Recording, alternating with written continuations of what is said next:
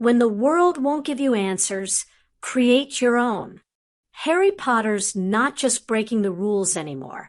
He's rewriting the entire rule book, and the magical world is scrambling to catch up. Welcome to Grimoire Audiobooks, and thanks for joining us for part 3 of Screw It by mjimeyg, a fanfiction where independence isn't just an attitude, it's a lifestyle. This is Harry Potter like you've never seen him, proactive, witty, and one step ahead of everyone. Disclaimer: this audiobook is based on a fan-written work set in the world of J.K. Rowling's Harry Potter. All credit for the story goes to mjimeyg, and this adaptation exists purely for entertainment and to celebrate fan creativity. In this part, expect new magical upgrades, clever twists, and satisfying character showdowns. Harry's gathering allies, sharpening his plans, and proving that sometimes walking away from the system is the smartest thing you can do. If you're enjoying this unfiltered, strategic version of Harry, subscribe and become a Grimoire Guardian. And for early releases and more exclusive content, consider joining our wizard army. Let's dive back into the action. This is Screw It, Part 3. Chapter 21. Fiona MacDonald was a very sensible girl. She was smart, well-read, and able to think calmly and rationally in stressful or urgent situations. Of course, being confronted by 3 men who threatened unspeakable horrors on her, as well as seeing a large bird and snake appear in fire from nowhere is enough to test the constitution of any human, so fainting was understandable. She awoke to find herself in a strange room constructed with bare stone bricks and filled with medical beds and privacy curtains. Dudley was there with Harry as a woman in a turn-of-the-century matron's uniform waved a stick over her. What followed was an in-depth discussion on the magical world. Fiona was constantly skeptical, but polite enough to hold her tongue. She was hard-pressed to argue against what she was witnessing. Until now, "He's so gorgeous," she practically squealed. It never failed. Show a girl a unicorn, and they'll forget whatever skepticism they had before. Of course, that was Pansy and Tracy's idea, and they were smirking smugly at him as they stood outside Hagrid's hut. Dudley was watching nervously next to him. "Harry!" The 2 boys turned to see Neville, Gregory, and Vincent jogging up. "Hey, boys." Harry called back.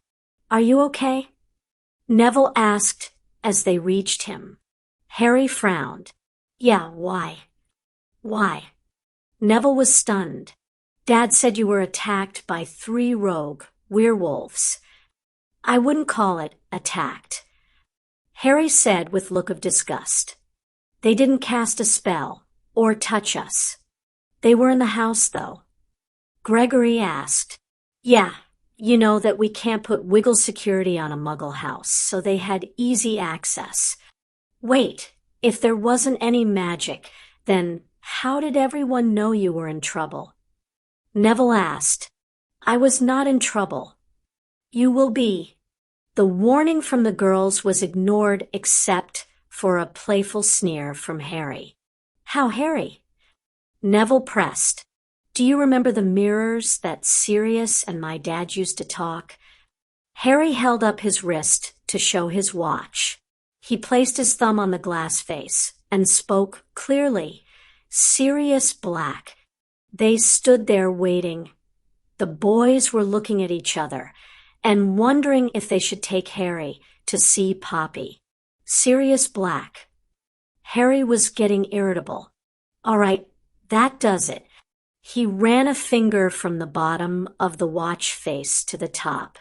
A second later, and an image of a scowling Sirius appeared on the small face. "Harry, what the devil was that?" "A personal feature," I added. Harry grinned. I figured I'd need it if there was an emergency. Well, it bloody well hurt. I'm in the middle of a meeting here, and I had to deal with 3 idiot werewolves earlier. We must simply learn to adapt to what life sends our way." Harry said sagely. Sirius just glared at him. "What's the emergency?" "I just wanted to show the boys the new watch." "Thanks. See you later." He then tapped the watch, and the image vanished. "He is going to be miffed at you." Dudley carefully censored his words. "Who else has one of those?" Neville asked curiously. "Just me, Sirius, Remus, and Penny. Probably some others. We're still testing them. There are a ton of bugs to fix." Airy. Everyone turned to see Fleur, Victor, and several other students from the various schools running up. Harry was shocked and confused when Fleur grabbed him in a hug. He just stood there awkwardly, looking between Victor and the boys for help. They weren't very helpful, as they just smirked. He raised a stiff hand, carefully patted her back.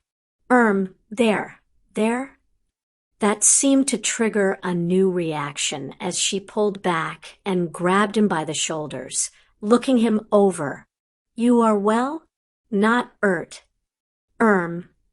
Victor laughed. "V heard you veer attacked. Vant to make sure you veer vel."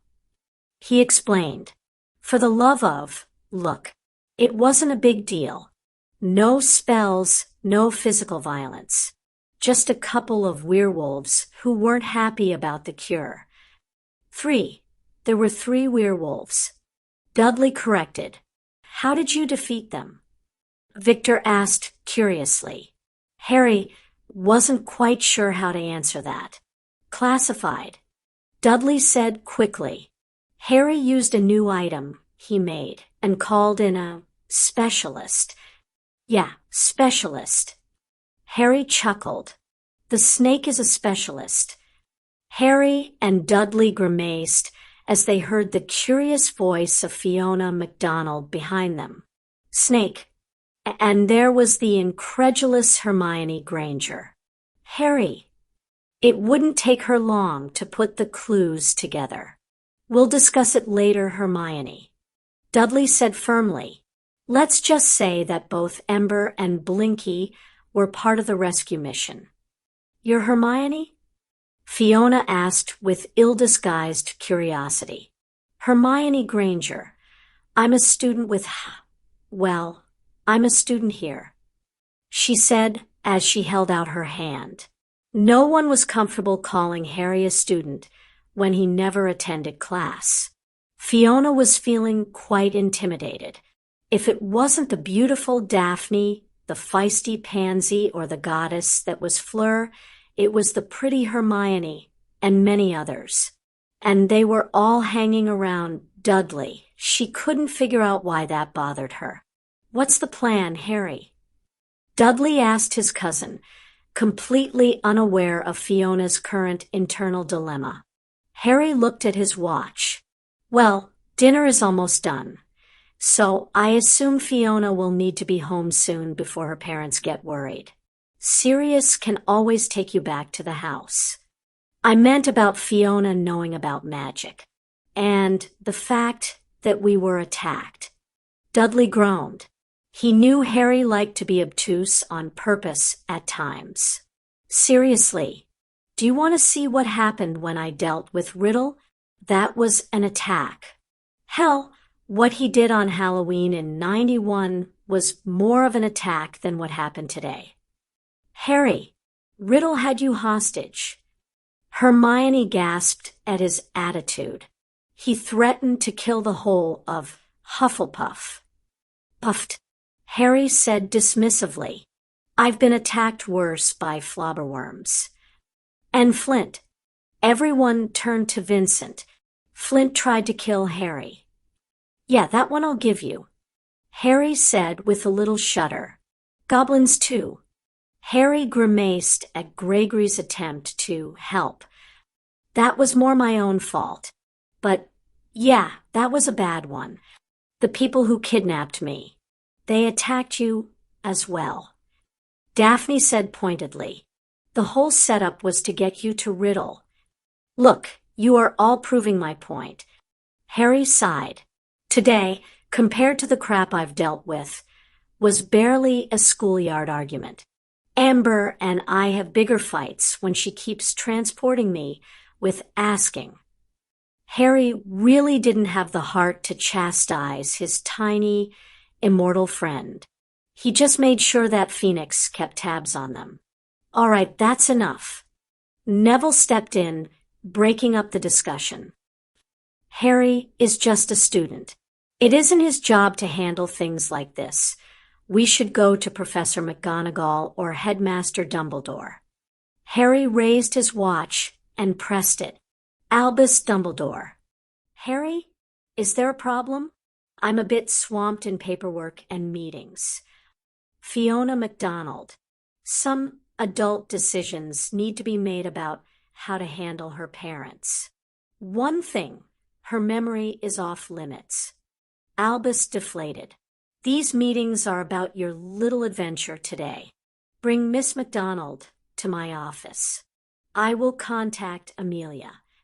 Albus closed the connection from his end. Thanks, Nevada, Harry said sincerely. He then turned to Greg. Why don't you escort Fiona and Dudley to the headmaster? You and Fiona can talk, as she is the one who has been training Dudley to help you. Nicholas and Amelia took Fiona home themselves with Dudley and explained the situation in full to the MacDonald family. Fiona was the youngest of two children. Her older brother, David, was currently serving in the Black Watch of the Royal Scottish Regiment. His posting was currently in Hong Kong. It was a very tired Dudley that came home to the castle that night as the constant arguing and yelling between the adults took a toll on the two teenagers. At present, Fiona's father had banned her from seeing Dudley again.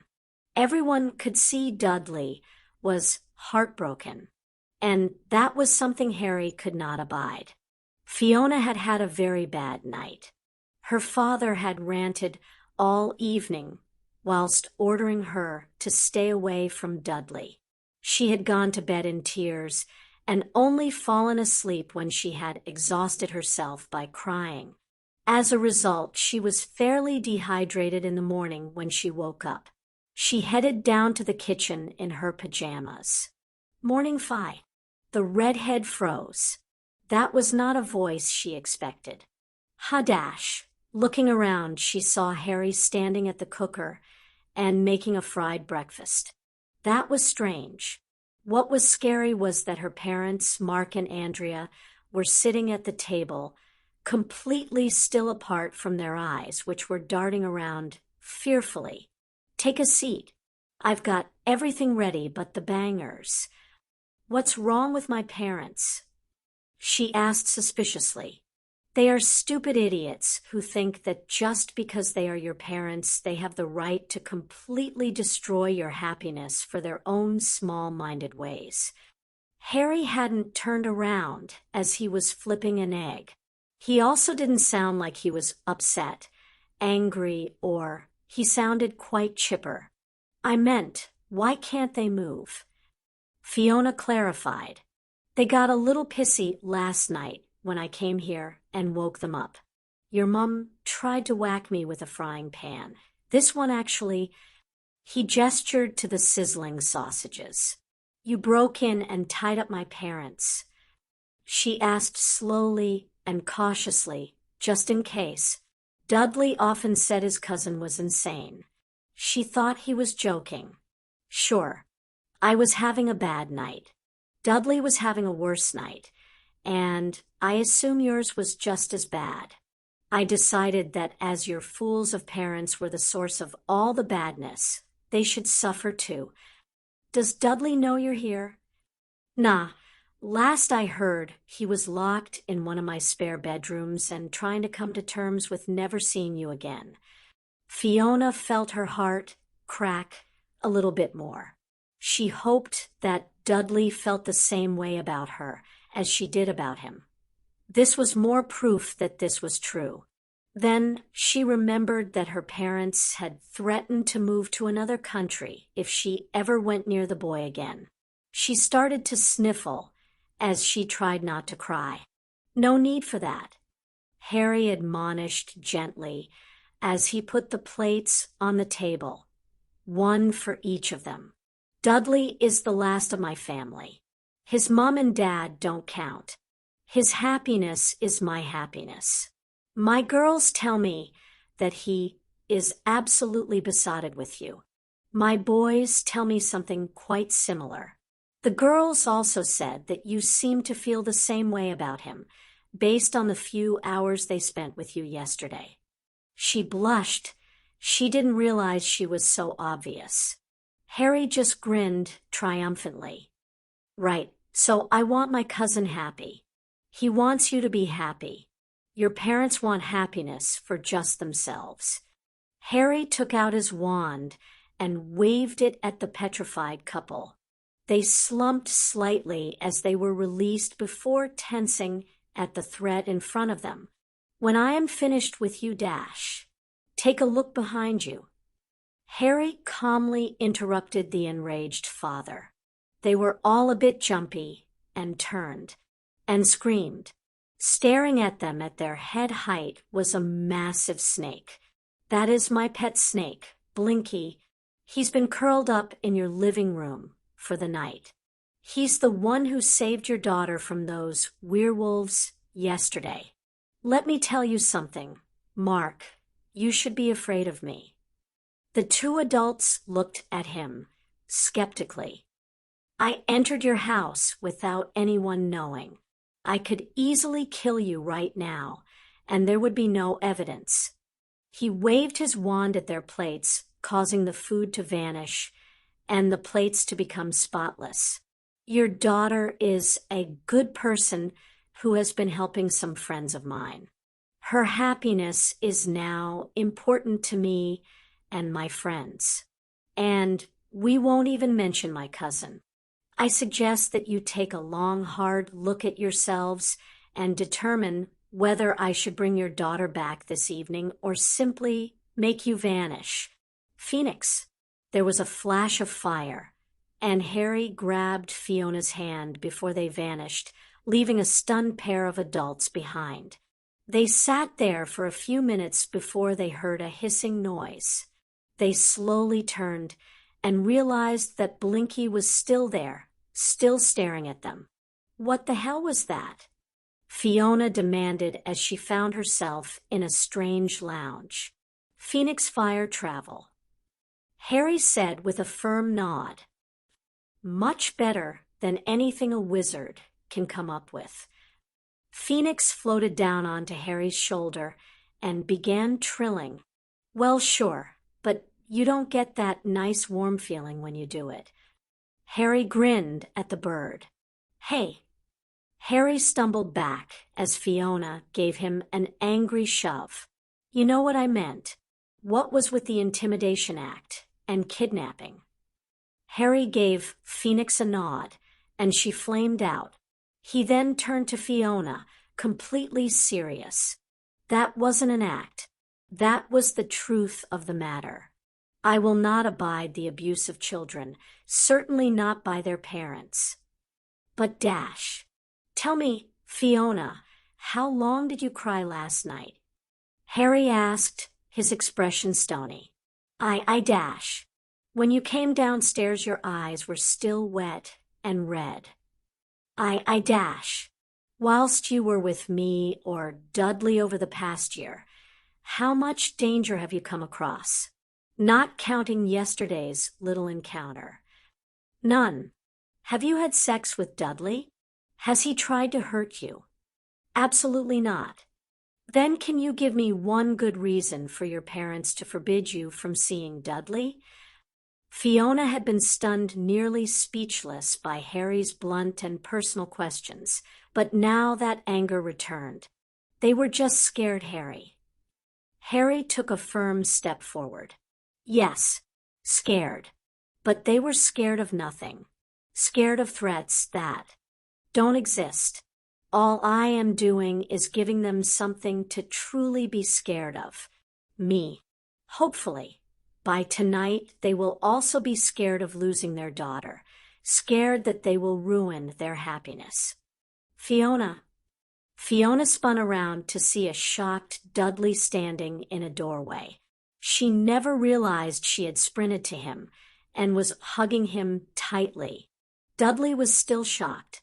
Out of the way, Dud. Dudley awkwardly shuffled himself and Fiona out of the doorway to let Daphne and Pansy through. The two girls were smirking at the sight. You called, Harry? Pansy asked. I sort of kidnapped Fi. Harry said sheepishly. Can you sort out some clothes for her? He was met with a pair of scowls. You handle Master. I'll deal with Fiona. Daphne instructed Pansy as she sent another glare at Harry and marched off to try and separate Fiona from Dudley. Well, my lord, what have you done this time? Pansy asked with a raised eyebrow. They knew Harry hated titles. He definitely didn't like it when Pansy, Tracy, Gemma, or Daphne called him Lord. He despised when Daphne called him Master. It was even worse as Severus had started to do the same when he noticed Daphne using it to show her displeasure or annoy him. I am simply working to ensure an optimum outcome for Dudley, Fiona, and her family, he said as he took a seat in his armchair. If they were going to force these titles on him, then he was going to take up the act. Uh-huh. The sarcasm was strong. One question, my lord, where is Blinky? She jabbed a thumb over her shoulder to where the basilisk usually rested on a conjured dead tree. Knew I forgot something. Harry muttered. Pansy had refused to let Harry go and retrieve Blinky. Instead, she had sent Gemma. She had then sat there silently staring at Harry. Harry sat there squirming. Dudley was confused and worried. He wasn't sure what Harry was doing, and he was worried that Fiona would take this as a sign and stay away from him. So Tracy was called in, and she took Dudley up to the Ravenclaw Tower to find Luna. Luna and Dudley were unusual friends. He insulted her unknowingly, and she would smile and take it as a compliment. But if someone else insulted Luna, they had to run and hide, and hope Dudley never caught them. It wasn't as if Greg and Vinny would let him get into a fight.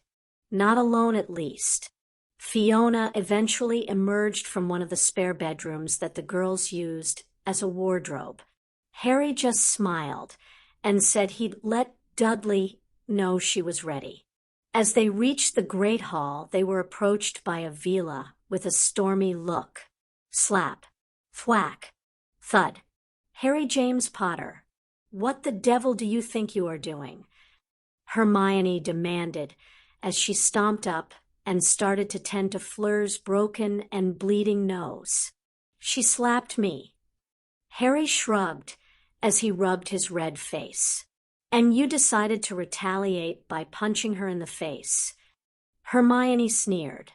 If you can't take it, don't dish it out. Dudley, who had just come up behind them, commented. Now, why would Fleur attack Harry? Is she under one of those mind control curses? No idea, but I doubt it. Harry answered. She looked livid, but she also looked completely in control. Salop. Fleur spat at Harry. Fleur. Hermione gasped. You are aware that you are insulting a man in his own home, no? Daphne asked with narrowed eyes. One where you are a guest. E is bastard. E sends me things. She struggled with her anger and English. I don't think I've ever sent you a damned thing. Harry said calmly, but it was clear he was far from happy. The worst I've sent you is a nasty look. K. Harry rolled his eyes and then flicked off a spell. Let's just wait for a translator. I speak perfect French, Harry. Daphne informed him. Learn something new every day. Harry grinned. Daphne stepped forward and addressed Fleur in the girl's native language. What did he send you? Fleur was a bit surprised that the English girl spoke with a flawless Parisian accent, but she quickly regrouped. He sent me lingerie and photos of himself, nudes. Daphne completely and utterly failed to hide her smirk. She simply burst out into hysterical laughter, much to the annoyance of Fleur and the consternation of Harry and her friends. Fortunately, Perenelle turned up. She took one look at the laughing girl, one at the girl with the misshapen nose, and one at Harry. She then knelt next to Fleur with a sigh and fixed Fleur's nose, putting back into its former perfect condition. What did you do, Harry? She slapped me, so I punched her. Yes, but why did she feel the need to slap you? The bastard sent me lingerie and nude photos of himself. Slap, thwack, thud. For God's sake, Harry, stop hitting people. Hermione shouted in frustration as she now moved to tend to Penny. Sure, just as soon as people stop hitting me. Harry was now rubbing the opposite red cheek.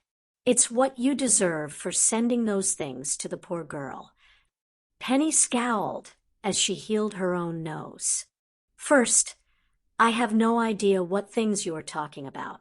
Second, I have never sent her a thing. Hell, I've never even farted in her direction. Ow. Harry glared at Tracy as he rubbed the back of his head. Why didn't you hit her? Hermione asked. Harry just shrugged. Because I know Tracy had reason, and that she wasn't being malicious. That was a playful tap. Well, turn the other cheek.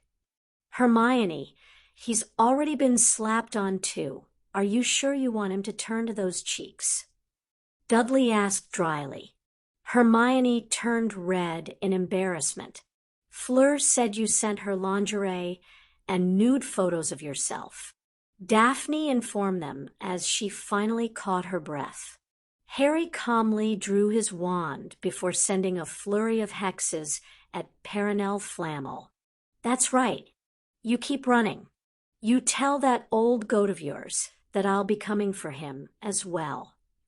Harry watched Penny run as she laughed, her wand deflecting what she could and reversing what got through. So you didn't send those things to Fleur? Hermione asked suspiciously. Do you want to be kicked out of Ravenclaw? Harry threatened before he stalked off. He had an alchemist to eviscerate. He did not send me those things. Fleur, if you asked anyone in the school if Harry would honestly do something like that, you would get laughed right out of the castle. Gemma assured her. Harry's girls had taken the young Vila to a private classroom where they were attempting to explain things. Do you have those pictures with you?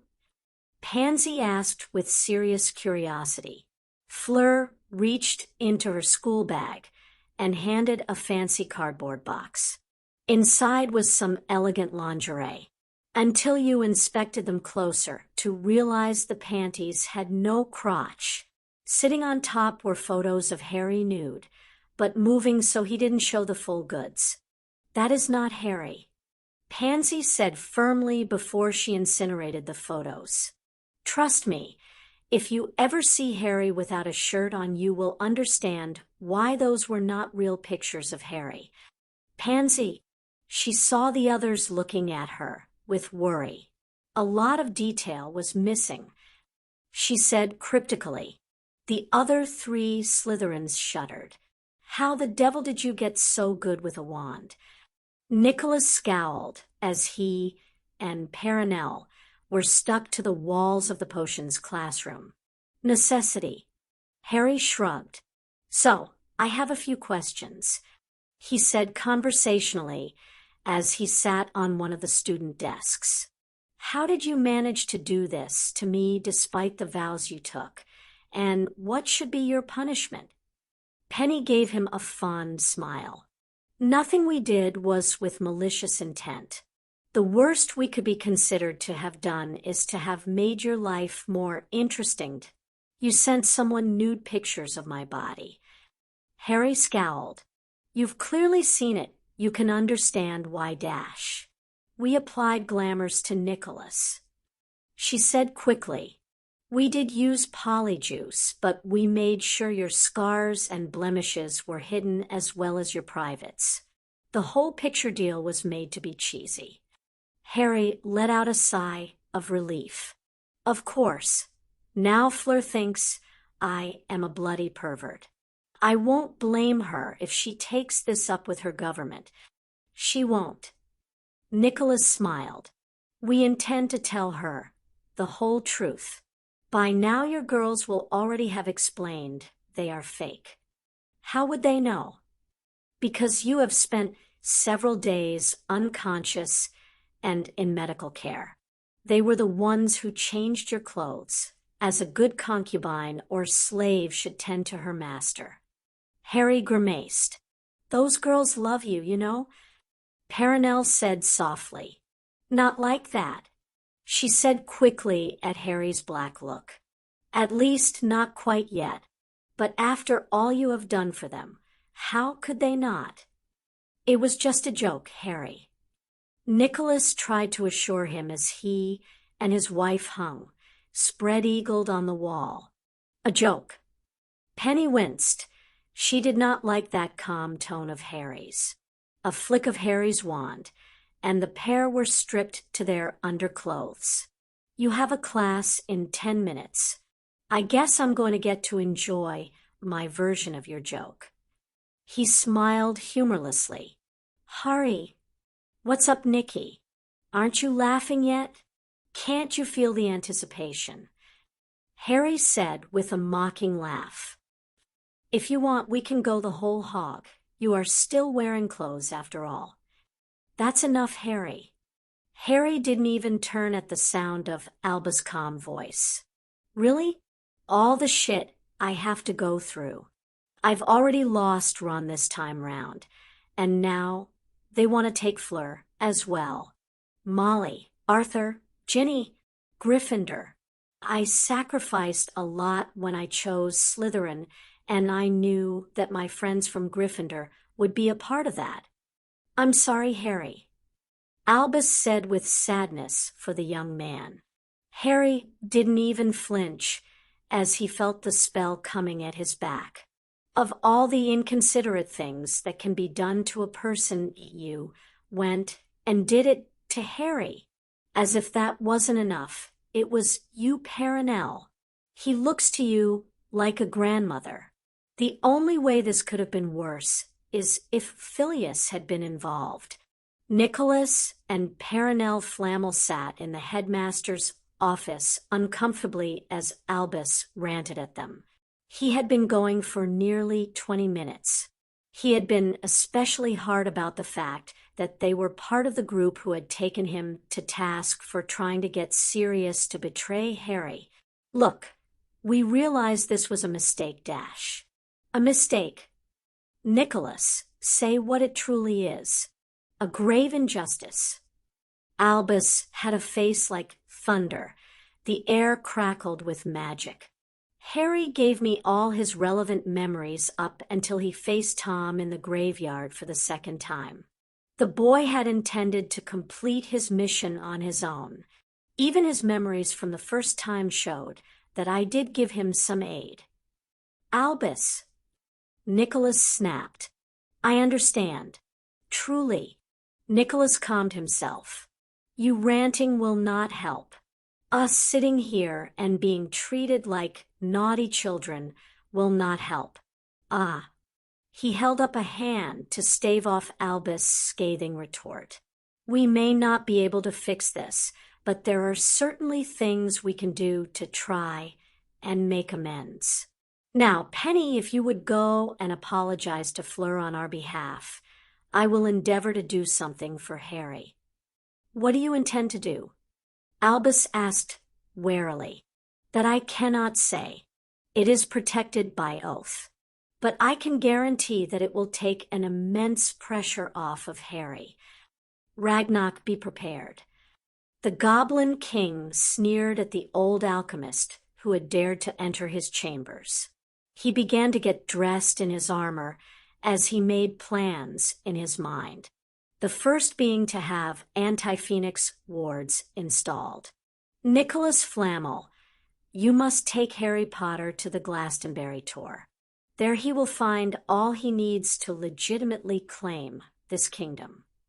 Nicholas blinked at the white-robed and glowing woman who appeared in front of him, delivered her message, and then vanished. He began to make plans in his mind. The first being to have wards to prevent people like her getting in. "Senior Potter, I apologize, Dash." "Don't worry about it, Fleur," Harry said tiredly.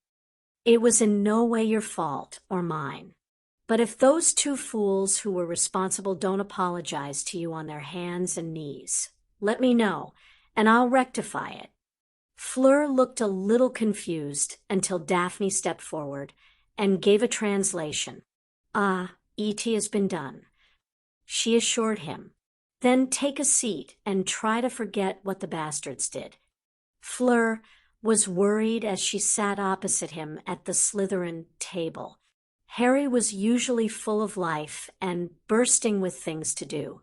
Even his girls and friends looked worried. "Lord Potter, could I have a word with you at some point?" Harry looked up with a frown. "Professor Babbage, is there a problem?" "No, my lord, I just have a few ideas about my classes, and I was hoping to run them by you." She gave him a smile. "Albus is in charge of the curriculum. You'd get more done through him." "I did speak to him, and he was unable to help. He suggested speaking to you as a means of bypassing the ICW set curriculum." "Do we need to do this in private, or can we talk whilst we eat?" Charity shrugged and curtsied before taking a seat next to Fleur. "For the record, if you call me Lord again during this meal, I will tell the Weasley twins that it is open season on you." The Muggle Studies professor blushed. "We are in public." "Yes, but there are no ministry idiots here, and Albus is behaving." Harry smirked. "So what's your plan?" "Albus has made it clear that we can't change my class curriculum. If we do that, then my students will never pass their OWLs. I hope you have a solution, because I now have the urge to go and yell at the ICW." Harry grumbled. Charity just smiled. "We need a new class. We can call it Muggle Studies, but rename mine to Muggle History. Muggle Studies will be mandatory for all students. Muggle History will be an elective, as the Muggle Studies OWL and Newt is. So we would need a new teacher. And regrettably, they would have to be independently funded, as Albus is certain the ministry wouldn't approve." She said unhappily, "You have someone in mind." Her smile returned. "Mr. Creevy's mother is working a low-paying job, but she is very easy to talk to. She has had a fair few jobs, and as a result, she has a good understanding of Muggle culture and work." Harry nodded thoughtfully. "I'll have something drawn up as soon as I get a chance.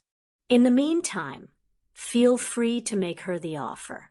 Take Aunt Minnie with you, and preferably Albus." Harry suddenly had an evil smile.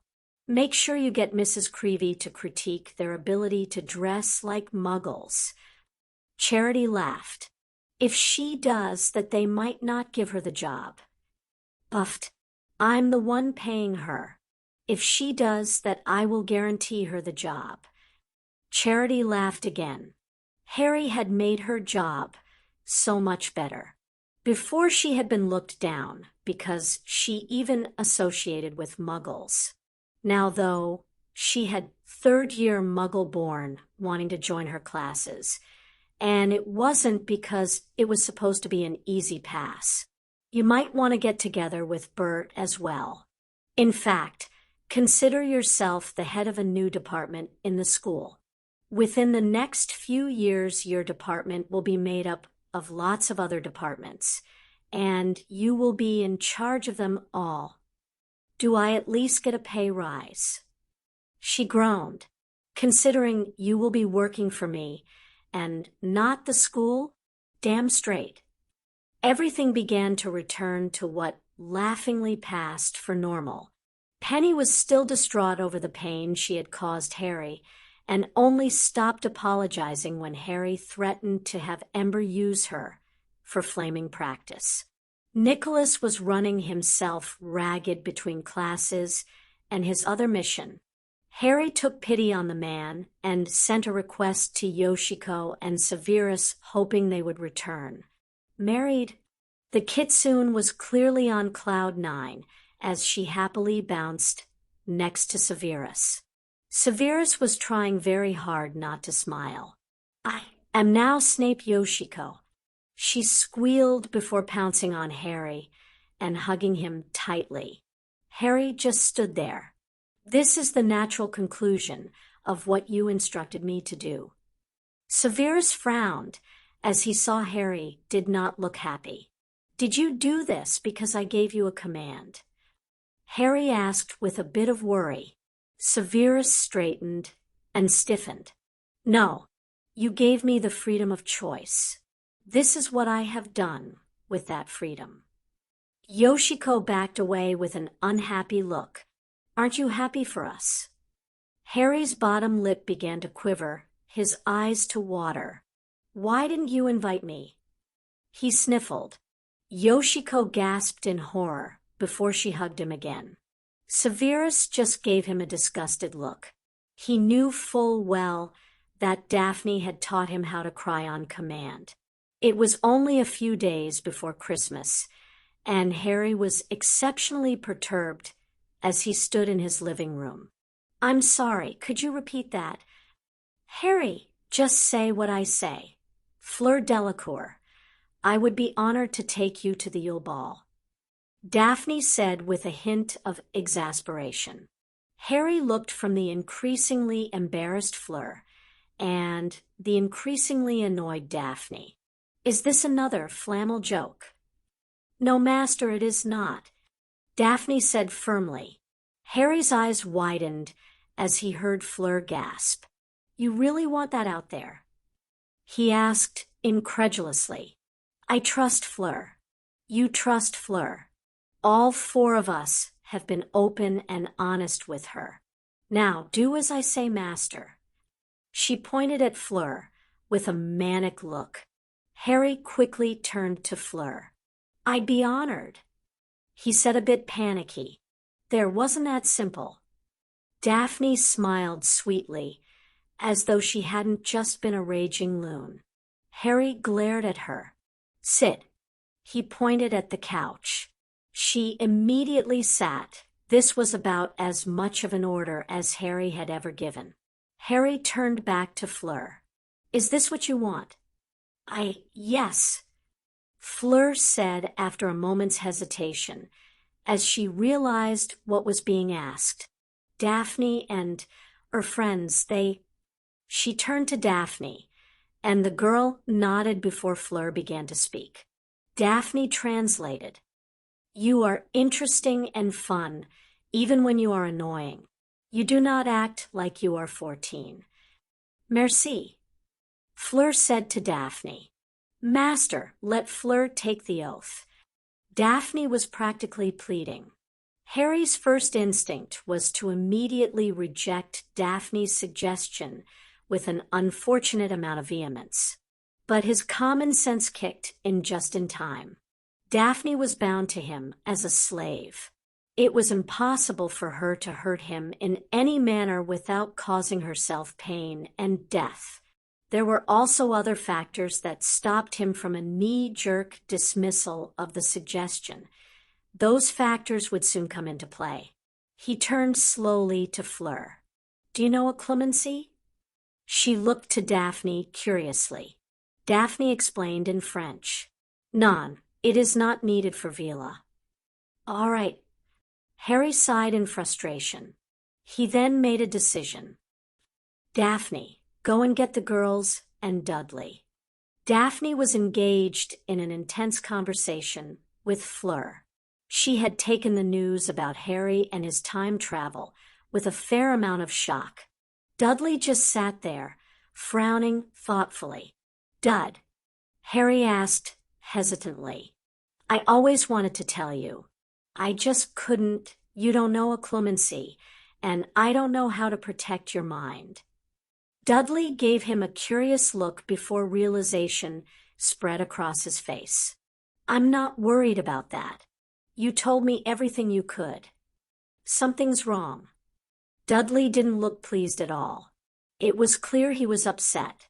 You lived with me and my parents till you were 17.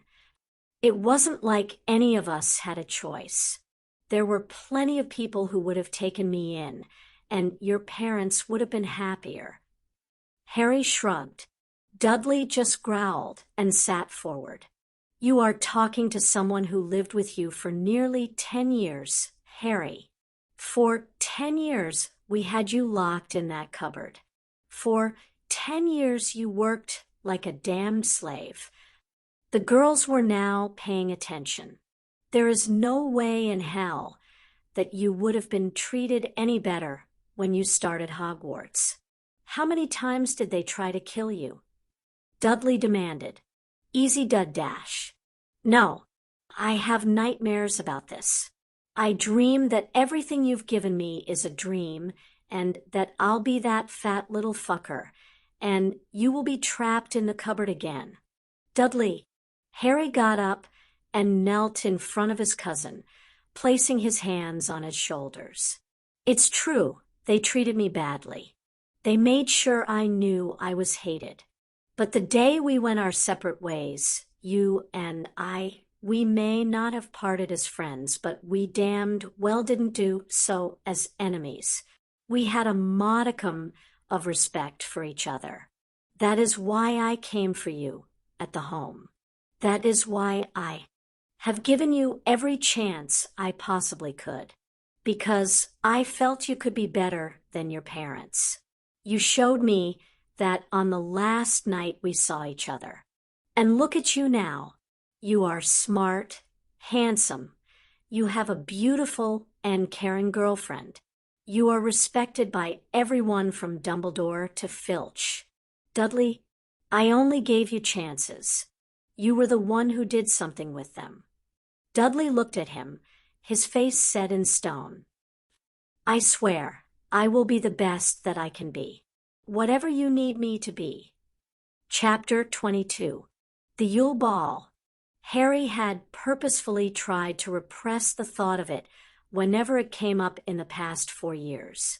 It wasn't just the fact that he didn't get to go with whom he wanted, or that he had a bad time. It was simply the whole palaver of getting a date, learning to dance, turning up, being the center of attention, and, well, Harry hated the whole thing. If you do not smile, people will think we are not happy. Harry gave a snort as he turned to his beautiful date, who had a smile forced onto her face as they stood outside the doors of the hall in their dress robes. "Since September 91, I have been doing my best to make sure I am happy. Screw the rest of the world. What about my happiness? Or Dudley and Z girls?" she asked, maintaining that smile. "Them being happy makes me happy. Nothing to worry about there." Harry said assuredly. "And moi?" Harry looked at her with a small smile. He could hear a hint of apprehension. "I have been looking forward to this year simply to meet you and Victor. You were my friends. But friends doesn't quite seem to be our sole destination. But you won't hear me complaining. Oh, woo. Harry sagged defeatedly as he heard his girls behind them.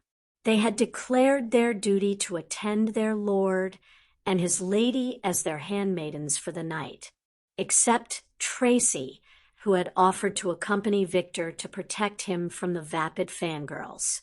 Aren't handmaidens supposed to be inconspicuous? He grumbled. My lord, you have never cared about supposed to. Gemma grinned. All right, ladies and gentlemen. Minerva said briskly as she walked up in her own formal dress robes. Harry had tried to convince her to wear an actual dress, but she had insisted it was her duty to make sure students could find her. Everybody is now waiting for us. Form a line of couples, and I will announce you. She indicated that Harry should join her for a private conversation, so he slipped away with a nod to Fleur. Harry, Albus has gone missing. Kidnapped? Harry asked as his body began to prepare for conflict. No, he said he would be leaving for a few days, but not why. He always lets me know where he is going and how to contact him. She said with frustration. Phoenix. Harry called, and the mother of his own Phoenix flamed in. Can you find out if Albus is okay? Aunt Minnie is worried about him. Phoenix tilted her head, closed her eyes, and let out a low note. Then she opened her eyes and trilled to Harry before flaming out. She checked with Fawkes. Harry explained. Albus is safe, and that was all she would tell me. He frowned. She seemed to know more, and wasn't too happy about calling him safe. I do not like this, Harry. Me neither. But I trust Phoenix. Fawkes would sacrifice himself before he let Albus get hurt. We'll give him another day, and if he isn't back, we can ask Phoenix to deliver a letter. I'm beginning to wish Ember was old enough to flame. Her over-eager manner of transporting you is what we could use. She said wryly, she is old enough to flame. Harry said with a grumbly pout, she flamed onto my bed last night, set the whole damned thing alight. I spent the rest of the night trying to sleep whilst Blinky laughed at me. Minerva suppressed a smile, vainly. Come, we should begin. The ball managed to fare pretty well. The champions had opened the event with their dance, and then the meal was served. Harry was seated between Fleur and Amelia, so he was set for company and conversation. But then Fudge decided to go and spoil the whole evening. Ladies and gentlemen, boys and girls, he said with a beaming smile, I am happy to be able to give you some wonderful news. Harry frowned. He didn't like this one bit. He had no idea what was coming. Due to the appalling standards of education found at Hogwarts these past few years, the Ministry is proud to announce that it has appointed Mr. Theodore, not Senior, as the head of magical standards. Harry's expression darkened further. His role will be to ensure that the teachers are educating our children appropriately and that our children are aware of their place in our society. Amelia and Fleur both hand a hand on Harry, who looked like he was ready to draw wands and throw down. Unfortunately for Fudge, someone very close to Harry could feel his emotions and did not like it. The entire assemblage of magical humans gasped as Fudge was attacked by a very familiar tiny phoenix. Get off, you bloody bird. Fudge screeched as Ember landed on his head in a burst of flame and began pecking at his scalp. She couldn't fly yet, but that didn't stop the determined hatchling. Nobody moved to help Fudge. Nobody was dumb enough to be seen fighting a phoenix, a creature of light. Due to Ember's immature body and lack of mobility, Fudge was soon able to make contact with the bird, and ember went flying over the tables and students. There was a loud crack as Harry vanished from his chair, only to reappear to catch ember. There were several flashes of fire, and 3 phoenixes, including Ember's mother, appeared hovering over Harry as they glared angrily at Fudge. Several students also stood and drew their wands as Harry's girls took custody of Ember and began a thorough checkup with her mother. Questions must now be asked, Cornelius. Harry enunciated slowly. Not only were you attacked by a phoenix, you also attacked a phoenix.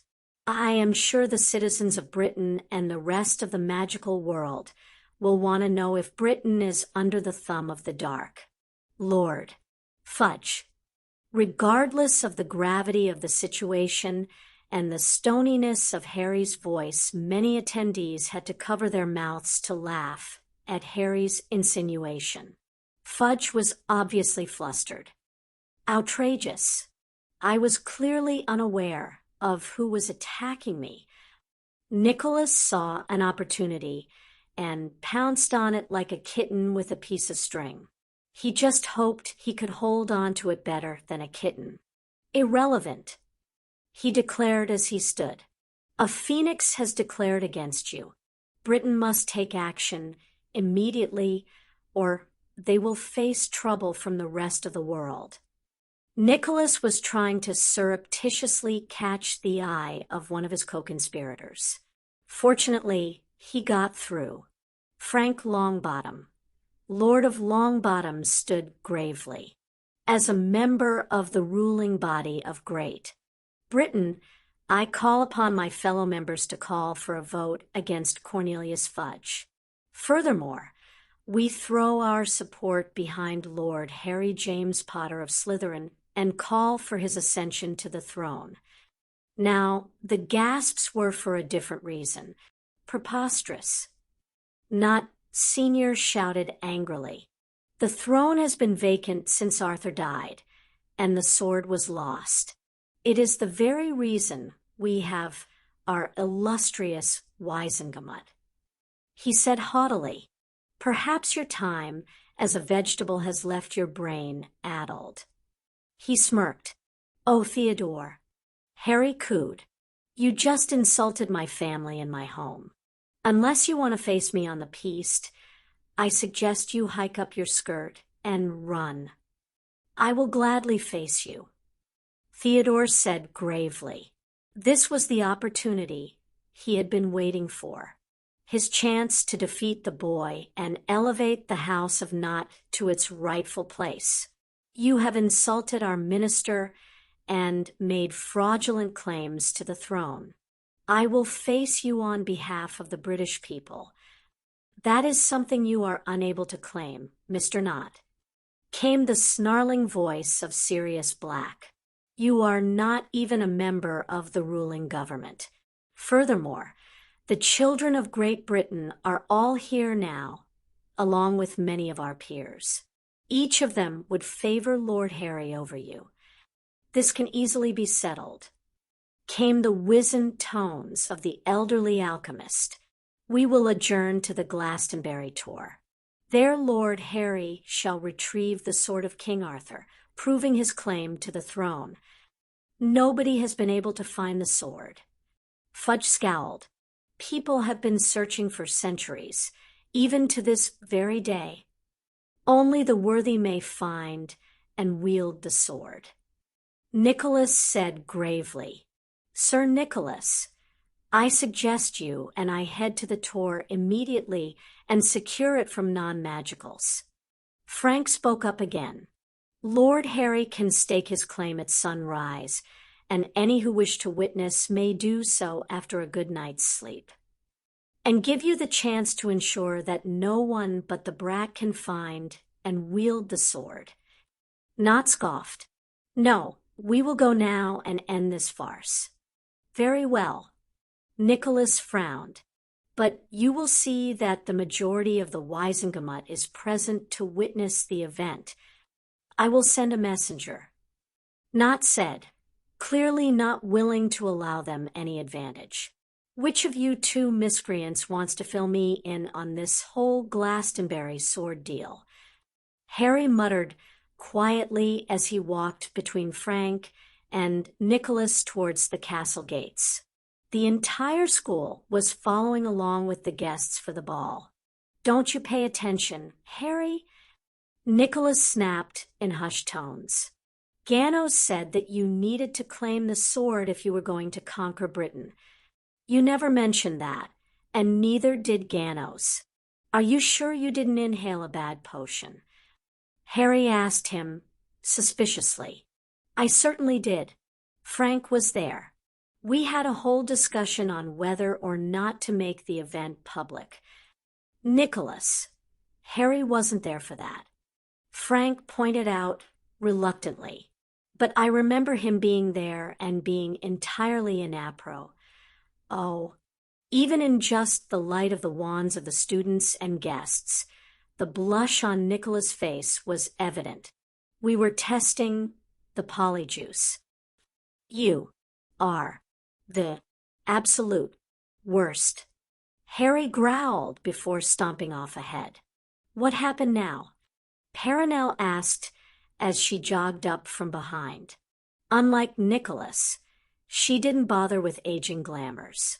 She just slapped whoever questioned her and lectured them on questioning a lady about such personal matters. More repercussions from the polyjuice incident. Nicholas said unhappily he was probably going to spend the next 600 years making it up to the boy. It was 20 minutes later, and the professors were still bringing the children to the tour via portkeys provided by Frank, Penny, and Nicholas. "We don't have all night. Let's get this going."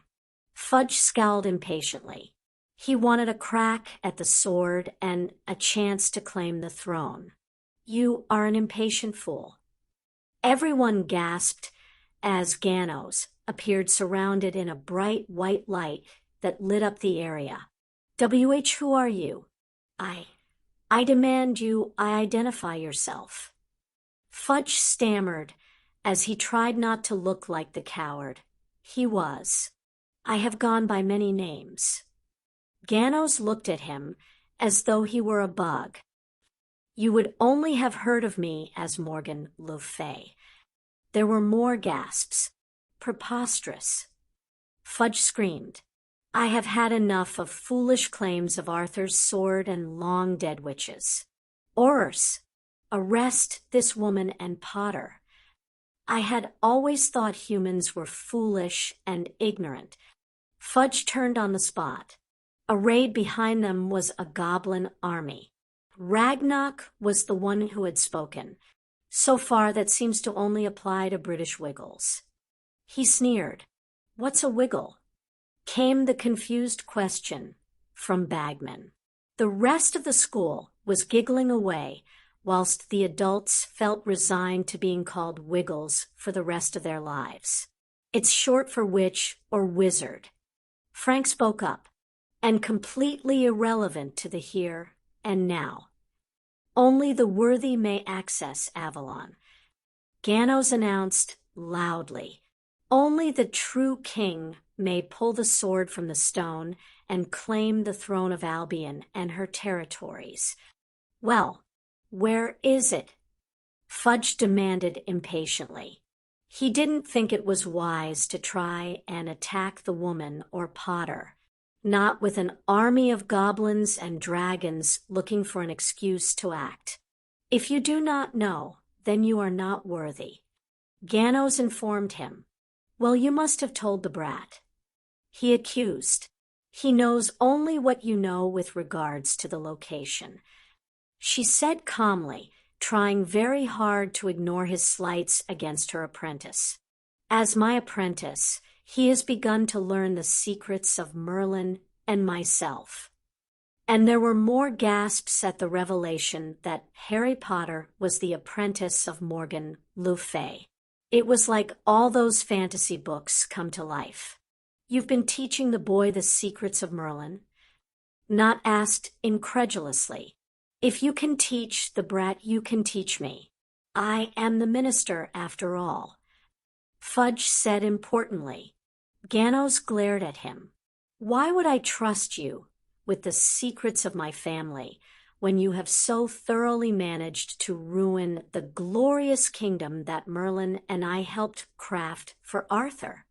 Fudge looked indignant, but Ganos plowed on, turning to address the ever-increasing crowd. The kingdom of King Arthur ranged from the very south of the island to the very north. It spanned from the east of the main island to the west of the Celtic Isle.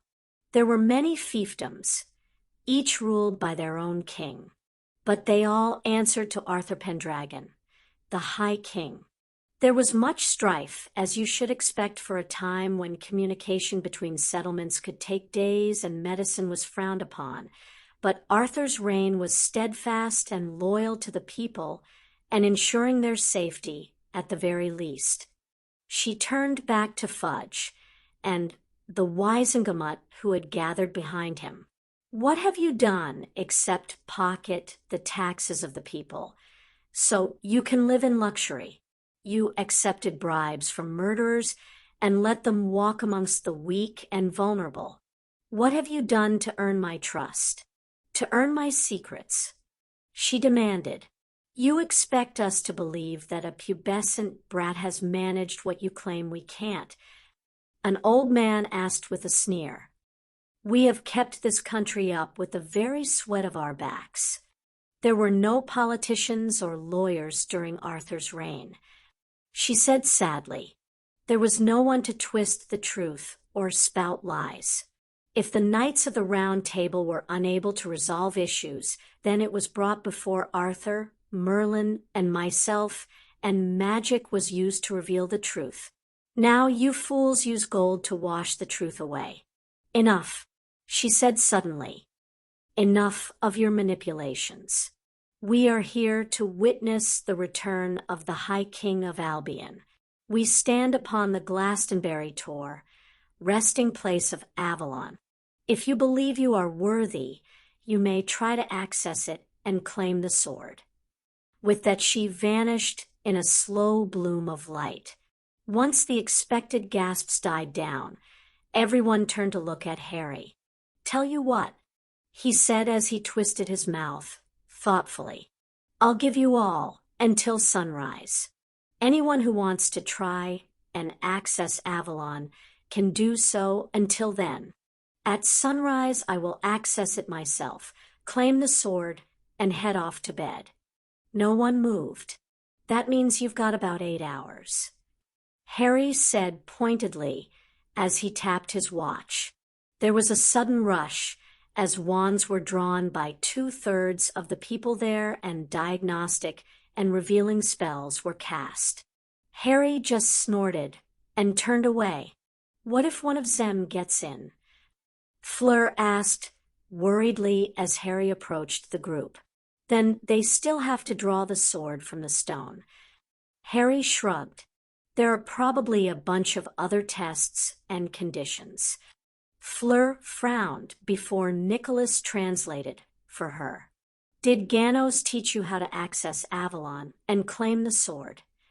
Tracy asked curiously. Nah, other than her dire warnings that I will be busy for decades. She has only been telling me what is possible, not how. And have you achieved any of what she has alluded to? Perenelle asked. Harry grinned. Now that would be telling. Potter, you're a bigger fool than I thought. Good to see you too, Ragnock. Harry greeted the Goblin King sarcastically. Are you part of Nicky's conspiracy? Ragnock looked a bit confused. You were the one who told me you were going to conquer the country. I'm talking about the whole Avalon bit. I thought that was part of your plan after the old fool came and warned me. No, the old fool needs to learn better communication skills. Harry glared at the old fool. Despite the desire to watch the old men try and access the legendary Avalon, many of those present were very tired. Getting ready for the Yule Ball had been a lot of work, and the following excitement took a further toll. So Harry enlisted the professors, along with the upper years, to transfigure or conjure beds for people to nap if they wanted. A few professors and prefects were tasked with taking students back to Hogwarts if they wanted. "Harry, is that serious?" Dudley asked hesitantly. Harry followed Dudley's pointing finger to where a large black dog was digging into the tor.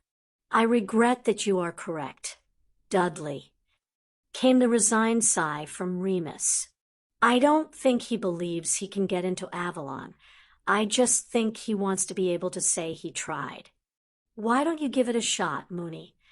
Harry grinned at the former werewolf.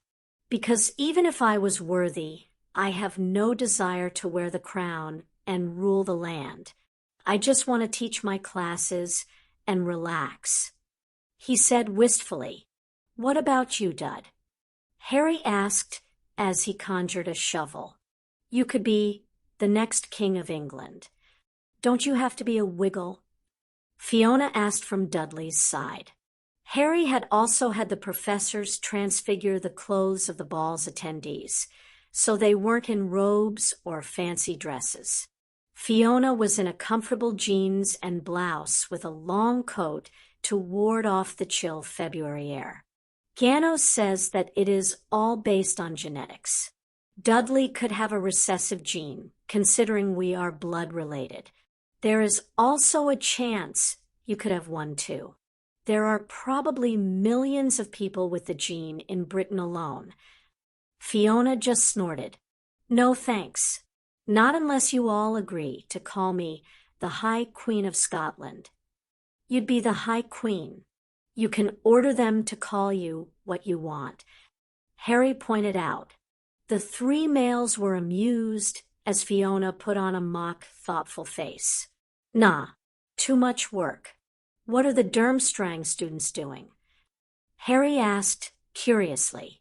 They were busy setting up tents and campfires. "Penny says it is going to snow soon. They retrieved their emergency supplies from their ship and are setting them up." Remus explained. "I hope it settles." Dudley said happily, "Luna and I can continue our competition." Fiona was lost, so Harry explained.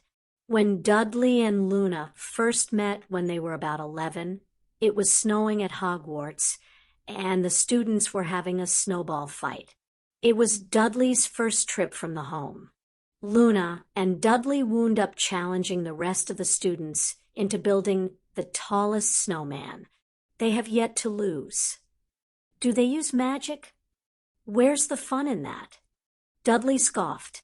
"Actually, they are allowed to use magic, just not on the snow.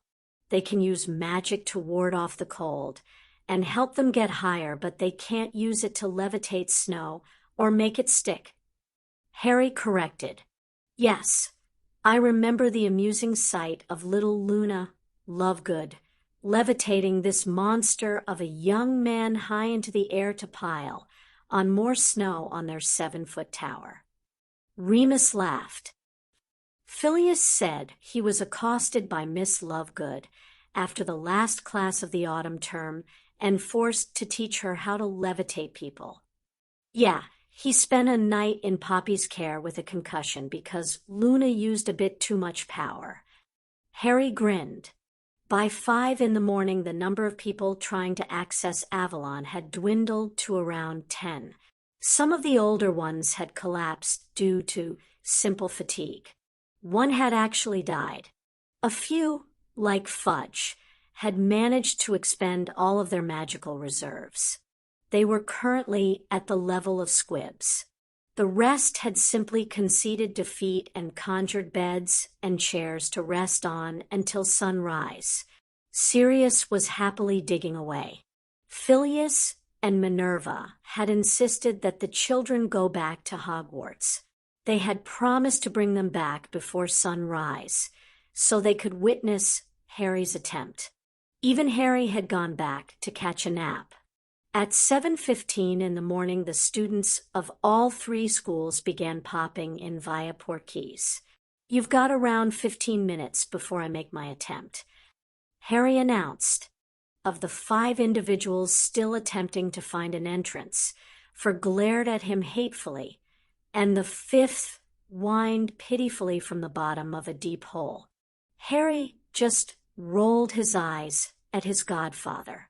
15 minutes later, and the armed goblins ushered the 4 purebloods to the side, whilst Remus approached his friend with a leash. Sirius was so tired he didn't even bother struggling. Harry walked over and looked down at his godfather's attempt. It was an impressive hole. He jumped in. Sirius transformed back into a human. "Looks like I got the closest," he said smugly. "Irk." Remus returned that smug look as he brandished the other end of the leash still attached to the animagus. There was a sudden noise, a strange noise followed by flashes of light from Sirius' hole. Remus and Sirius ran to check on the boy. "Harry," Sirius called into the dark hole. It was nearly 30 feet deep. Remus had had to levitate him out. "I can't see him," Remus said quietly. He then touched his watch and said Harry's name. "Hey, Remus, no worries. I am fine. Avalon is a little bit dull," came Harry's voice. The other spectators began to gather closer to hear. "Dull?" Remus queried. "There is a cave with bad lighting. There is also a sword embedded in a stone. I demand you open Avalon, so the rightful leader of magical Britain can claim the sword." Fudge said imperiously. "Haven't you been paying attention, you half-wit?" Sirius sneered. "The rightful leader would have been able to get in themselves. I refuse to accept that brat is Eep." Fudge froze in fear as a goblin spear poked right up his nose. "Potter doesn't have an army yet, but he does have allies," Ragnock said pointedly as he stood behind one of his guards who was holding the spear. "You will violate the treaty," a man in his 40s said, scandalized. "The treaties were violated years ago." Ragnock scoffed. As usual, it wasn't the goblins who broke it, but the humans. He began to smile evilly. "Of course, as per the treaty, we took recompense as permitted." The man's eyes widened. "How much?" he asked in a hoarse whisper. "If Potter doesn't claim the throne, you are all doomed," he said tauntingly. "Okay, so Merlin left a message." Harry continued, unaware of the sweaty palms up top. "Apparently, I have to pass a few tests before I can go for the stone." "What sort of tests, Harry?" Phileas shocked most of the group as they hadn't noticed him at their elbows. "Can you bring someone down to help you?" "I can probably bring someone down, but I don't know if that would invalidate my efforts." "Then at least maintain communication with us," Remus instructed. "That's fine. I've reached what appears to be the first test." There was a sound of grinding stone. "Oh, bugger." "Harry," Sirius said frantically. The older men, not part of Harry's family, were shoved aside as his girls crowded around in worry. "There's a bit of a time limit." Harry was speaking loudly. "See, if old Fudgy still wants to attempt this, the penalty for failure seems to be death by squishing." "Squishing?" Gemma asked with fear. "Harry, please." Tracy pleaded. "Have Ember get you." "Relax." The rumbling stopped. "All done, see? It was just a little mind twister. On to the next one." There were 2 corridors, so I assume there are only 2 tests before I try the sword. "But what if you can't figure out the next test?" "Pansy," Are you saying you don't believe in me? Harry said in mock hurt. I'm more worried about what happens to our contracts, if you die. She sneered, but her fear was clear. That's my pansy. Harry's grinning voice said. Well, my will is up to date. All of your contracts will be passed to Sirius Black, Lord of the House of Black. In a sense, he agreed to be your godfather. The girls looked at the now slightly embarrassed man. I couldn't just risk you being taken advantage of. Daphne and Gemma smiled sadly and hugged him. The rumbling stone sound came over the watch again. Okay, second test. Most of the crowd held their collective breath, most in hope for Harry's success, a few in hope of his horrible and messy death. Seriously, I really should have let Fudge take this test. He'd be killed instantly and out of my hair. It's pretty much a morality test. Can you solve it? Phileas demanded impatiently. Already have. The ceiling is now retracting. Time to try the sword. Make sure you stretch before you enter the room. They all jumped as Yoshiko spoke up with authority from behind them. You should expect to be tested on using the sword. You might want to tell Poppy to prepare her bag, then. Harry sighed. Maintain your focus, remember your training, and, above all, don't drop the sword. She screamed. One time. It was one time. It was also the only time I beat you. Harry grumbled. The point of the lesson was to learn how to use a sword. The kitsune grumped back. It defeated the purpose when you stopped using it. Yeah. They could hear Harry grunting as he stretched. You've been teaching him how to use a sword. Sirius asked in amusement. Yoshiko grinned. And guns and spells. Harry gets into all those little adventures. I've been helping him train. When he goes on his next one, I hope to come along. I was hoping he would grow out of them. Phileas sighed. All right, I'm pulling out the sword. There was the sound of blade on stone. Bugger. There's a knight in armor. Talk to you in a bit. Harry. Remus called into the watch. Let him be. Yoshiko said sternly. He needs to focus. He is good with a sword. Not a professional or master, but he manages. How much of a problem will Fudge and the Wisengamot be if they oppose Harry's success?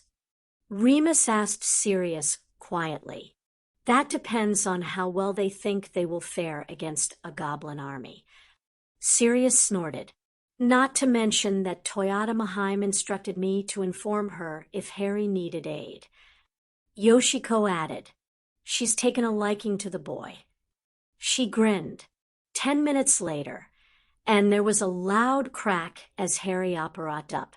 He looked exhausted, but he was holding an English-made medieval sword. He marched up to Yoshiko with a scowl. This is not a katana. He grumbled as he waved the blade around. The basic principles are the same. Harry Cohen. Pointy end goes in fleshy bastard. She shrugged. Orders. Arrest him. Fudge had a smug grin as he marched up. I'll be taking that sword, Potter. Harry closed his eyes and breathed in deeply before releasing it. He then raised the sword and swung it at Fudge's neck. Yihirer! He shouted. Nearly the entire population of magical Britain, as well as various visiting dignitaries and guests, witnessed Lord Harry attempt to decapitate the sitting Minister of Magic with a sword. But nothing happened. The sword passed through the fat man's neck. But nothing happened. Well, the area around Fudge grew particularly rank in smell. He attacked the minister.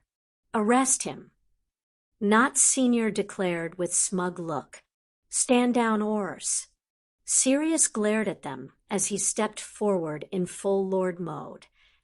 "You stand before King Harry of Albion.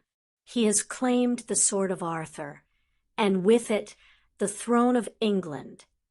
He turned around to face Harry and dropped to one knee with his head bowed. Remus, Phileas, and the girls were quick to follow.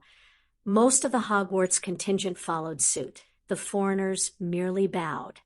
"Anyone who wants to end up a squib like Fudge, please step up," Harry said as he brandished his sword. "Everybody saw the minister casting spells a few hours ago, Potter." Not smirked. "Behold, Calefwitch, also known as Excalibur. It is the key to magical Britain, or the key to the magic of Britain." Harry grinned darkly. The look of greed on the pure blood's faces was disturbing. Expelliarmus. Harry just stood there looking not straight in the eye. The spell had hit Harry, but it did zip. Incarcerus. Not fell to the ground bound by rope. They all turned to look at Pansy, who stood there, wand out, and no remorse. "That man is guilty of treason against the crown. I believe the current laws mandate a death sentence." "Absolutely correct, Lady Pansy." Frank stepped forward. "Aurors, you are expected to take into custody anyone who defies the king. Unless, of course, you wish to join Mr. Not in his cell." "What are you waiting for?" Not snapped at the Aurors from the floor. "That is the Minister of Magic." He pointed at Fudge, who was staring at his wand with a look of horror. "And that is some upstart brat who needs to learn his place." "Having a little problem, are we, Cornelius?" Harry asked the sitting minister with a grin. "Performance issues, perhaps?" "My magic." Fudge looked completely lost and broken. "Anyone who is willing to swear fealty to the crown, stand over there." Harry pointed to the goblins. About 50 people moved, and rather quickly. A few were Aurors. "All right then. You refuse to respect the throne, so you are banished from magical Britain. Your magic is forfeit." Harry raised the sword and charged. The offending wizards were not idle as they drew their own wands and began sending curses and hexes at the charging boy. Harry was hit by numerous spells, but not a single one had any effect. He plowed through the crowd. Swinging his sword as he went, the sword passed through each of them, seemingly harmless. Eventually, all that was left was a bunch of men and women shouting meaningless words at him. It quickly died down as they realized nothing was coming out of their wands. "Aurors, take them into custody." Frank ordered again. "They will be held until they have been charged or cleared by His Majesty's courts." This time the Aurors began to move. "The rest of you fix the surface of the Tor." Harry ordered the magicals that had moved. "I will make announcements over the wizarding wireless as needed." Chapter 23. Harry had headed home with his sword, vanished his clothes with his wand, and just collapsed into bed. He was dead to the world until noon the following day. He was fairly confused when he woke up. Normally Dobby was there, waiting for instructions. Usually Harry's instructions were for him to go and amuse himself. "What did you do with Dobby?" he asked raspily in sleepy voice. "He's preparing your clothes."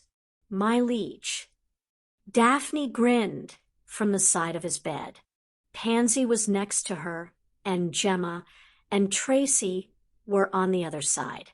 "Why are you here?" he asked as he shuffled into a sitting position. "As your ladies, we are here to attend to your every need, Your Majesty." Pansy curtsied. All 4 of them were grinning. Harry shuffled back down and turned over on his stomach. I hate my life. He grumbled. You need to make an appearance, Harry. Gemma chided as she pulled back the covers. The girls gasped as Harry curled into a ball. Harry hadn't had the energy to put on pajamas. Geez, can I get a little privacy? He snapped. Pansy quickly took the blanket from the gobsmacked Gemma and recovered Harry. Tracy, get his dressing gown. Daphne, prepare his bath. Gemma, tell everyone we will be down in about an hour or so.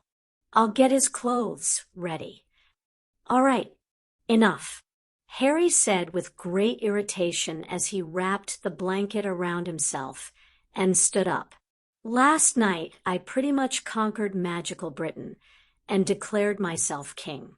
But I don't want to have that interfering in my personal life.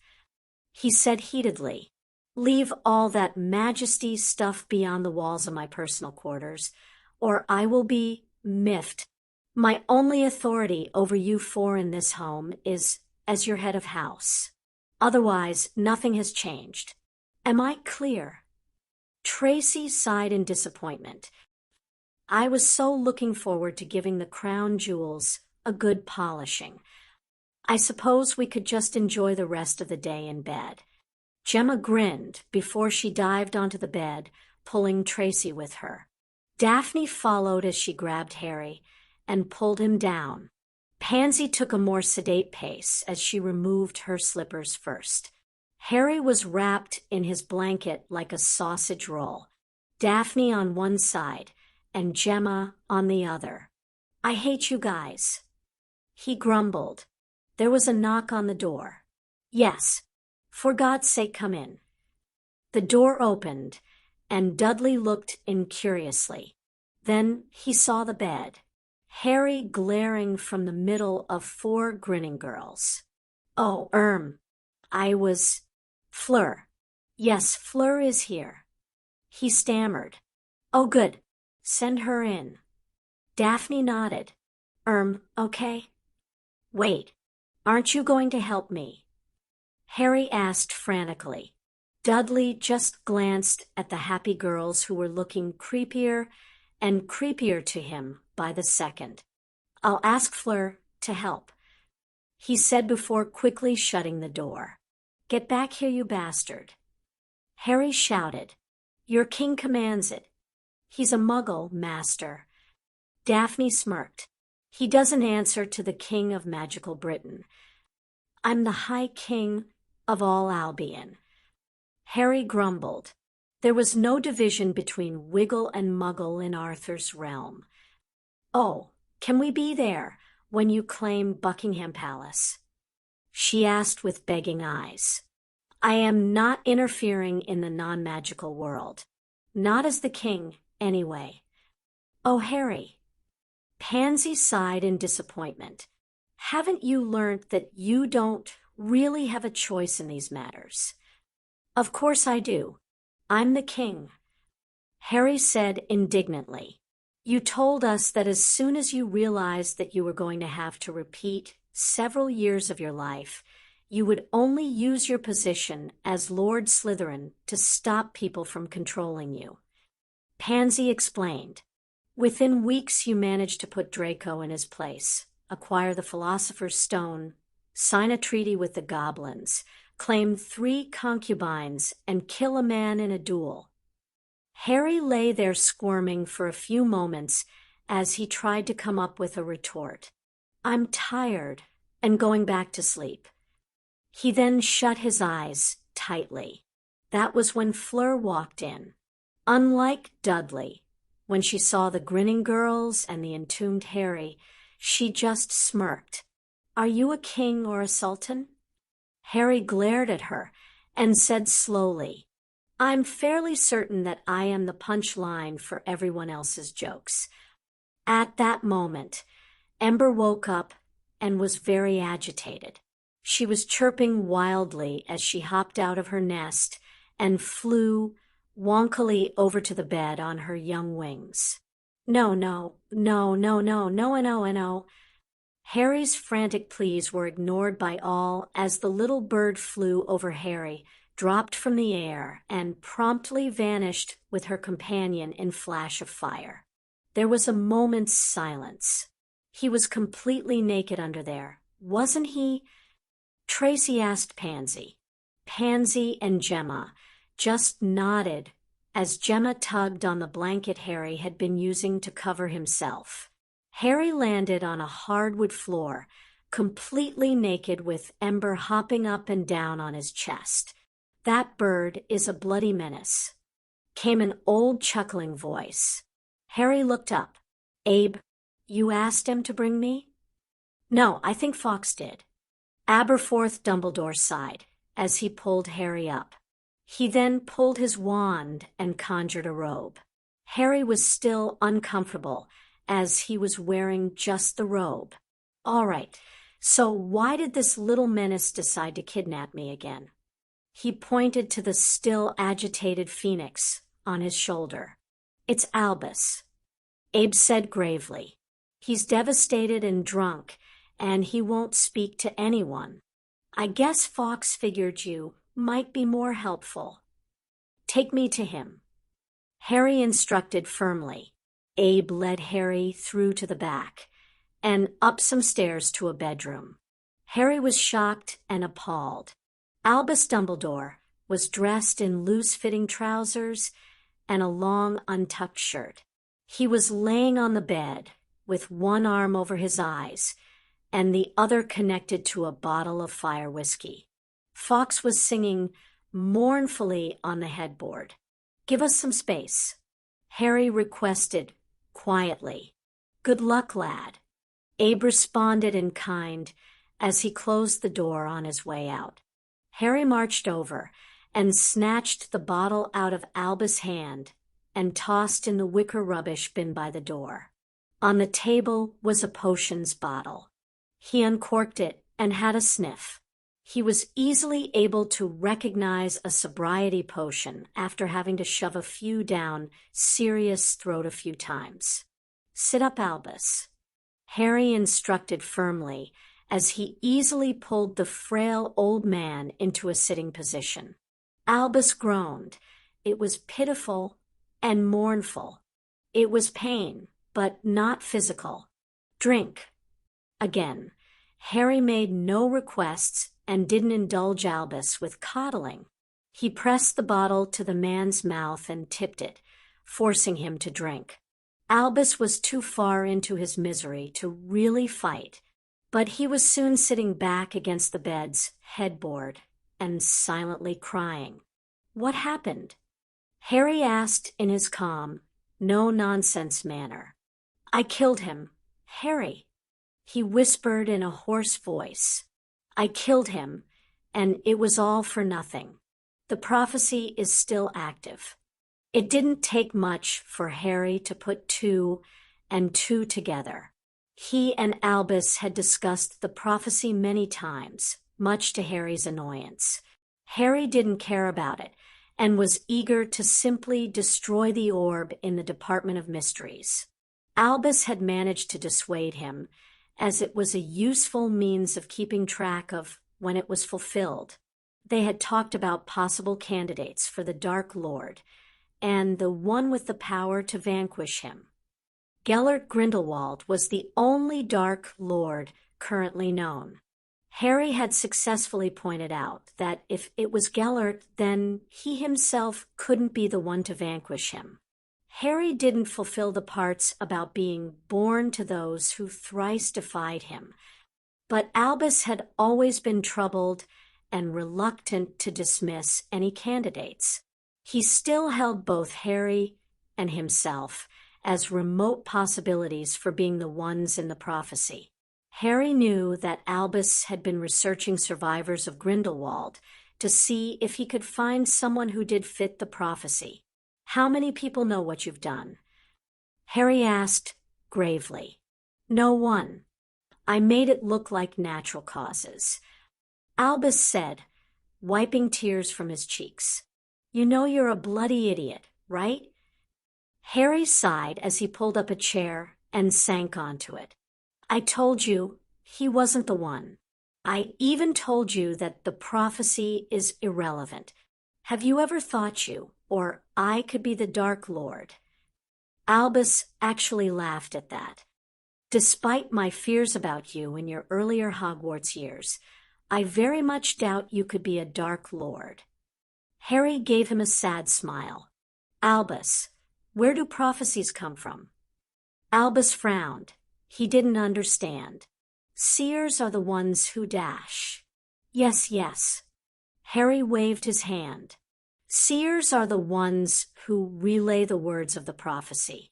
But who or what creates them? Is there a god or gods that send them to us? Are the fates real, or is fate an actual entity? Albus spoke carefully. Harry, you are asking questions that all sentient beings have asked at some point. No one has a definitive answer, but there are many theories and even religions based around those theories. The prophecy was given to you, a recognized member of the light. But you weren't the only person to hear it. What if you weren't supposed to be the recipient? You believe it was meant for Severus? Albus clearly didn't believe that. What I am trying to say, and failing badly at, is that unless we can confirm where a prophecy comes from, then we can never know if they are meant to aid the light or the dark. Dark Lord is subjective. Imagine two civilizations, locked in combat and war for centuries. Neither side remembers why their war started. Both received the same prophecy we did. I understand your point, Harry, but the only person I can think of that would have considered me a Dark Lord is you. Albus, you're not dead yet. You've got plenty of years left to piss off some kid and his parents. Harry smirked. Albus snorted at the audaciousness of young man. Then he remembered why he was drinking. I'm a murderer, he said quietly. I prefer the term executioner. Harry countered. I'm not going to think any less of you, morally speaking. I do think you're an idiot, but that should be a given by now. Albus glared at him. Deal with your grief over his death, but don't bother drowning in guilt because of your part in it. You have much more important things to do. Harry warned as he stood up. Harry headed for the door. He opened it and turned back to Albus. Incidentally, as the King of England, you are relieved of your role as Chief Wizard and Supreme Mugwump of the ICW. You are also relieved as Headmaster of Hogwarts. You are now assigned as the Transfiguration teacher in Minerva McGonagall's place, as she will be the new head. Harry didn't wait for a response. He closed the door. Although he didn't know it, his little parting speech had exactly the effect he wanted. Albus was utterly befuddled. King of England, fired from all roles? Albus grabbed his wand and began to dress. The Great Hall of Hogwarts was nearly unrecognizable. Gone were the tables and chairs where the students sat and ate. Gone was the staff table where the teachers did likewise. Thousands of chairs were now arranged with a red carpet down the middle. Yes, thousands. The Great Hall, created 1,000 years before by the founders, was showing the true ingenuity and ability of ancient British magicals. There was at least 90% of the British magical population present, and seated, as well as the students and faculty of the guest schools and the senior members of their country's governments. It was January 1st, 1995, just a few days earlier, during the cold morning of Boxing Day. Many of the assembled had witnessed Harry claim Caeldfwich. The doors banged open. All rise for His Royal Highness Harry Potter, ruler of Great Britain and all her territories. Frank Longbottom stood tall and proud in his finest robes as he announced his wife's godson. Harry marched through the doors wearing a black shirt, trousers, boots, and a red cape. On his head was a golden circlet. Behind him were the girls, walking in pairs. Gemma and Pansy, and then Daphne and Tracy. The girls were dressed identically in ankle-length, emerald green dresses. Behind them came Nicholas and Perenelle, and then Sirius and Amelia, each dressed in their finest robes. Harry reached the golden chair that usually sat the headmaster. He turned and faced the assembled audience, standing in front of the throne. Once his entourage had positioned themselves to his sides, he took his seat. "You may sit." At Harry's command, the hall was filled with the near thunderous sound of several thousand individuals sitting on wooden chairs placed on stone floors. "This Boxing Day, I claimed the throne of Britain," Harry said calmly and in a quiet voice. The charms on the throne and the hall meant that every person there heard him as though he was speaking solely to them. Many people opposed me before I even made my personal attempt. They opposed me even after.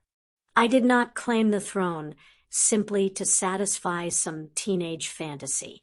I did so because the Ministry of Magic was corrupt and it was seeking to sink its corrupt fingers into my home. He gestured around him to the castle. "So now I control every aspect of our country. I control education, government, law enforcement, finances, and justice. There will be many changes. I have been in negotiations with my friends at Gringotts. They have agreed to turn over all banking duties to my government. One of the primary reasons is that we will be adopting a new currency. Amelia Bones will serve for a period of 1 year from this day as my Prime Minister. Augusta Longbottom is appointed as the Chief Judge of the Royal Courts. She will appoint other judges who will answer to her. Together, those two honorable ladies shall raise up a new government in my name. To insult them is to insult me. To disobey them is to disobey me. To disobey me is treason. The penalty for treason is death. I sincerely hope that I never have to sentence someone for treason," Harry said gravely. He shook his head to clear his thoughts and allowed himself a gentle smile. "Let us talk of the future, of hope. We live on an island. There is plenty of room for expansion, but we confine ourselves to a few places. Diagon Alley, Hogsmeade, a few small villages. We live like we are invaders, hiding so that we won't be detected before we begin our occupation." Harry was clearly disgusted. He stood up and continued his address. His tone was more forceful. "Every single magical person on this planet is descended from Muggles." Slight grumbling could be heard. "There was a time when there were no Wiggles." Preposterous. Harry's hand shot out, his wand instantly there. The old fool who dared speak out was flipped upside down into the air. A furious Hagrid, dressed in a brand new long coat and suit made of thick basilisk hide, reached over the other audience members and plucked the man out of the air. He then carried him by his feet and tossed him at the foot of the red-carpeted dais. "What is your name, fool?" Sirius demanded as he stepped forward, casually disarming the man. The man was now beginning to pale, as realized that he had really screwed up, royally so. Reginald Gamp, head of the House of Gamp. Despite his fear, he would not show it. He stood and held himself proudly. "You dare to call me a liar, Reginald?" Harry asked darkly. "I did no such thing. Everyone here heard you decry His Majesty's declaration that everyone descends from Muggles." Sirius snarled. Reginald was now going snooty. I merely claim that the boy is misguided. Thwack. Reginald went spinning to the ground from Sirius' backhand. You will show the king respect, or you will suffer. Harry placed a calming hand on Sirius' shoulder. The older man scowled, but took a step back. Sir Hagrid, please hold Mr. Gamp over there. Course, Harry. I mean Dash. My personal friends and family can always call me Harry. The king smiled at his first friend. Hagrid still blushed as he hauled Gamp to the side. Harry addressed the crowd. Is there anyone here who holds the same views as Reginald Gamp? Someone capable of respectful discourse. It is not a crime in my kingdom to have an opinion or belief. It is only a crime to use that opinion or belief as an excuse to harm and persecute others. A man near the back stood up. I would be willing to debate, Your Majesty. Harry squinted at the man, who was quite far away. He gave a curious smile. Please come forward, and we will discuss and debate my claims. The man began walking towards them. Nicholas decided to spare the man the indignity of the long walk and had Phoenix flame him to the throne. Now that he was closer, Harry could tell a lot more about the man. He was of Hispanic descent, mid to late 40s, dressed in a suit and tie that marked him as a Muggle or Muggle-born. Could you introduce yourself?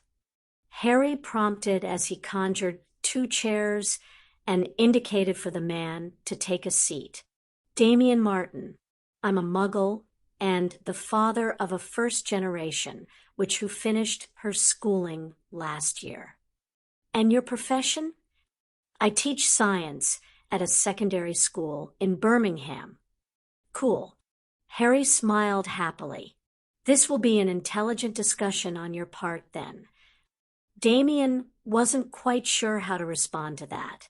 He knew from his daughter's stories that Harry Potter was, to put it nicely, eccentric. But the new king of magical England had just made a deprecating joke about himself. So, Damien, I say that all Wiggles descend from Muggles. You claim otherwise. Why? Damien took a second to translate the question. His daughter and wife found the term Muggle to be insulting. They adored the term Wiggle. For a start, there is no definitive way to prove your claims. Damien began. My wife and daughter are both interested in history. They were able to trace one family's magical lineage back by 3,000 years before it vanished. So, you don't know whether the previous generations were Muggle or Wiggle. Harry interjected. Tell us, Gamp, how far back can you trace your lineage? The Gamps can be traced back to the time of the founders. Reginald declared snootily. He winced as Hagrid's grip on his shoulder tightened. Yeah, so what about before that? Harry rolled his eyes. Did the Gamps just appear out of thin air? History is largely unrecorded before then. Reginald sneered at the imbecilic brat. My family can trace its origins back to the early Bronze Age. Nicholas spoke up. In theory, we could go further, but naming conventions were too different for the lineage ritual to map out. My wife's is the same, as is His Majesty's. He gave a brief bow. Of course, husband. We should point out that King Harry can trace his lineage straight back to King Arthur, before that it goes through Ignotus Pervel to Godric Gryffindor himself. Wow, magical's way back in the Bronze Age. Harry's awe seemed a little forced. He then turned to the audience.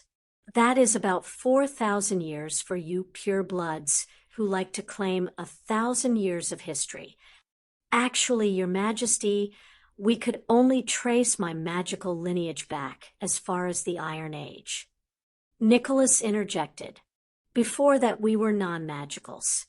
Paranel's line of magicals reaches back to the end of the Bronze Age, and your own line to the end of the Iron Age, which is still a good 2,000 years of magical history.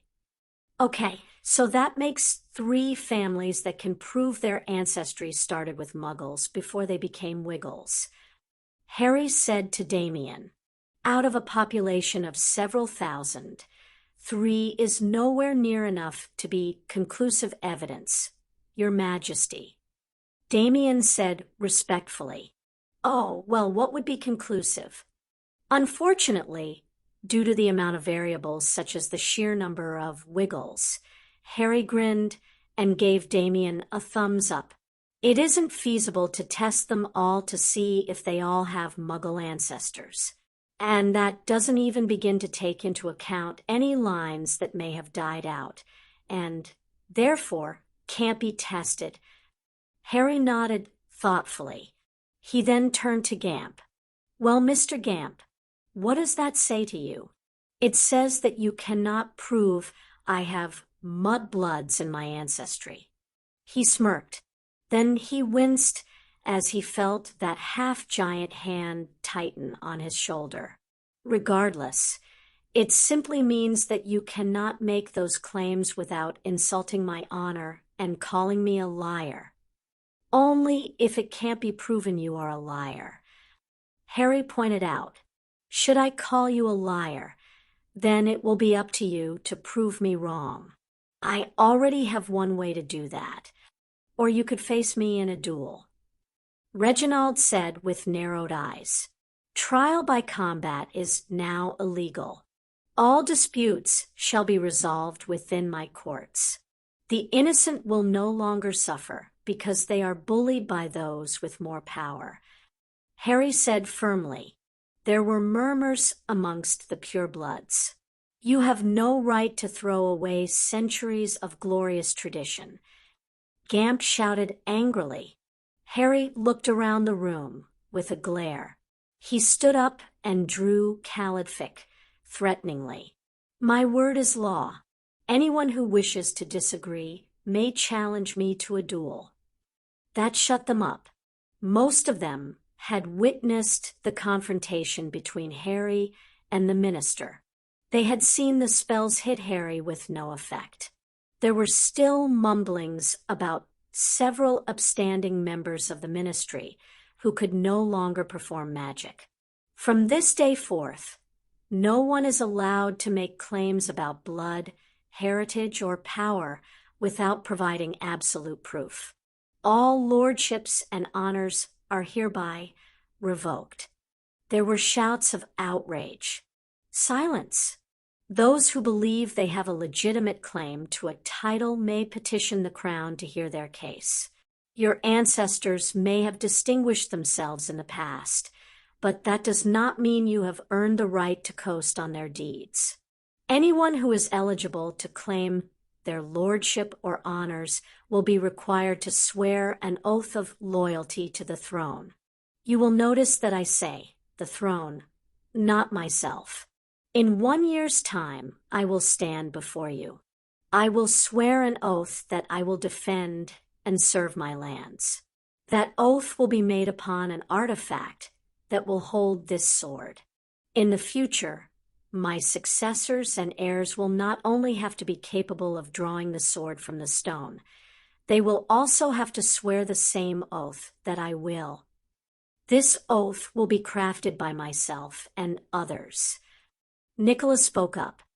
When it is complete, it will be posted in its entirety in the Daily Prophet and the Quibbler.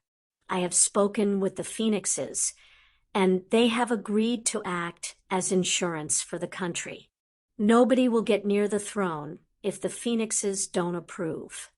Harry tried vainly to suppress his smile as he saw a hand raised timidly. "Get up here, Hermione. Any question you want to ask is probably one that everyone will want to hear."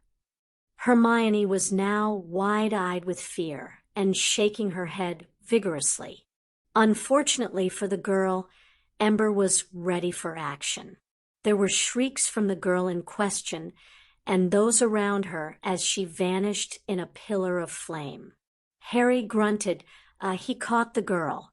Ember was once again trying to perfect her arrival height. I just wanted to know what happens if no one can claim the throne. Poor Hermione looked completely lost and confused in Harry's arms. She didn't even put up a fuss when Harry passed her into the arms of a now equally confused Nicholas. The audience was in awe that the old man had the strength. It is my duty, as the monarch of this land, to ensure that in the event I am unavailable, there are trusted stewards who will be capable of leading in my absence or until my heir can be found. For now, Lady Amelia Bones and Lady Augusta Longbottom hold that responsibility. Things get a wee bit more complicated than that, but this is how things are going to be. Harry shrugged as he addressed the audience. Harry moved back to his throne and sat down, crossing his legs and steepling his fingers. Nicholas and Sirius stepped back as well. Nicholas realized he was still holding Hermione bridal style and let her down gently. Sirius gently guided Damien Martin back with him. Hagrid literally dragged a squawking Gamp off of the dais. I realize that some of you will be thinking, he's just an arrogant boy. You've seen my sword and think that if you caught me off guard, and without it, then you could defeat me. Perhaps some poison, a blade in my back. Harry's eyes sought out those of the racist purebloods. Perhaps you need a final lesson in what I am capable of. He pulled a wand from his sleeve. This wand belonged to Tom Riddle. He preferred the name Lord Voldemort. The mutterings began again. I relieved him of this wand after I killed him for a second time last year when he attempted to regain his body. But this is just a trifle. Harry shrugged and tossed the wand over his shoulder carelessly. Riddle was a petulant child who thought he was better than everyone else. Beating him was child's play. Quite literally, I used a piece of information that most Muggle children learn at school after the age of 11. It was actually fun to watch the bastard burn. Harry was grinning madly. He was scaring his subjects. So, if Riddle was so easy to defeat, why can't you defeat me?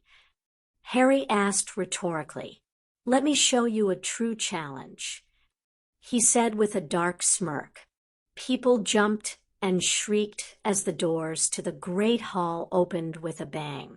The shrieks continued as two suits of armor marched in, straining under the weight they were tugging with ropes over their shoulders. The ropes were attached to a series of linked floating boards. On top of those boards was a giant snake.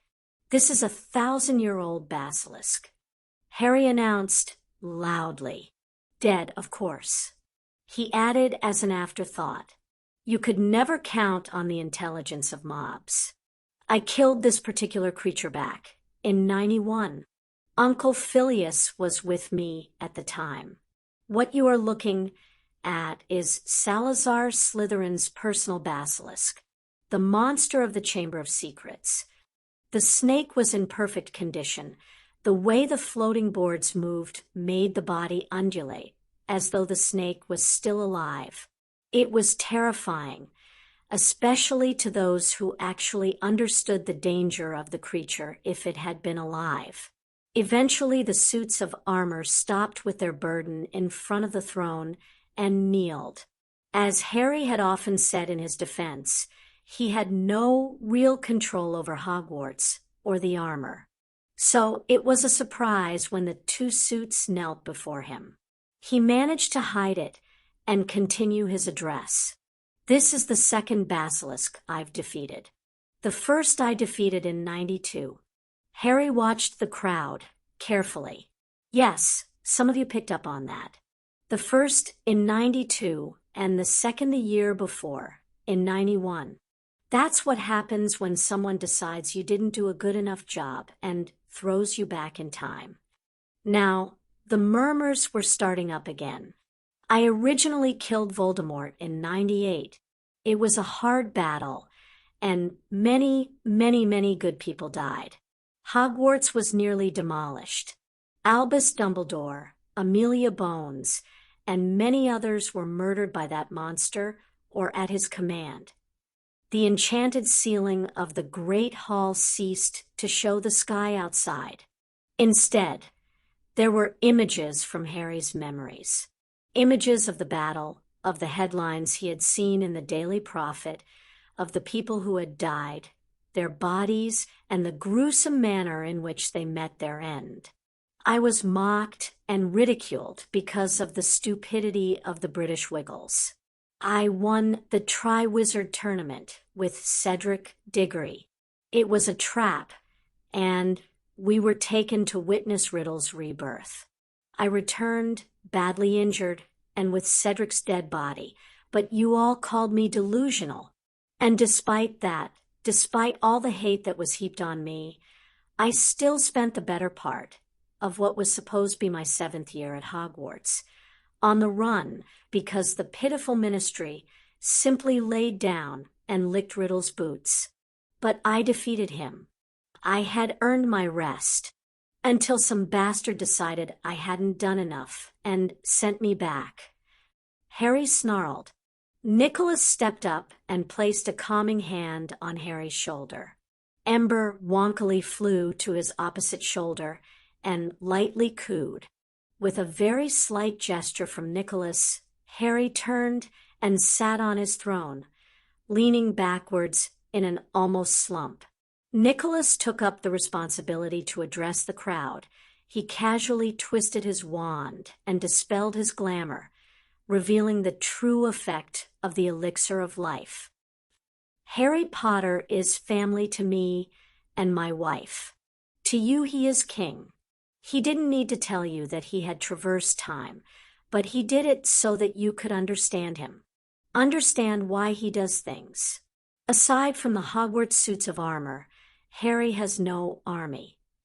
There was a loudly cleared throat. You're not my army, King Ragnarok.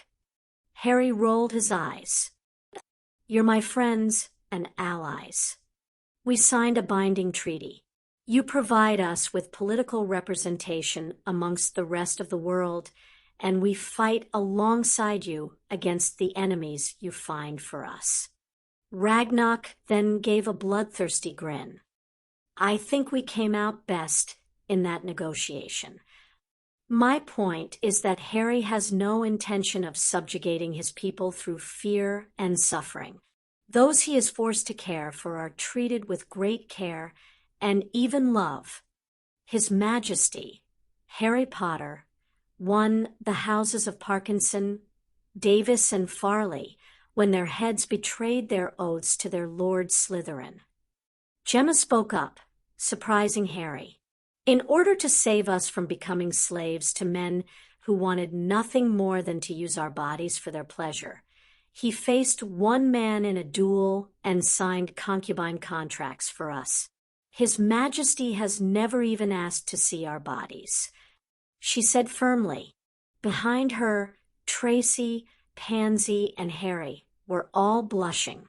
Harry had no idea what was happening, so had no idea what to do.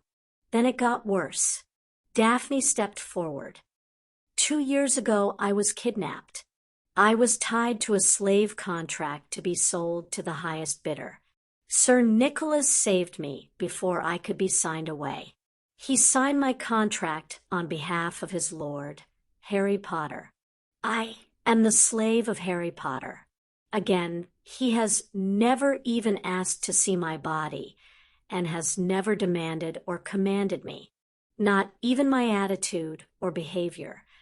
Harry now had his hands buried in his face in embarrassment. Then it got worse. I owed James Potter a life debt. The smooth baritone of Severus Snape filled the hall. I betrayed that debt when I told the deceased Dark Lord a prophecy that got him killed.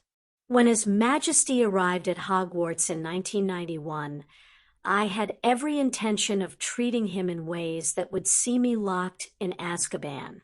His Majesty had suffered at my hands previously in his first time as an 11-year-old. His Majesty declared the life debt broken and claimed me as his slave. In all the time I have been bound to him, he has only ever commanded me to keep his secrets and improve my teaching. Hogwarts is now the foremost institution in the world for potions lessons. It was his methods that have enabled me to create the cure for werewolves, and this. Harry looked up and saw Severus holding a potions phial. Severus walked over to Sirius and handed it to him. He then shuddered and stepped back. Sirius gave him a quizzical look before downing the potion. He knew that Severus was incapable of harming him. The crowd gasped as Sirius rippled out of sight. There was then a moment's silence. "You do have an antidote, right?" came the worried query from the disembodied godfather of the reigning monarch. He was ignored by everyone except Hermione, who was prodding at the empty space. "Despite being a slave, my master has given me the freedom to act as I wish within the bounds of the law. He even gave his blessing for my marriage. He indicated his grinning bride in the front row with a certain water dragon and various powerful allies. Anybody? Antidote." Splat. "Oh, come on, Harry." The crowd burst into laughter as their new king casually tossed a spell at the area where his godfather's voice came from. Sirius Black was now covered in black tar. "I've got feathers if you want," Harry offered without looking. Hermione was now shaking her hand vigorously, as she had been prodding the man at the time. Harry stood up and stepped forward. Severus instinctively took a step back. Things are going to change. Finance, education, welfare. By the end of the year, there will be many changes. The only people who will complain are those who are greedy or enjoy the suffering of others. For now, I will see your children back here tomorrow to continue their schooling. Happy New Year to you all." And with that, Harry turned on the spot and vanished. Chapter 24. Harry had insisted on normality for the rest of the year. He was then required to define normal. "If someone isn't about to die, don't bring it to me." Amelia was not impressed, but she didn't bother Harry with the finer details of governing a country. Harry had more important things to do, like protecting the galaxy from threats that didn't even know Earth existed. "Harry, are you sure about this?" Dudley asked with evident trepidation as he stood in front of a very special portal door. It was after school, and they were in Harry's lab, just the two of them. "Definitely. I tested it several times," Harry said as he continued to throw things into his bottomless rucksack. "Still, shouldn't we wait till the weekend?"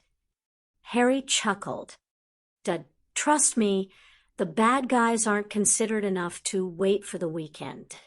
We could at least take some backup." Harry zipped up the bag and slung it over his shoulder. He was dressed in tough jeans, a t-shirt, and an open shirt. He had his wand in a holster on his wrist. The same holster was designed like Dudley's bracer. It could act as a focus. He also had a katana over one shoulder and Keldfwitch over the other. He was trying to get his hands on some firearms, not an easy feat in England. "Look, just give me an hour, 'kay?" Dudley begged. Harry sighed and put the backpack back on the table. 1 hour, Dud. This was supposed to be a quick trip, not a bloody expedition to the New World. Harry exclaimed. "I just asked David and Uncle Phil if they could spare an hour or so." Dudley said defensively. And Fiona, this isn't a romantic dash. If you think I'm letting you take my brother and my boyfriend to the end of the galaxy without me, you've got another thing coming, you mincy hide. Harry took a step back at the irate redhead. Her brogue got stronger the more emotional she was. Then he saw Minerva, looking quite pleased with the girl. What about you? Harry, like the last, said, You've got a mincy hide, if en you be thinking I'm a missing the chance to see Atlantis. Harry took a moment to process that statement. He really needed translator for this sort of thing. He was relieved to see several of the others looking just as confused. She wants to be one of the first to see Atlantis. David chuckled. At least he knew how to speak properly. His commanders wouldn't accept local slang and colloquialism in his verbal or written reports, so had to learn pretty quick to enunciate. Fine, what about the rest of you? He asked the girls, Neville, Greg, Vinny, Hermione, Fleur, Hagrid, Severus, Yoshiko, Aurora, and Sirius. Most of us have a duty to you, Harry. Gemma spoke up. Technically, the only ones with a duty would be Daph and Sev, and I certainly didn't order them to come. Suck it up, Harry-chan. Yoshiko smirked. You're about to do something world-changing, and we want front-row seats. Harry just grumbled. Fine. Just remember, this isn't all fun and games. I'm doing this because of a real threat that I need to be ready for. Once we are through, don't touch anything and don't cast any magic. He stopped and looked at Hagrid. You realize you are going to a place designed for regular-sized humans? It might get cramped. I just wanted to see what critters were there. Hagrid looked a little forlorn. Trust me, Atlantis has been abandoned for years. Everything should be nearly sterile. Stay here this time, Hagrid. I'll have someone get you if we find any animals. Harry assured him with a kind smile. Hagrid nodded, clearly disappointed, but understanding. All right, people, we are heading into the unknown. He announced loudly. We might know we are going to Atlantis in another galaxy, but we have no more details than that. Hagrid, as you are here, you can act as ground control. Hagrid shuffled nervously. I dunno, Harry. I can barely conjure a cup of tea. I ain't ne'er tried to control the ground. Those that understood the term ground control tried not to laugh at Harry and Hagrid. Just stay here and keep in contact with us in case we have an emergency. He pulled out a mirror and tossed it to Fiona. Here, you've just been designated as our Uhura. Fiona jabbed her brother in the gut as he snickered. Everyone line up in single file. Put your hands on the shoulders of the person in front of you. Follow my instructions to the letter, or I will chuck you back through the portal as a transfigured bouncy ball. Sirius actually paled slightly. Dudley had been playing with one of those rubber balls in the hallway with the other guys. That's a very bouncy ball in a space with 4 surfaces made of stone. It flew like a bullet and took an age to stop. Neville had to summon it because they kept losing it. They quickly shuffled into a line with Harry in the front. He said, shoulders. This is softer. Are you calling me fat, woman? I'll have to do a further investigation before dash. Someone split up the newlyweds. Harry sighed. God, it's sickening. Sirius grumbled. Grow up, Black. Auror snapped. But she did slip between an embarrassed Severus and a pouting Yoshiko.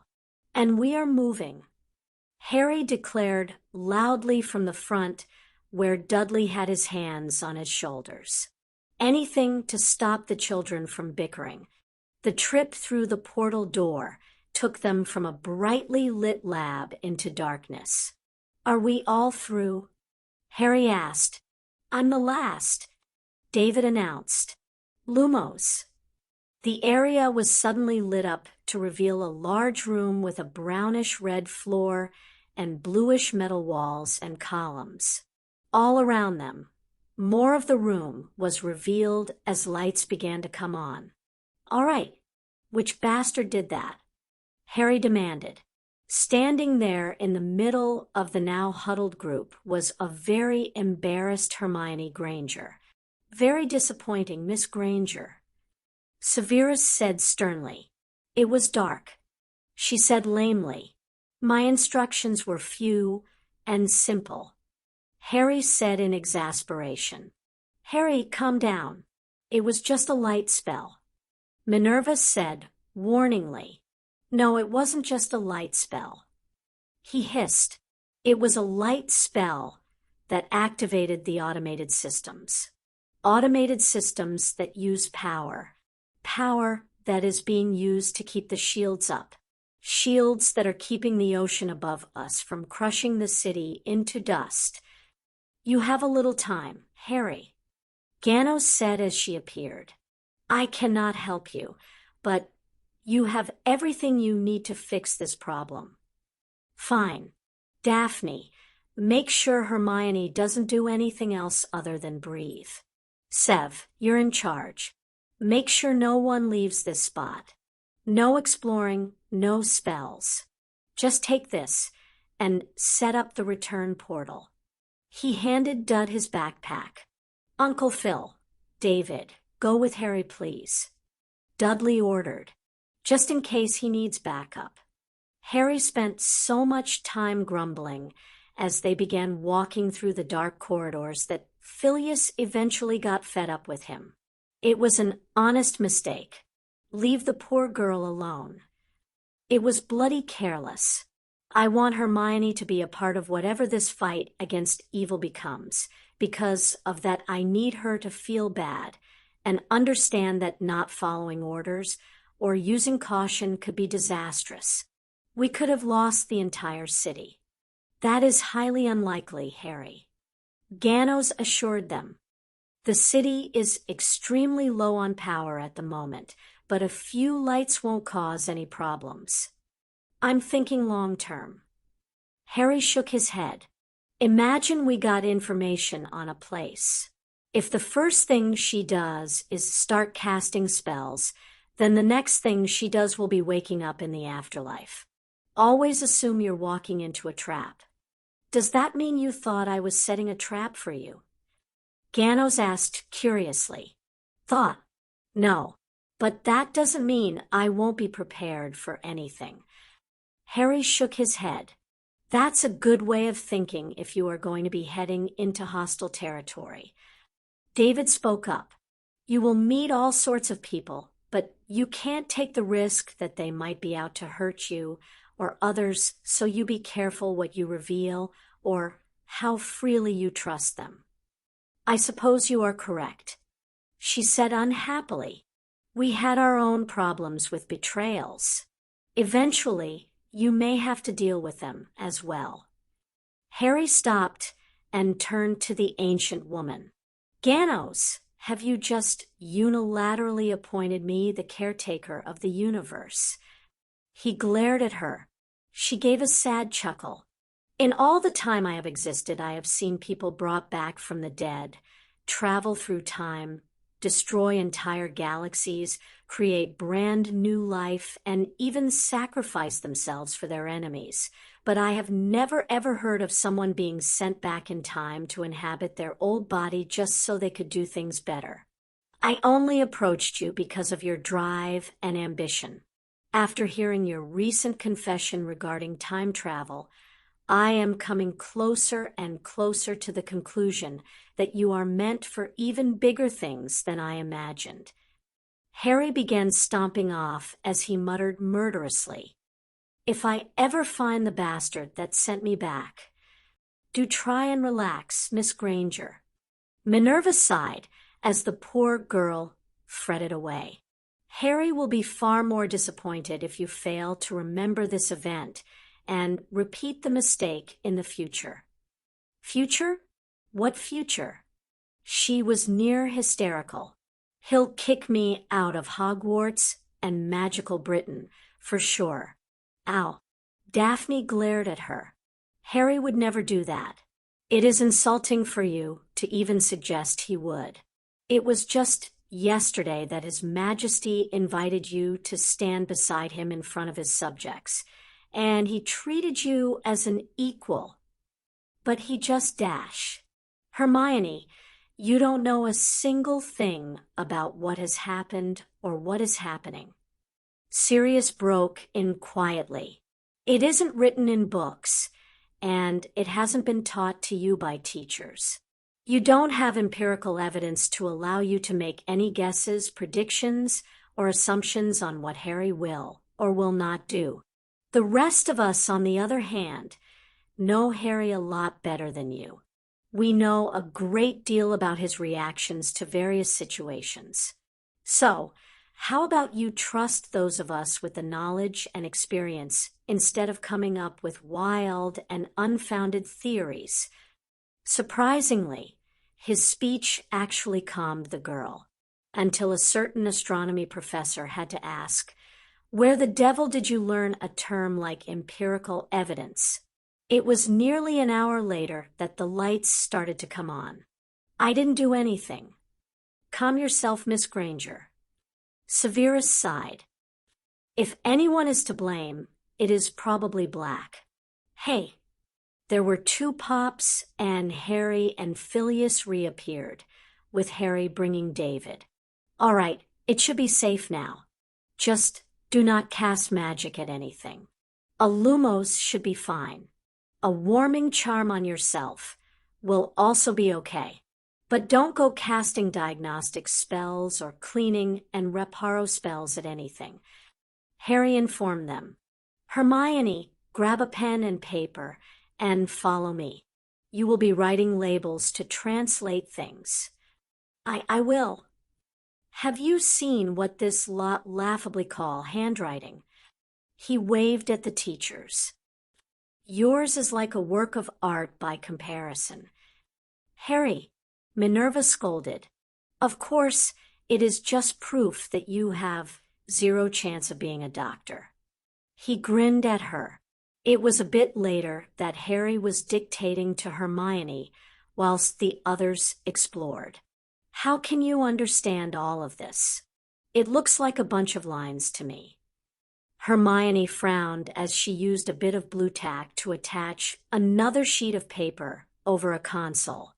"Hermione, English is just a bunch of lines." Harry grinned.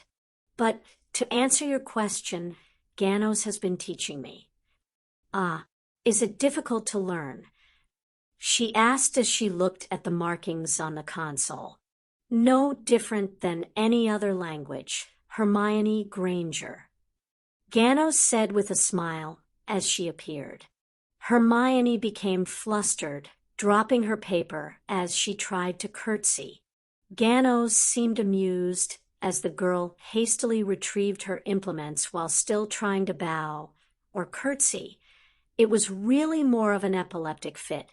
Harry looked at her dryly. "You were resting in the arms of a king yesterday, and even berated him. But for her you'll roll out the red carpet." She managed to simultaneously blush and glare at Harry. "Harry, come with me. There is something you need to see." Ganos instructed. "We call it the Portia Astrea." Ganos waved to the free, standing, ornate circle that looked like it was made of stone and embedded sapphires. "Star door." "Very good, Miss Granger." Ganos nodded approvingly to the girl. "Harry, I cannot tell you how to use it, but I will tell you there are two older versions on Earth. One is in the hands of humans but has no controlling device. The other is buried in Antarctica with the control device. It is imperative that you find it and get it working. If the other humans get there's working, they will invite chaos and death to your planet. Ganos, it's January. Harry moaned. Couldn't you have sent me somewhere warmer? Harry was told to shove off when it came to retrieving the Portia Astrea from Antarctica. Dudley told him to spend more time with his friends and the other champions to prepare for the upcoming second task. Dudley then gave the task of going to Antarctica to Frank. In retaliation, Harry kidnapped Dudley's girlfriend. I'm not your subject, you know, Harry. Fiona grumbled as she followed him through the castle. Well, I need you for this, as you are invested in it. Fiona frowned as they arrived at Longbottom Tower. They went inside to find Fleur, Pavarti, and Lavender giving Alice a good pampering. Neville was not around, so Harry assumed he had fled at the sight of the females. Carry on, ladies. Harry told them casually.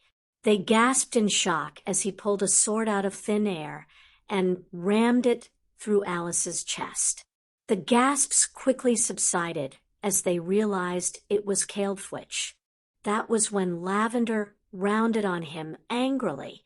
How could you do that? You made her a squib. She tried to hit him, but was pulled back by Pavarti, aided by Fleur. Relax, it's Harry. Pavarti said soothingly. He loves Alice, and he never harms those he loves. But her magic. Lavender began to cry. Lavender, you're a pure blood. You were born into a world with magic, so you have no idea what it is like to live without it. Harry said compassionately, I lived for more than 10 years without magic, Fiona, for all her life. Do you think her or Dudley are unhappy? But Alice's magic was part of her. It's like cutting off a limb. She's right, Harry, Fiona said, as she moved forward and comforted the girl. I've seen you and the other adults use magic. You use it like it is just another appendage or sense. Harry looked at her with narrowed eyes. Did you just call me an adult? Harry, Fleur chided. Explain why you did this to Alice. I know you had a reason. Harry smiled at her. Thank you, Fleur. She looked a bit unsure at that. Kay. Harry stepped forward and hugged her. She stiffened, still off kilter. You gave me the benefit of the doubt. Harry said, still hugging her. You didn't just assume I was a rampaging loon. Fleur laughed and relaxed, returning the hug. That is what comes with being an adult. Eep. Harry gave her a mock glare as he pulled away. Fleur just rubbed her bottom with a real glare. Fiona, take a seat next to Alice. Harry instructed. Fiona complied without question. Fiona. Alice said slowly, a smile on her face as she stroked the girl's red hair. It was a custom she had developed, like giving sweet wrappers to Neville. Fiona returned the smile and held the older woman's hand. Auntie Alice, take a look in my eyes. Your world is about to become very exciting. Harry said with a happy grin. You are amazing. It was the first coherent sentence that Alice Longbottom had said in well over a decade. The fact that it was directed at her godson had the girls around her nodding in awe. What was different? Fiona asked as she tightened her grip on the woman's hand. She had no magic. Auntie Alice had a different response to Uncle Frank. She didn't just build walls and hide behind them. She built invisible walls.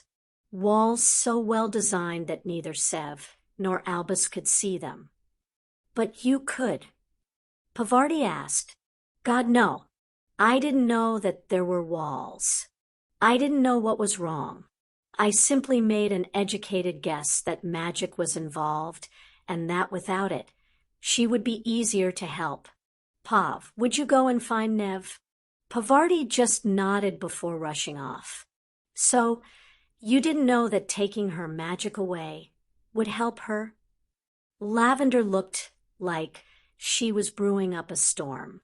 I knew that taking away her magic would cause her no harm or discomfort if I was wrong. Harry said firmly, but now she is sane and has no magic. Lavender, thank you. I know you are concerned, but it is much better to be without magic and lucid and able to know my family than to have magic and be insane.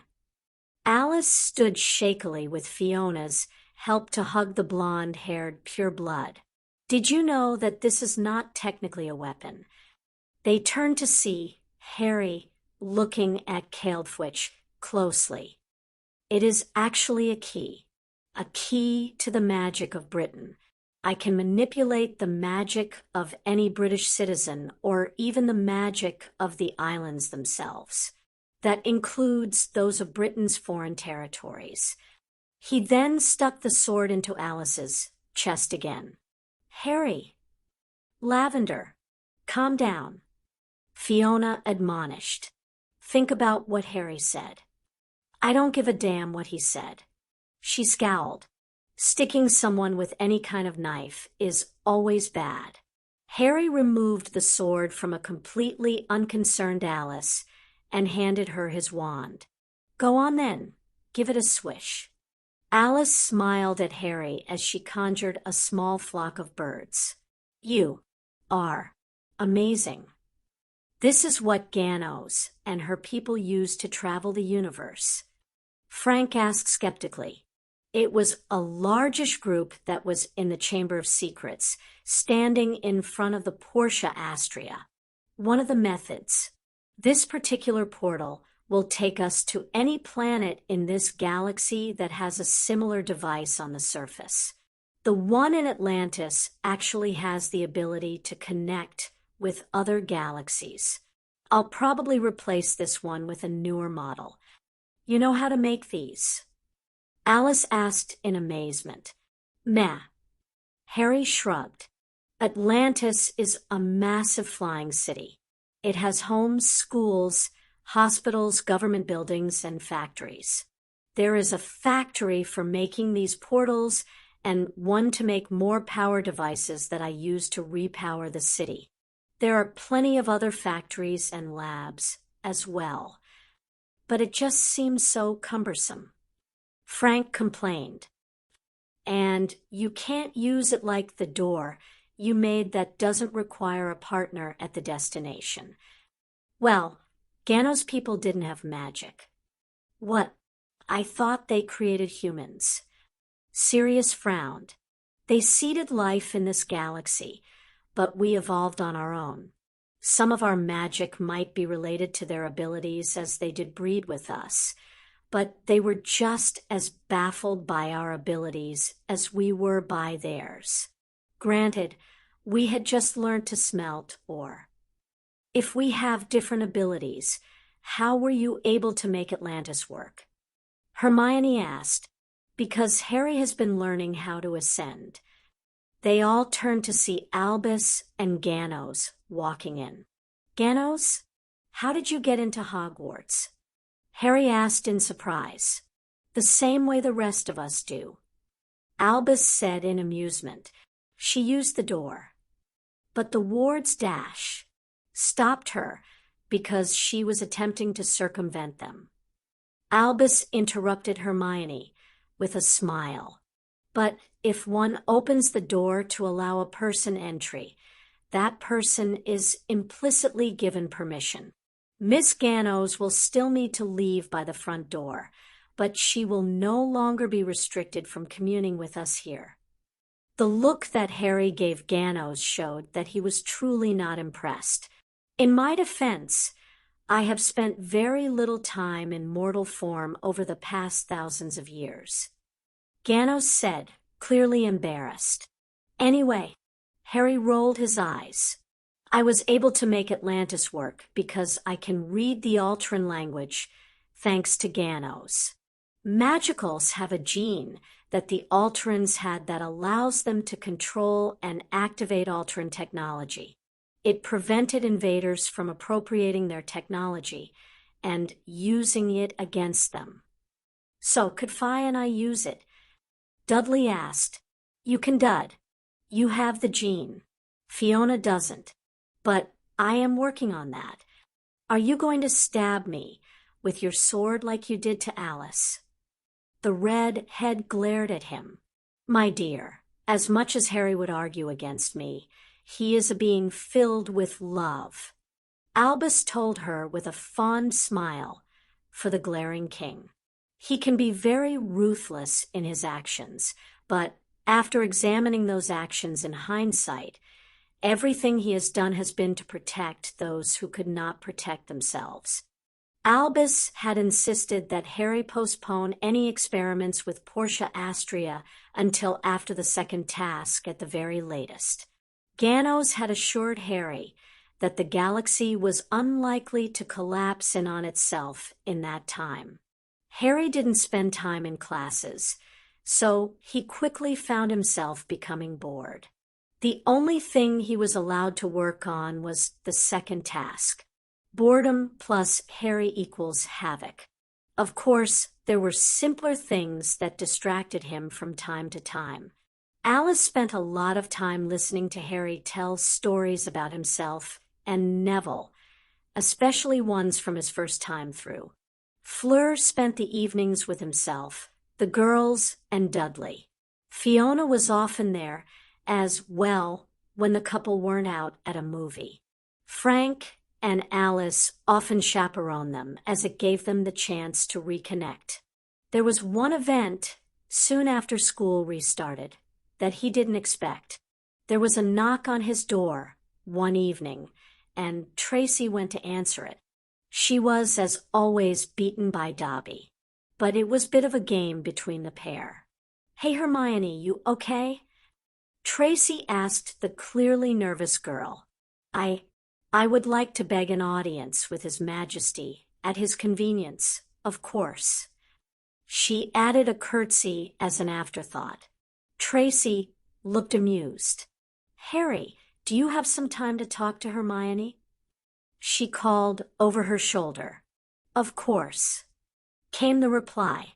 Hermione was not expecting for anyone to do anything except make an appointment, or arrange to make one at least. She also wasn't expecting to hear desperation in Harry's voice.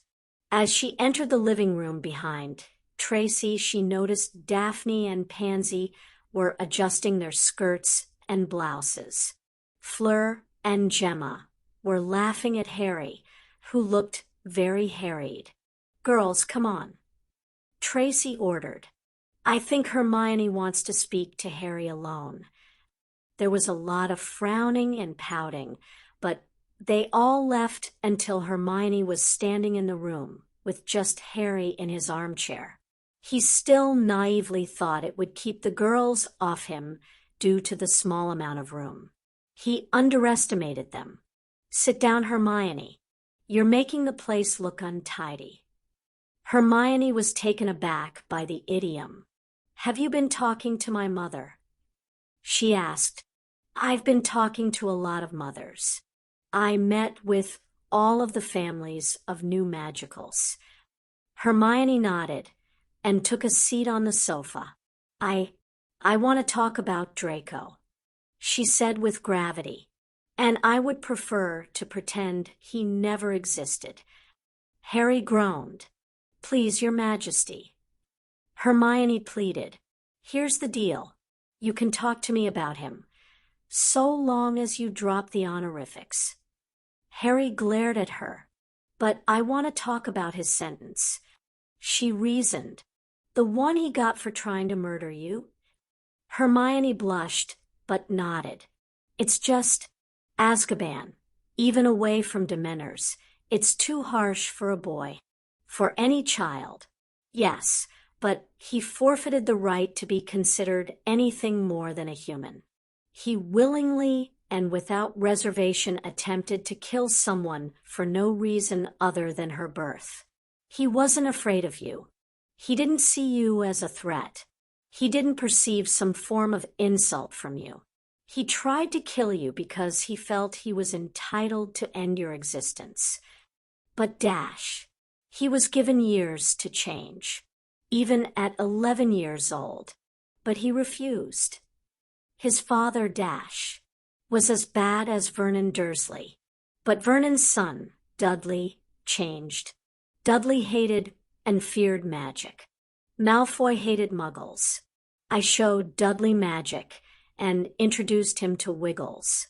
Dudley cautiously began to accept them, and his first real friend was a young witch who, to this day, he still manages to insult. I showed Draco Muggles. I introduced him to them, and their ways. Draco continued to belittle them and attempt to hurt them, even when he was threatened with execution. What has Draco done to deserve any sort of clemency?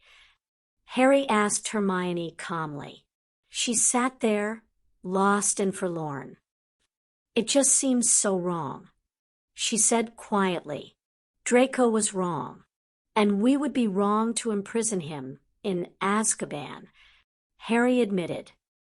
But two wrongs don't make right, and we have magic. So he's not in Azkaban. No, not for a while now. Harry paused in thought. Do you remember what happened to Gilderoy Lockhart? What his crimes were? He was killed in a duel, and it was proven he had been obliviating people and claiming their deeds. She said with a shudder, Garabed had been merciful in that he had killed the man in 2 spells.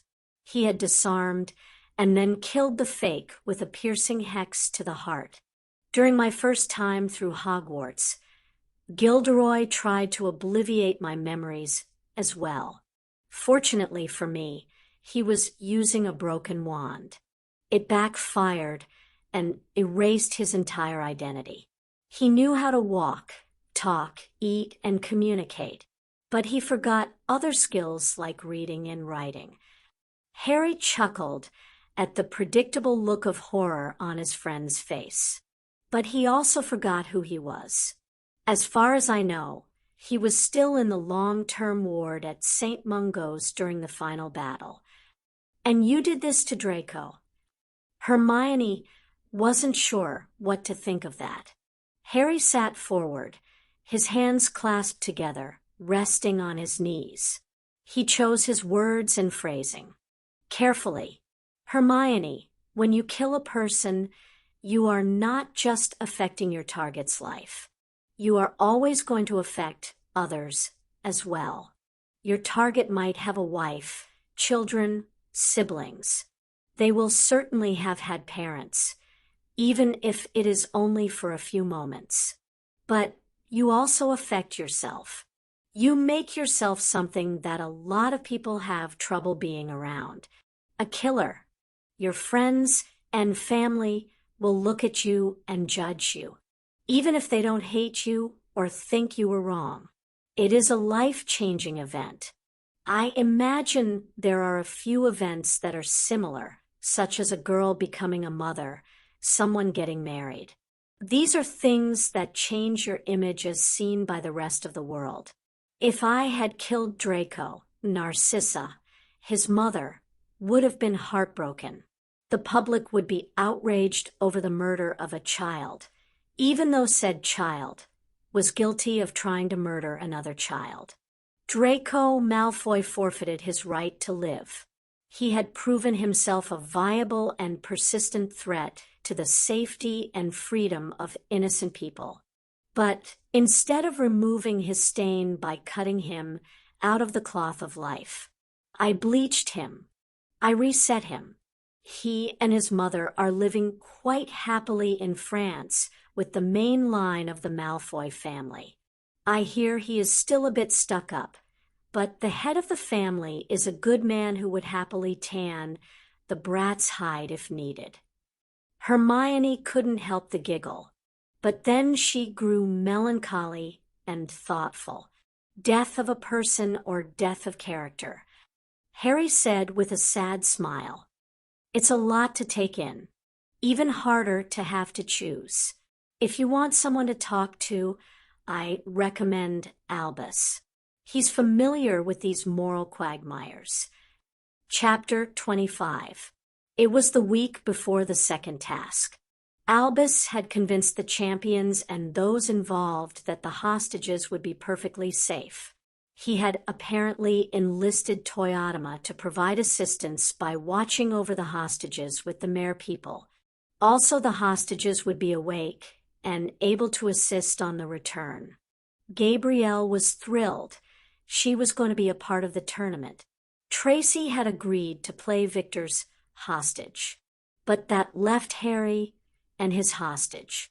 There was a lot of discussion over who it would be. Harry knew he shouldn't have been surprised when he returned back to his quarters at the end of the day. It was quite in character, really. He just stood there watching as Gemma, Daphne, Pansy, and Tracy wrestled with each other in string bikinis covered in jam. Fleur was happily cheering them on from his chair. He didn't bother stopping them or questioning them. He simply headed for his bedroom to shower and change for the evening. As the bedroom door closed with a click, the girls ceased their grappling. That bastard. Pansy growled. He didn't even take a proper look.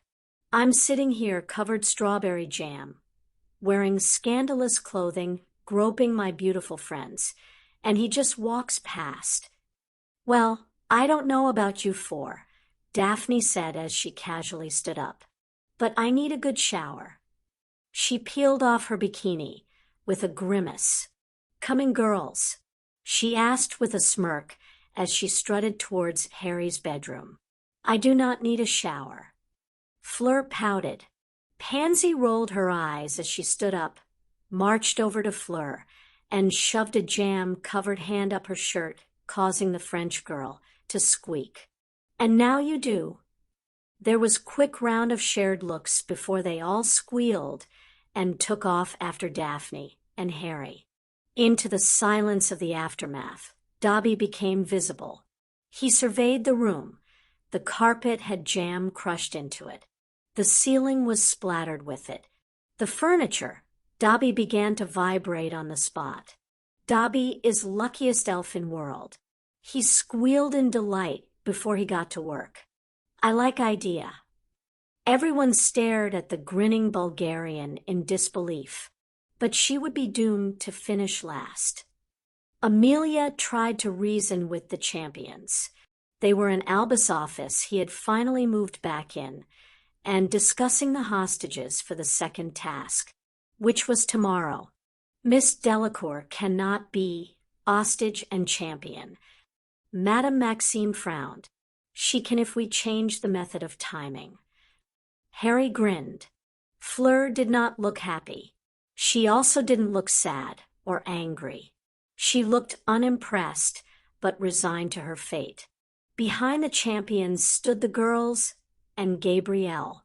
The girls were pouting, and Gabrielle was grinning like a loon after ambushing Harry in the shower, and Harry subsequently fleeing. They had explained that the jam wrestling was how they were trying to decide who would be Harry's hostage. Tracy had just grinned impishly when Harry asked why she was involved, as she had already agreed to be Victor's hostage. It's simple. Instead of using an allotted time of 1 hour, we judge the champions on how long each of them takes to complete the task. Harry reasoned, which will still mean that Fleur will have to spend a lot of time doing the task after you and Victor have finished. Amelia argued, hot babe in a bathing suit. Harry shrugged, ignoring the elbow from Fleur. You've gone mental if you think anyone will be watching me. And Vic. It certainly didn't help that Victor was nodding thoughtfully as well. That evening, Harry and Fleur went out for a meal. They were chaperoned by Sirius and Minerva a few tables back. It was a Muggle restaurant, so Sirius and Minerva were chaperoned by Dudley and Fiona. Harry decided that next time he would just order in. "Harry, you do know you are hurting your girls, non?" Fleur asked seriously as they waited for their order. "You keep ignoring their advances. They are thinking you do not see them as beautiful." "Well, that's bloody ridiculous." "Language." Harry ignored the hissed admonition from the older Scot behind him. "Those girls are stunning." "Then why do you not return their affections?" "You mean other than the fact that you and I are courting?" he asked pointedly. Fleur just scoffed. "You know that I am Vila. All Vila are women. If I couldn't find a man, I would have found a Vila." Harry's face twisted into one of confusion. "So, that means you are open to relationships with women. I assume that you are also implying you do not mind relationships with multiple partners." "Yes, Harry," she said simply. "Now answer my question. How old am I, Fleur?" 14. Harry paused at that. Wasn't expecting that response. He muttered, "Anyway, we both know that that isn't true. The girls are only 14, 16 in Gemma's case, but still they are not of the age to make them legally eligible to participate in sexual relations." Fleur's English was improving a lot. Her accent was getting better too. But still, Kay, they are too damned young. "You are king. You make the rules." She pointed out, "I am not going to have one set of rules for me and one for the rest of the country." Harry shook his head. "Like I said, they are only 14. They should experience as much as they can whilst they are still children. Even if what they want is you." She continued before he could answer. "Your girls have been faithful to you since they were 11. They have never wanted anybody else." Harry just sighed. "I know you love them, Harry," Fleur said kindly, "just as you love me. And although I have only known you for a few months, I am falling in love with you as well." Harry looked at her with a sad smile. "You looked beautiful on your wedding day. You smiled so happily. It was a bright spark in the darkness of the war." "We were married?" she asked in surprise. Harry laughed. "Absolutely not. We were friends, but the first time we met you called me a little boy in a very derogatory way. Do you want to know who you married?" "Non," Fleur said fiercely. "That Fleur is gone. There is only me, and I love you." Her accent got heavier as she got more passionate. There was moments silence and awkwardness. It didn't help that everyone at the table behind them not only heard but understood what was happening. They felt dirty for hearing it. "Okay." Fleur looked Harry warily. He said that so casually. "So, do you think Gabby will be asleep by the time we get back?" he asked with a grin. "Not unless Ma Mere has used her wand," Fleur said slowly, trying to ease out of the tenseness of the previous conversation. "You know, I had to rescue Gabby in the second task last time." "Non, why would she be your hostage?" "She wasn't. You got ambushed by Grindylow. You couldn't reach her. I didn't know that the hostages weren't in danger and refused to leave until they were collected. I waited for Cedric and Victor to get their hostages. When you didn't turn up, I took both mine and yours. I bet Gabby was impossible to separate from you after." Fleur giggled. "I never saw her again until your wedding. That is terrible. Fleur scowled. She adores you. How dash. Fleur, last time I wasn't the official champion. I was entered against my will. Nobody believed me, even after I was abducted by the bastard and Cedric was killed. So dash. So, I was a pariah. Only Hermione really stayed with me. You were a couple? Fleur asked sadly. No, just very good friends. She was one of the most important people in my life. She never abandoned me. She dash. Ember. N dash. Everybody sighed as Harry vanished in flame. Blimey.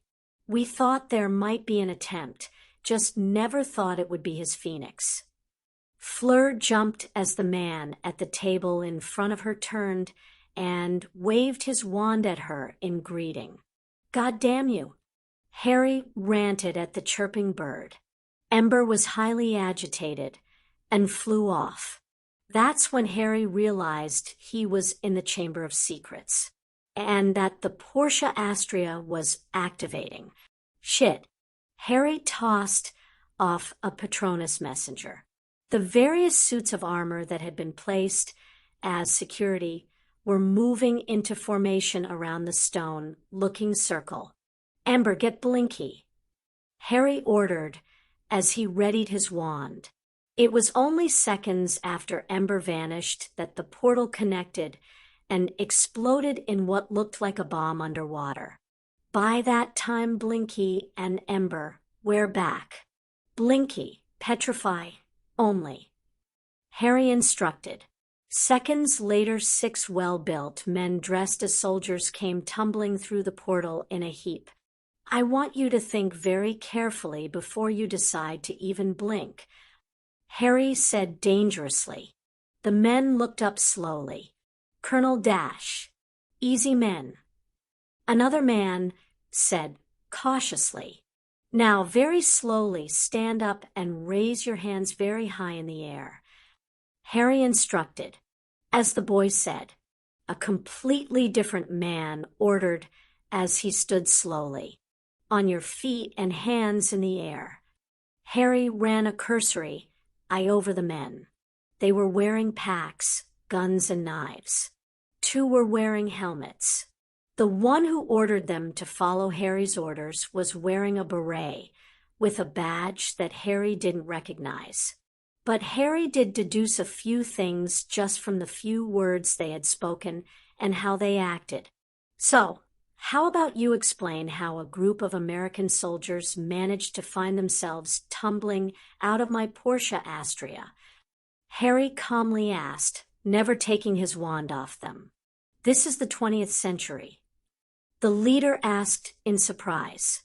Despite the suits of armor, the portal does not have a built-in time travel feature. Harry rolled his eyes. But how did you get the Stargate from the dash? Soldier. Stow it, barked the first man who spoke. Stargate? I suppose that's an acceptable translation. Harry mused. Then he looked at them with a smirk. So, the American military has managed to activate the portal from Africa. The soldiers tensed. I'm going to need 4 things from you, gentlemen. Name, rank, serial number, and the name of someone who can vouch for you. At this point, a whole multitude of people came barreling down the corridor leading into the chamber. Really? It's still 1995. The leader asked disbelievingly as he looked at the people in long dresses straight out of a Renaissance fair. Harry rapidly fired off stunners at the 6 men. By the time he had finished, the last man had barely raised his foot. I want them placed in a secure room with round-the-clock guards. Harry ordered, contact Amelia and have her begin talking to her American colleagues. I want to know who they are and what they were doing before they came through the portal. I'll interrogate them tomorrow. Second task. Sirius coughed pointedly. That's going to take a few hours. I'll have plenty of time to compete and return. We can begin the interrogations whilst you compete, Sirius assured him. Sirius, these men are muggles. They won't understand what you are asking, and you won't understand how they answer. I'll start the interrogations. Harry looked at his cousin with a raised eyebrow. Dudley, like himself, was just 14. But the truth was that there was no one else who knew more about the portals and what was beyond the planet except Harry and Aurora. Okay, Dud, but Hagrid stays in the room with you. David can help. Fiona offered. No, Fi, David is a good man. It's bad enough that he associates with what is essentially a foreign power. He will get in a lot of trouble if anyone finds out he was meddling in their affairs. Harry, leave this in our hands. Frank said firmly. We'll get the initial information and start immediately on contacting the Americans. All right. Harry agreed, reluctantly. But before you do anything, get Sev and have him strip search the men. Check for any foreign objects that they might carry or have inserted in them. They're soldiers, Harry, not 00 agents. Dudley's smirk lasted about a second. Harry's glare was enough to remember that he shouldn't assume anything. The second task, boredom personified, even the champions were bored, was no challenge. Victor grumbled as they sat in the medical tent. Harry had rescued Fleur by calling in his ship. It took him 5 minutes. Victor made it back just a few seconds before Fleur. I think Toyota Maheim scared off most of the dangers. Harry Stage whispered, said Water Dragon was standing next to Gabrielle's bed and brushing her hair. I am just a simple girl from a simple family. She hissed in Parseltongue primly. And I'm just a 14-year-old boy. Harry retorted sarcastically. Victor had managed a full transformation into a shark as opposed to his partial attempt during Harry's first time through. Fleur took a similar route to Harry. She enchanted a glass bowl to provide air and be unbreakable. She also fashioned a triangular piece of wood that would drag her where she wanted. Pretty much the underwater version of a broomstick. You should try and do a transfiguration as a dolphin. Tracy piped up next to Victor. That way you can travel underwater, but also breach the surface. Plus, I bet Gabrielle would enjoy swimming with dolphins. She grinned as the little girl's face lit up in excitement. Have you planned our summer getaway yet, Harry? Tracy asked. You know, I don't arrange that sort of thing. Besides, I was planning on seeing if Luna wanted to explore the planet Lanti.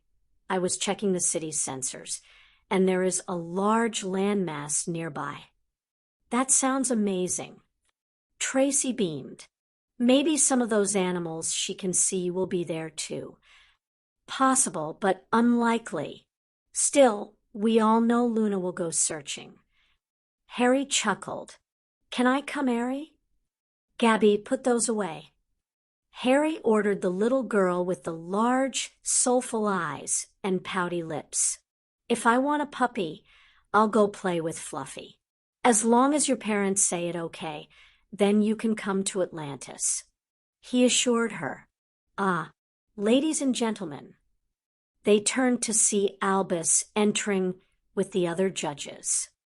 A wondrous performance you put on. Albie, it was the most boring thing I've ever been a part of. Harry said slowly and pointedly. And I spent 10 years living in a cupboard. He's right, Albus. Amelia snorted. We completely failed to give them a challenge. In Dumbledore's defense, we were not allowed to use dangerous creatures. Madame Maxine said unhappily, It's a sad day. when the professors of 3 schools can't put their heads together to come up with a decent challenge that will test the students' brains and ingenuity. Harry shook his head. "Watch it, mister." Penny grinned as she ruffled his hair. "I've already commandeered the 3rd task. Toyota Maheim and Yoshiko have agreed to help. I'm going to see if I can rope Ganos in as well." "Sounds interesting." Harry mused. "You have our scores, professors?" Fleur asked respectfully. Amelia took up that duty. "Harry is, of course, in first place. There was some argument over whether he cheated by using his ship, but that was put to rest by the fact that he created it and built it. We queried the professors, and they say they had no part in this particular vessel." "You created a new ship?" Tracy asked. "I wanted a much smaller version." Harry explained. "It wouldn't be fair to the squid, mere people, and other creatures in the lake if I dropped the original ship in the lake." "How did Fleur fit in?" Gabrielle asked curiously. Harry grinned. "It's bigger on the inside." Tracy just groaned. She would be having words with Dudley and Fiona. The pair were avid Doctor Who fans, and they had clearly infected Harry. Staying on track, Amelia glared at them. "Victor is in 2nd place by a single point, simply because Fleur was only fractionally slower in her completion." "Madame Maxime, Penny, please speak to the heads of your school's countries. Tell them that I would be willing to host the Triwizard Tournament on a regular basis, so long as certain rules and regulations are put in place. The main one being that the Goblet of Fire is never used again. Students should participate in internal school competitions to determine the champions." "Oh, Harry." Penny squealed as she grabbed him in a hug. She eventually released him to reveal a very red and grumpy face. "Why doesn't Ember ever rescue me when I need it?" "Colonel Jack O'Neill, United States Air Force." "What did you do to my men?" the colonel demanded as he sat at a table in a simple apartment with stone walls. "Nothing. I want to speak to someone in charge.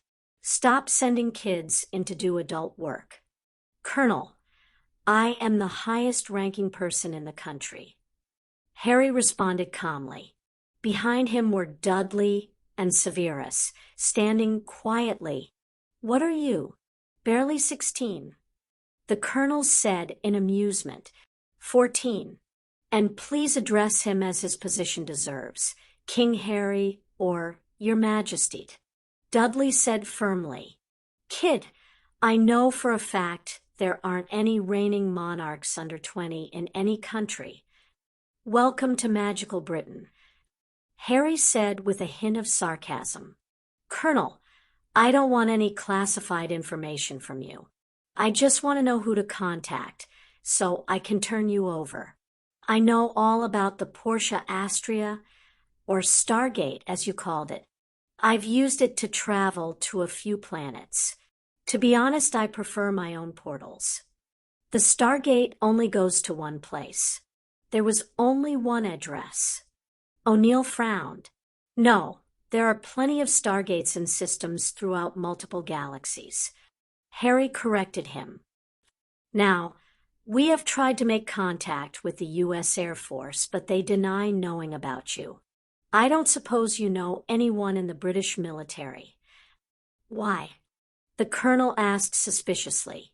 "Because I might be able to get them to come and take you off my hands so they can hand you back to your government." Colonel Jack O'Neill stared at the boy in front of him. The kid was relaxed, unconcerned, and didn't consider him a threat. He actually looked bored. "Where am I?" "A castle in Scotland. The precise location is secret, but that's just because the castle is also a school, and we keep it secret to protect the children." "You have an interplanetary portal stored in a school." O'Neill was skeptical of that. It's actually the most secure place on the islands. You are damned lucky we just took out R.A. O'Neill breathed out with a shudder. R.A.? The gold. Harry sat forward. O'Neill now had his full attention. You killed R.A.? The sun god? Yeah. He knew he shouldn't be revealing this information, but it wasn't really relevant to America, so it wouldn't compromise their security. Our mission was threat evaluation. We had a nuke R.A. turned up, and we had to blow his ship to save the locals and prevent him accessing Earth through the Stargate. Shit. Harry slapped the table angrily. Harry. Severus finally spoke up with concern. I told you about the Goa'uld. They have a loose alliance and hold themselves up as gods. R.A. was there. Leader. When they find out about his death, they will track down everyone involved. There's more of those creepy bastards. O'Neill asked in surprise. Millions of their species, thousands who have taken human hosts, and hundreds vying for positions of power. Harry growled. And you just managed to point them all at us. How soon will they find us? Dudley asked. I have no idea. R.A. was pretty much the only thing holding the Goa'uld together as an alliance. With him gone, they will start fighting for dominance. At best, we have a year. Their ships can reach Earth. O'Neill asked. Yep. They only use the stargates for cargo and cattle. They don't trust that it will be safe on the other side. Ambushes and whatnot. Wouldn't moving animals from one planet to another risk endangering the local ecosystems? Dudley asked. He was often reading the latest protocols that Harry's teams were developing for when they began interstellar travel. By cattle, I mean slaves, human slaves. Harry grimaced. How do you know all this? The colonel asked. I read. He's not talking about books found on Earth. Dudley quickly added. Harry already has one alien ally. You've made contact with extraterrestrials. O'Neill asked dubiously. Sure. Technically, they made contact with me. They saw me starting to travel in space and dash. You can travel in space. We've been traveling in space for over 3 decades. Why didn't they come to us? He demanded indignantly, probably because of that type of attitude. Severus sneered. O'Neill winced. Sure, not exactly a good example. He admitted. But still, why wait until a kid can do it? Perhaps because he achieved this as a child. Severus was beginning to tire of this conversation. It's irrelevant. Harry interrupted. We need to focus on the immediate threat. We need to come up with a plan. Harry said as he stood in frustration. Severus, he has 10 minutes to give you the name of someone who will acknowledge his existence and get us in contact with the U.S. government. If he still refuses, take the information. O'Neill's blood ran cold at that statement, but he remained impassive. It is a shame my allure does not work on him. Fleur commented to Phileas as they watched Harry pace back and forward in the Chamber of Secrets. He needs to relax. It is not just you he is immune to, my dear. Phileas sighed. Since he claimed the sword and throne, he is immune to nearly all magic. K. Phileas chuckled. I've been throwing calming charms at the lad since I arrived. He showed her his wand, held surreptitiously under his arm. That was you. Harry suddenly rounded on him. Well, stop it. It itches. Wait, the magic does affect you. Phileas asked with worry and interest. Only in so far as I know a spell hit me. Nothing more. Harry waved a hand nonchalantly. At that time, Severus entered the chamber. I have the names of several people. Madame Bones has them now, and is contacting the Muggle Prime Minister. All right, that's good.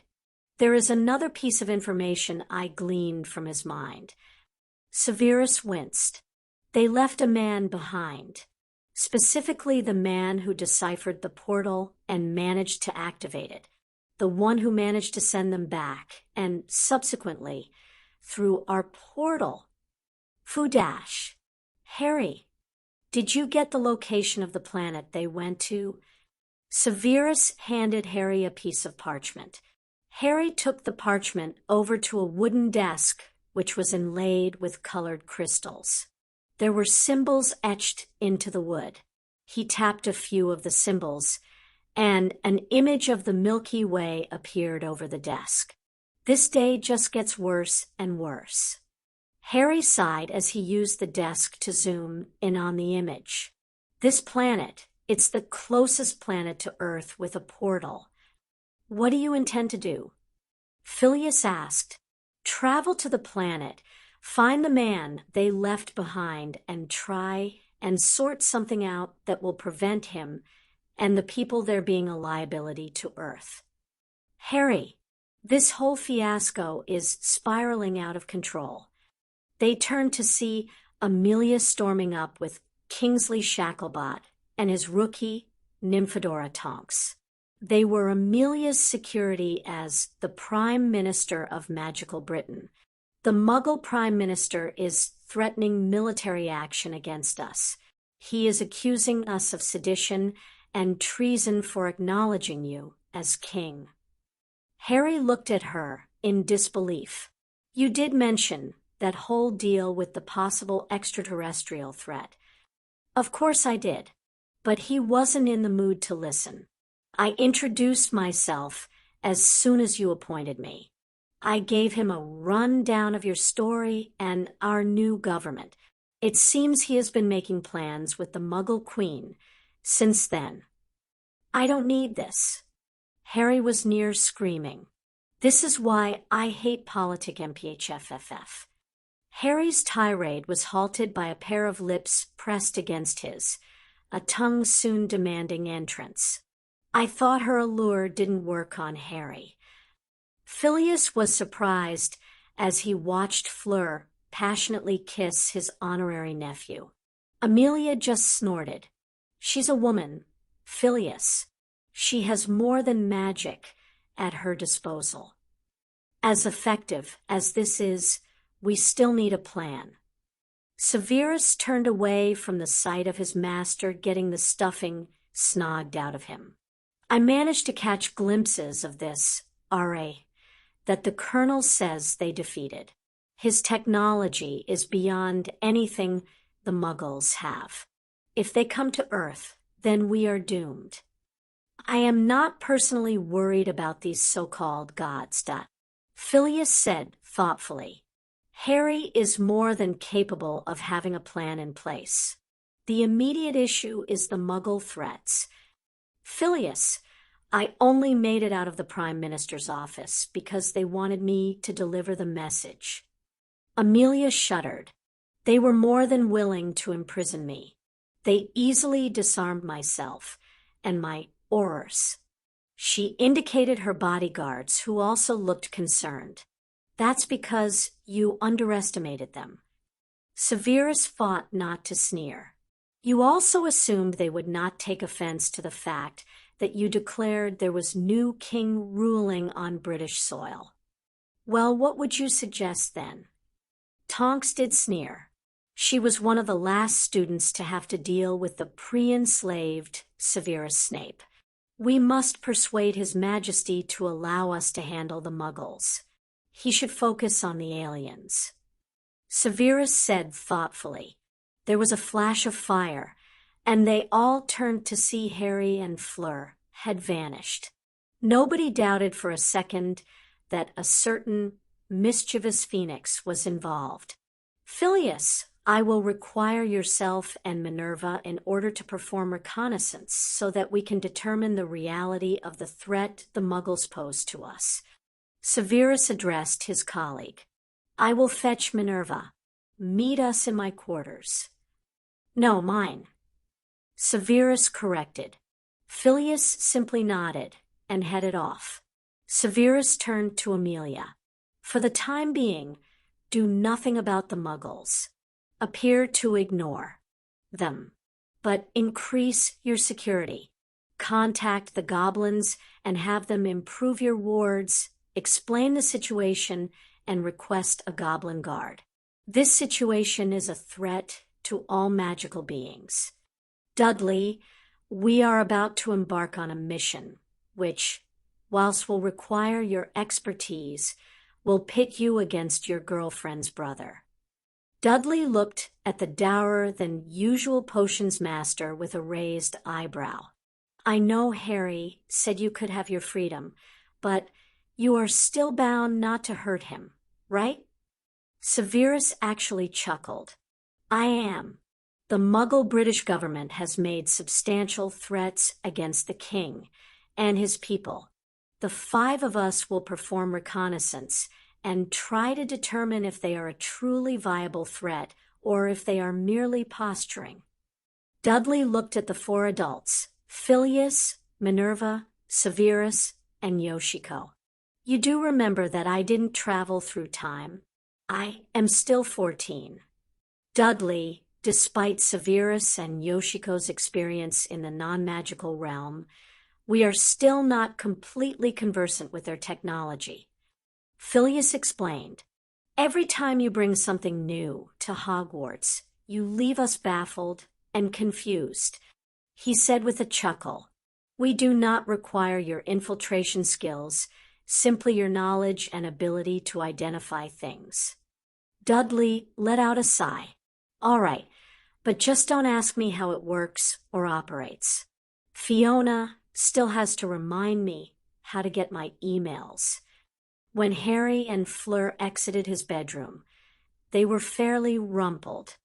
Harry looked a bit dazed, and Fleur had a satisfied smile. They were met by 4 unhappy and pouting girls. "Look, I will talk to Sirius and Agatha about formalizing a relationship when you all hit 16, but not before," Harry said in exasperation. "In the meantime, I will take you out and court you like you deserve. Physical contact will be carefully monitored until you hit 16. "Great. I have to wait till next March," Tracy complained. She was silenced by a hand on her shoulder from Gemma. "But I can be patient." She pouted. "As long as I get some alternate action to hold me over." Gemma had pointed out that she was already of age. Harry didn't want to show preferences, so he lumped everybody together, including Fleur. "Trust me, you might need some encouragement, but Harry can definitely hold you over." Fleur looked a little unsteady on her legs as she moved to sit down. The girls, bar Pansy, joined her as Pansy herself pulled Harry onto his chair and sat on his lap. He had a feeling the girls had worked out a rota. Gemma pulled out a notebook she always carried. She had taken on the role of Harry's secretary. Severus stopped by and said he was handling the Muggle situation. He suggested that you should focus on the gold. She frowned at him. "Gold," Harry corrected. "Those soldiers who came through the portal in the chamber killed one of them. The problem is that the rest will come looking for some payback. I'll ask Terence to create a briefing on the various projects," she said as she made a note. Terence Higgs had created a small club that consisted of all years and backgrounds. The Muggle Raised would bring technical devices for the Wiggle Raised to try and recreate with magic. The Wiggle Raised would bring magical devices for the Muggle Raised to emulate. Terry took great pleasure in naming it the Pottery Club. Harry objected due to there being no pots or clay involved, but Terry said that all they were doing was pottering about. I'm going to have to spend more time on Atlantis. Harry grumbled. I didn't want to research Ultron technology until our own was up to par. But if the bastards are coming soon, then I can't risk the wait. If I were you, then I wouldn't risk trying to get into any building until we can test the technology against magic. Dudley said gravely. They had just exited Albus Pensive, filled with severest memories as he toured a few buildings such as Scotland Yard. There were cameras everywhere, plus the metal detectors. And you are sure that charms and cloaks will not be enough? Minerva asked with concern. Some of the cameras used in the military can view heat. They can see the hot areas of your body. We need to find out if cloaks and charms will hide more than just what humans can see. I'll talk to Harry and ask him to get me some simple gear that we can easily test. Not to worry, Dudley, my boy. I will get funds from Aurora. She is always interested in new imaging techniques and will appreciate the chance to experiment as well. Phileas assured him. Chapter 26. Okay, Jack. This is how the world stands at the moment. Harry started as he sat down opposite the U.S. Colonel in his assigned rooms. You just got back from poking the hornet's nest, and as soon as they figure out you came from Earth, they'll be coming for their honey. You also left behind on the planet you called Abitus, the key scientist who managed to figure out how to work the portal and the address of both our planet and Abitus. Back here on Earth, your government is still refusing to acknowledge you exist. You are in legal and political limbo, as my Prime Minister put it. Also, the British non-magical government and their Queen has started to make threats against myself and my government. And Jack prompted, that's up to you. We got everything we needed from you and your men. We intend to head to Abitus and retrieve Daniel Jackson. We will also see if we can offer the locals some protection. Here are your choices. 1. You come with me and help me convince Jackson to leave peacefully and perhaps act as a liaison to the locals. 2. I have you and your men shipped to America. From there, you can do whatever you want. Both options have major downsides. Harry folded his arms and leant back. What downsides? Jack asked in consternation. Coming with me has a high risk of death. Going to America also has a high risk of death, or at least long-term imprisonment as they try and figure out how we compromised you. Can I talk to my men? Sure. That door leads to a connected room where you can all meet. They've got their own rooms that connect to it. Harry stood up. Please make a decision quickly. If you aren't going to help, then I at least want you out of here. So I have one less thing to worry about.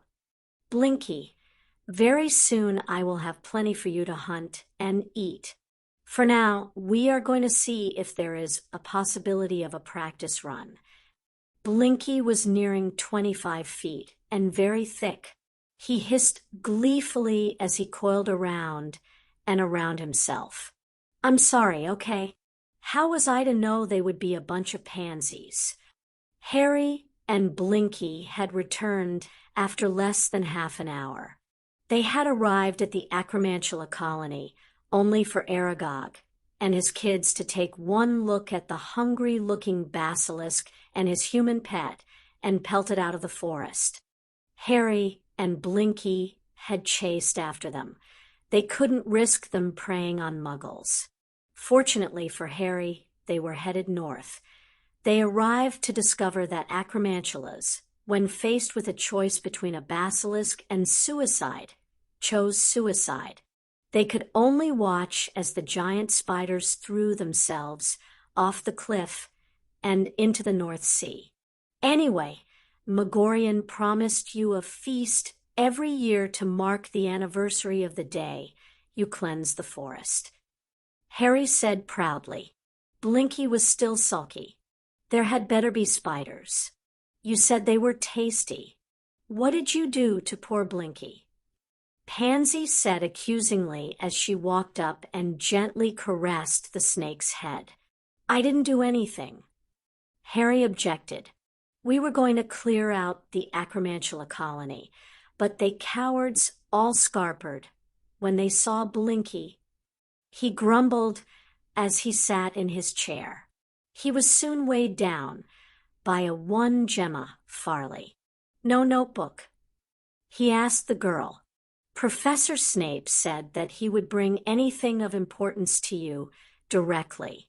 He suggested that you split your time between relaxing and preparing for the aliens. She smiled. He gave a laugh of disbelief. Did I ever tell you what he was like last time, and before we started Hogwarts? He asked the other girls. At their shaking heads, he continued. Severus Snape hated me. You see, he loved my mother, but my mother loved my father, obviously. This was all back when they were students. Anyway, Severus Snape and Lily Evans were childhood friends. When they got to Hogwarts, Severus fell in with the bad crowd. My dad and his friends considered themselves pranksters, which they were, but they were also bullies. The girl's eyes widened. But everyone says they were wonderful people. Tracy objected. Sure, but James was a Gryffindor, and a pure blood from an ancient and noble house. Severus Snape was a Slytherin and the half-blood son of a pure blood, and a muggle. Anyway, the problem was that Severus saw James chasing after Lily when he wanted her himself. Severus was alone against my dad and his 3 friends. It all came to a head when they severely humiliated Severus in front of everyone.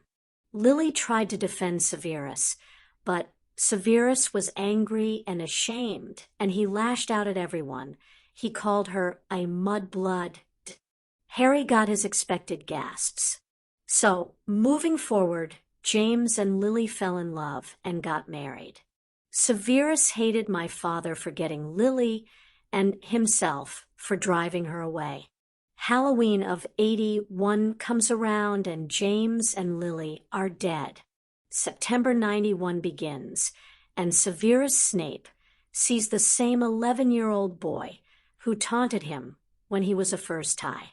He was filled with so much hate by this point that he took it all out on the miniature version of his old nemesis. He took points for breathing, assigned detentions for the slightest mistake. He took every opportunity to belittle me and my father, especially in public. As Gemma and other older students will be able to tell you, he would heavily favor Slytherin and penalize the other houses, more so for Gryffindor, as that was the house of his archenemy. But you said he was a spy for Dumbledore. He died, and you saw him dash. Tracy, just because someone is a bastard doesn't mean they are completely evil.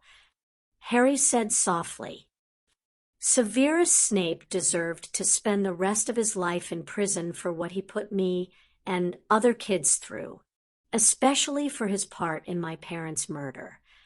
But then, Tracy couldn't figure out what to ask. Why is he so different this time? Pansy did know. We can never know for sure, Miss Parkinson. The 3 girls on the couch jumped at the deep and calm voice of the subject of their conversation. They turned and glared at Harry, who had a small smile. I can only guess that it was a combination of a fairly severe punishment and effective rewards and lessons. You mean the slave thing for the punishment, right? Daphne asked. I do. Severus nodded as he pulled his wand and conjured a chair. But Daphne said it wasn't bad being a slave. Tracy frowned. Miss Greengrass was made a slave against her will, but a majority of the unpleasantness was mitigated by the fact that her owner is someone she knew she could trust. I still had nightmares and bad days, Daphne said with a very depressed and sad look. It was a secret she kept from everyone, but Harry, he had kept a close eye on her at the beginning as he assumed she was in denial. But Harry took care of that too. I still get scared and have those bad days, but she trailed off and shrugged. You should have told us, Gemma said softly as she climbed off Harry and moved to sit on the couch with the others to comfort the enslaved girl. It's not that simple, Gem, Harry said with quiet authority. Just remember how you felt when Flint made his mistake in Great Hall. If you had the chance, you would have told no one. Daphne also had that chance. She freely shared it with you three, but it is a whole different kettle of fish to talk about it, and the consequences. And we did talk about it, Daphne said as she leaned into the older girl. We would sit up at night and discuss our fate. She looked at Harry sadly. We weighed the pros and cons of being subservient to you. In the end, all we could do was hope you were as good as you appeared. As much as I abhor stroking his ego, Harry has clearly proven himself, Severus said with distaste. He ignored the grinning idiot in the armchair. I am happier, content with my life. My reputation and career has never been better. I am married to a beautiful woman. All these are things he could easily have denied me with just a few words. They were quiet for a few moments as they each contemplated the what-ifs of their personal situations. It was Harry who eventually broke the moment with a muttered comment of self-loathing. I should have had you churning out Felix Felicius Day and Night. The girls giggled as Severus glared at him. I did come here with a reason, he said indignantly. Dudley is aiding us ably with our assessment of the threat posed by the Muggles. Whilst it appears that they do have methods for detecting us through our invisibility methods, they have no such techniques that can defeat polyjuice, glamours, or metamorphs. Harry wrinkled his brow in thought. Tell Tonks that she is to be replaced as part of Amelia's immediate bodyguard. I want her to report to me, Dash. Give me your idea in brief, and I will handle it. You must learn to delegate. Severus interrupted with a hint of passion. Amelia is more than capable of handling herself and the safety of the country. That is, after all, why you appointed her as Prime Minister. None of us, however, have the knowledge or understanding to deal with extraterrestrial threats. You must focus on that. Harry sat forward and looked at Tracy with a serious look. Tell me truthfully, am I really the one in charge? They tell me you've made a decision. Harry said simply as he took a seat at the long table. Opposite him were the Colonel and his men. We'll help you with Jackson and Abidas. O'Neill said gravely, but that's it. We can't take any action that violates our military oaths. Yeah, I read your oath. He chuckled at their looks of surprise. I research as much as I can. The internet is growing at an exponential rate and information is exceptionally easy to obtain. Just remember how you end your oath. He said seriously, so help me God. Now, I'm not religious myself, but you need to ask yourselves whether your God is only interested in America or if he cares about the rest of the planet too. What about the rest of our oath? One of the men, Kowalski, demanded. We swore that oath to God to uphold America. First of all, I have no intention of asking you to fight for or against America or Britain. Second of all, you should bear in mind the following. No planet, no America. Oath broken. At that point, Dudley, who was still their primary source of information on Muggles, even though it was mostly from movies, stepped forward. We aren't interested in America's secrets. We don't care about any black ops you took part in, who you may have assassinated, and so on. What His Majesty wants, and, to be honest, what the planet needs, is your skills and experience. His Majesty is more than capable of handling this threat, but that does not mean he won't be in mortal peril. Mortal peril. Harry had had the Marauders create a new map based on the clock in the Weasleys' home and the holographic map in the Chamber of Secrets. In the event that someone on a specific list was in danger or needed aid, then they would be highlighted. What really annoyed Minerva was that it relied on the arts of divination and scrying. Sybil Trelawney was now sober and enjoying her work. What really got in Minerva's craw was that Sybil's star student at scrying was one Hermione Granger. Of course, Hermione was a bit embarrassed too, having apparently made the same scene in her first divination class as she did in Harry's first time through. Gentlemen, at this point in time, you are in political limbo. Amelia was also present at this meeting. All we are offering is the chance to do some good, rather than waste what could be anything from weeks to the rest of your lives sitting in these apartments. All right, Harry said as he stood up briskly. You've already agreed to help with Abitus. We will head out tomorrow, so rest up. We will take the future on a case-by-case basis. Fine? O'Neill looked to his men before turning to Harry. But we have the right to refuse. Deal. Harry hated meetings. I thought we were going straight to Abitus. O'Neill gestured to the portal that Harry had marched past. We are. Harry called back without stopping. The men jogged to catch up. You have a second Stargate? Kowalski asked. Nah, but you said the gate was going to be buried on Abitus. Besides, I'm not a fan of those portals. I tried it a few times and discovered that they aren't entirely safe. For instance, if you were to step through that thing and someone followed but you didn't move, then that person is likely to get knocked back into the portal. They would be killed instantaneously because they are one way only. You'd be lucky to still be standing after coming out. You saw how we came through. O'Neill reminded him. Sir, I'd been meaning to ask something.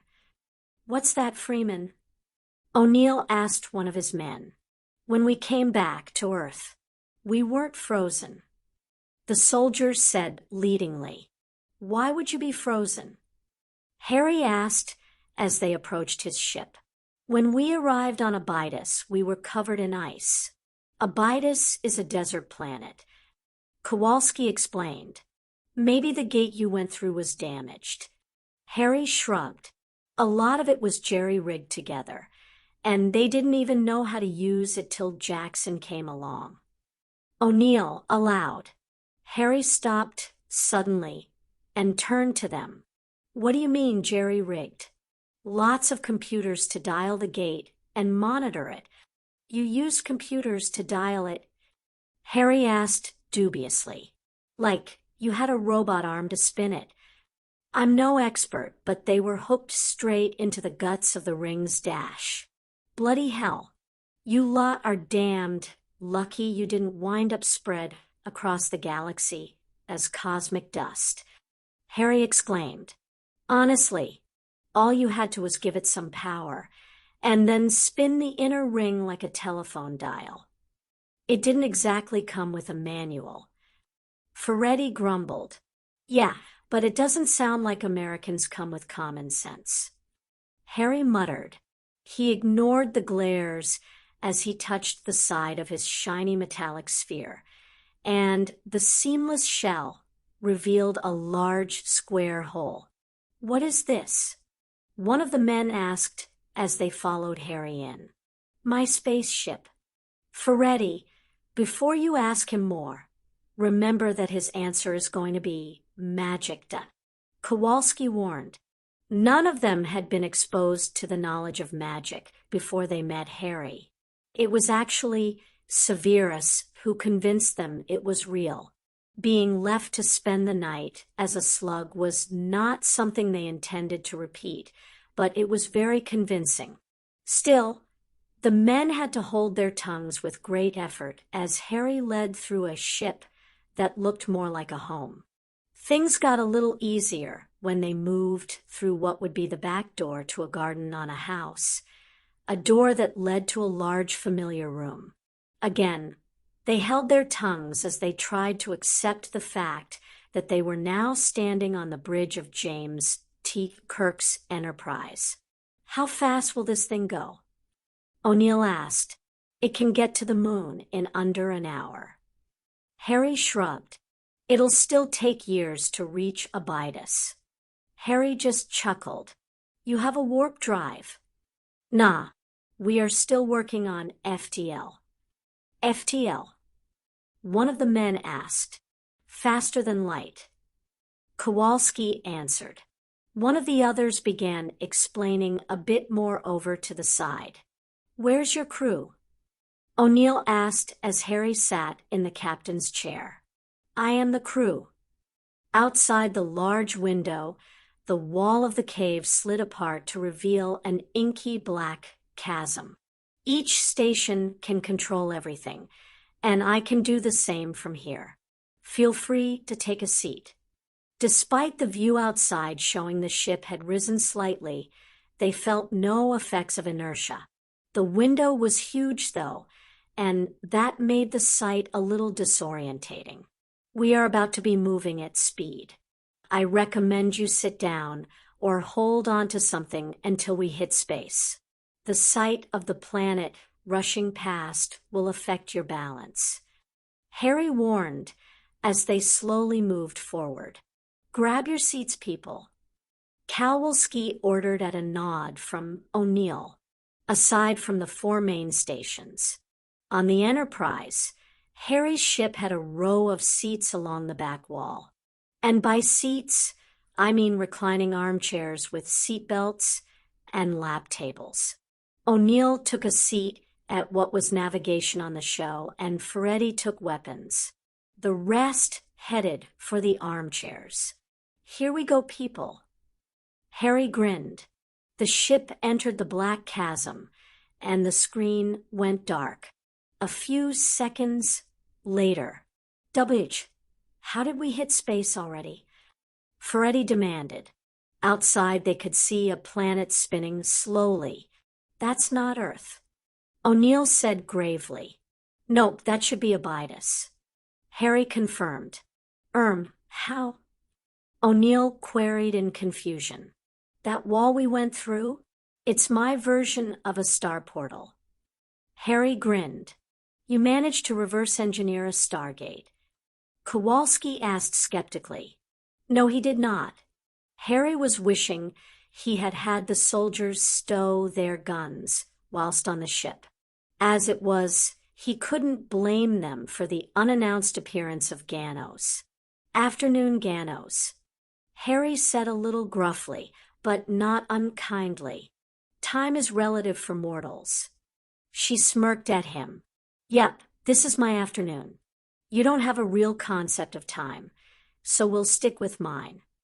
Harry said matter-of-factly, "Ganos, meet Colonel Jack O'Neill and his team. They are American soldiers that dash. Albus informed me of the details." She assured him, "I was just there, and upon hearing of your mission, I thought I would come to observe your first trip beyond your world. Ganos, I've been to Atlantis already, but there was little for you to do." "You mean other than saving the city from being crushed by the ocean?" O'Neill was getting annoyed by this point. "Excuse me." "Oh, right. O'Neill, Guys, meet Ganos. She's a friend and the one who warned me about the evils in the universe," Harry said absently as he began to move the ship closer to the planet. The colonel moved closer to Harry and asked quietly, "Are you sure she's not one of those evils?" Harry looked at him with an unimpressed expression. "A few days ago, you came barreling through my Porta Astria and invaded my home. You refused to explain yourselves. Do you honestly think you're in a position to run background checks? If it involves the safety of the planet, then yes, it's my responsibility." "No, it's mine," Harry said firmly. "And if we wanted to compare track records, I think you get the picture." O'Neill wasn't pleased to have that brought up again, but he turned his attention to Ganos. "Why approach the kid?" he asked. "Are you referring to the High King of Britain?" she asked with a slight glare. "A man who has faced things you have heard of only in horror stories, who had responsibility thrust upon him before he had even reached puberty, who has proven himself again and again that he is honorable." Yes." He looked suitably sheepish at that. "And you would prefer I approached you and your people?" She continued, "A people known for subjugating those who differ from themselves, for wiping out entire cities of civilians, who, in their arrogance, ventured through a portal to another world and carried a weapon that would annihilate all who lived there." O'Neill stood there, his mouth opening and closing. I need to check my gear," he said before walking off hastily. "You enjoyed that," Harry said with a smirk. He didn't look up from the large slab of crystal that acted as a display. "I have been watching humans since I ascended. I felt it was our responsibility, unlike my fellow ascended," she said with a hint of disgust. "The problem with humans is the same as it was with Alterans. The leaders are always, as your people would say, politically minded. In my time watching humans evolve, the only leaders who do not care about politics are kings and dictators. As the ultimate authority, they have no need to pander to the needs of others. And them," he gestured behind him. Ganos paused, choosing her words carefully. "Many of them are good men. They wish to serve their people and aid others. Unfortunately, ego prevails. As you saw with their leader just now, he felt a sense of entitlement that he should be in charge of humanity's safety. Instead, you lumped it all on a 12-year-old. Harry, I was not expecting you to have to deal with this for decades," she said sadly. "I told you what was out here because I hoped that it would push you to new heights. I wanted to see you create more wonders and explore the universe. That is why I sent you to Atlantis and the Pegasus Galaxy. The threats there are currently dormant. Still 12. He repeated with a pout. Ganos just chuckled and moved round to the console, nudging him out of the way. "Here, this is where you will find the Astria Porta and the man you are looking for," she said as she manipulated the data. Harry looked at her with a raised eyebrow. "You would have found it soon enough. I am just speeding things up." She smiled fondly at him. "But I should go. I will visit you later. All right, men, we're heading to the surface." Harry had landed the ship a mile out from the tent city that the Abydonians lived in. He didn't want to scare them. This meant that they had to march through a mile's worth of sand. "Hey, Ferretti, look. It's Jackson's girlfriend." One of the men laughed as they pointed to a free, roaming, shaggy bovine-type creature. "Huh," Harry muttered and walked off towards it. Harry, O'Neill queried as he followed. It's domesticated. Harry commented without stopping. True enough, the men could see it was wearing a harness that the creature could not have put on by itself. Harry did stop about 20 feet from it. Ember, the little bird, who actually managed to reach its full size this time, flamed in, making the men jump. Go and ask Luna if she would like to see this. He then reached out and gently snatched the little rascal out of the air by the neck. Ask, he reiterated. Ember clearly pouted before vanishing. Do we have time for this, sir? Kowalski asked his CO. It's only polite to bring a gift when visiting someone. Harry answered for him. Trust me, even if this guy doesn't belong to your friends, they will appreciate it, and so will he. It can't be easy to survive in this environment, but if he has, then he can probably show others how to. Before they could continue, Ember returned with 2 passengers. All right, which of you 2 invited Hagrid? Harry asked Riley. Ember and I discussed it and agreed that he would both enjoy seeing it and be helpful. Luna said primly, as if she was daring him to challenge her, and the flaming nut job's decision. Good call. Harry nodded with the same expression. So, I will leave it to you 2 to introduce yourselves. He gestured to the nearby animal. As it was a domesticated animal, it didn't take much for the unusual pair of tiny Luna and giant Hagrid, or Little and Large as Dudley had dubbed them, to get the trust of the animal. It was only 5 minutes later that they were trundling along towards the tent city with Luna riding happily on her new friend as Hagrid strolled beside them. Huh, I was expecting it to be a good deal smaller, Harry commented as they crested a dune and spied the settlement. All right, you go ahead and say hi. Warn them we are coming, and we will follow when you give us the signal. And what is the signal? O'Neill asked. Just wave. I'll see you. Ferretti, you and Adam stay here. The rest of us will go on. O'Neill ordered. As they moved off, they could hear a very put-out Hagrid ask, "He does know you're the king, right, Harry?" 20 minutes later, and the group was back together as O'Neill and Jackson introduced them to Jackson's new father-in-law, Kasuf. Jackson was a nervous-looking man with shaggy hair and glasses. He acted as a translator for the group. "The Queen is dead," Jackson asked as Hagrid corrected O'Neill, not giving Harry's proper title. "It's a whole thing, Daniel. Just make the intros." O'Neill sighed. Suddenly Kasuf was bowing and talking rapidly. Harry stepped forward and raised him standing straight. He then clasped the man's arm. "I am a leader. You are a leader. We are equals," Harry said firmly. Jackson translated. Kasuf looked about to object, but Harry gave a pointed look to the man's people behind him. Kasuf understood and was grateful. He added his other hand to Harry's arm and smiled gratefully. Kasuf released Harry's hand and briefly clasped the hands of Hagrid and Luna.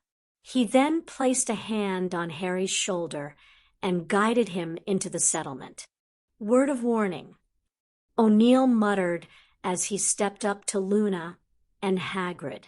"The last time Kasuf took one of us off like that, he came back with a wife." Hagrid just laughed. "He's got 5 girls back home trying to tie him down, and he's been friends with them for years. Can't see him being caught by some stranger. It will be fun to watch, though." Luna smiled happily as she took Hagrid's hand and led him off. They found Harry and Kasuf sat around a fire as Kasuf handed him a drink.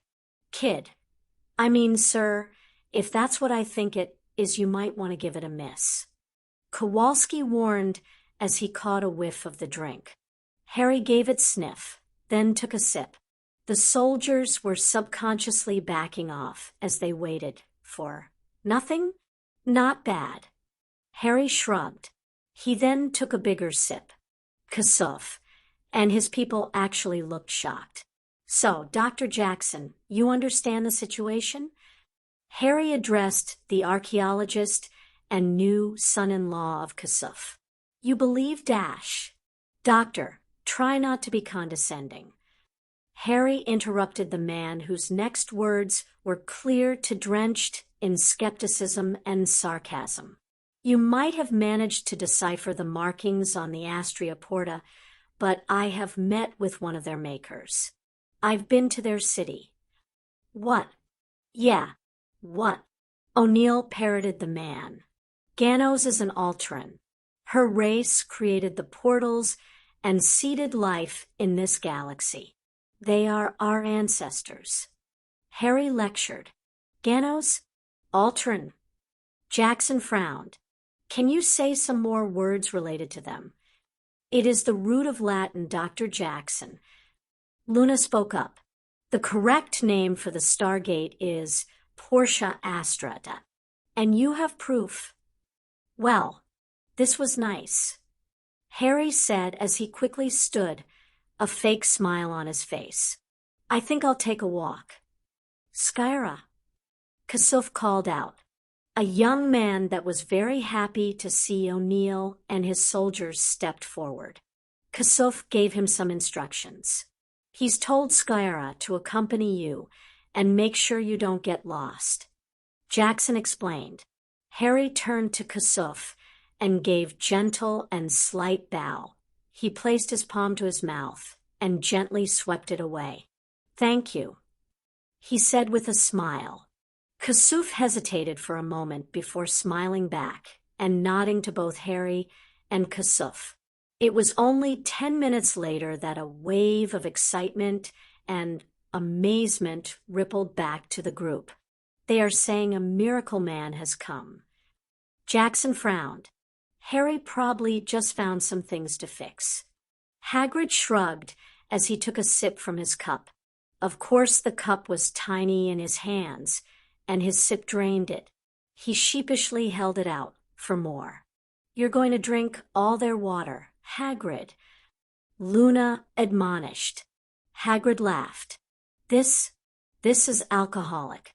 They drink this for fun, not because they're thirsty. But it's liquid. She frowned. Alcohol dehydrates you. O'Neill explained. It's part of what causes adults to wake up with hangovers the following morning. Worth it. The Colonel glared at Ferretti. I think Mr. Kasuf wants to go and see what Harry is doing. Luna smiled as she saw the man stand. I'll just wait here. Hagrid said with embarrassment. I'll wait here too. Maybe Hagrid and I can do some of our own miracles. Luna smiled at him. She was well aware that Hagrid was worried that he would get caught on the tents and bring them down. Kasuf and the Americans were surprised to see Skyra talking animatedly to Harry. What happened here? O'Neill tried not to make it a demand. O'Neill, Harry taught me English. Colonel Jack O'Neill stood there, nonplussed.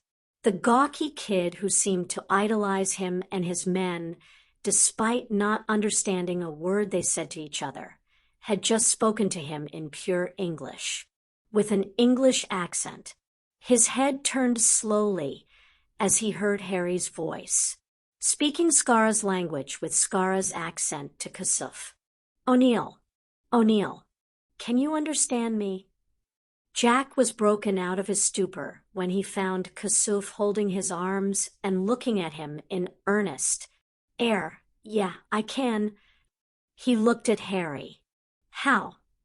Similar to how Sev got contact info from your mind. First I put English in Skyra's mind, and then asked him if I could copy his language. Harry grinned. You can just make someone speak another language? Kowalski asked incredulously. It's more like I can teach them. The mind works incredibly fast. I go in, find the subconscious, link it with mine, and either prompt for teaching or initiate teaching. I actually got the idea from my godmother. She can speak German, and when I was trying to help her, I discovered that I had learnt the language as I tried to learn more about her. And any one of you people can do this. It takes a person trained and skilled in the mind arts. Harry shook his head. Only Severus, Albus, and myself know how. I think Albus wanted to teach his friends, as he was big on the international arena. Is this the miracle they were talking about? Jackson asked. He was a little put out that his skill as a linguist was suddenly rendered redundant. Miracle? Skyra lit up with a smile. Harry healed our wounded. He led Jackson to a tent that was filled with the injured from when RA had attacked them. I thought magic was a secret. O'Neill turned to Harry. On Earth it is. Welcome to Abydos. Harry smirked. I know this is your home, but it is very dangerous. If these monsters come back, then you won't stand a chance. Harry was seated around the fire in serious discussion with Kasuf. Luna and Hagrid had already returned home. O'Neill will defend us, Skyra said confidently. O'Neill nearly got himself and everyone else killed last time. The Colonel wanted to object, but he couldn't in good faith come up with a valid and truthful argument. Last time he got lucky. There was one ship and one gold.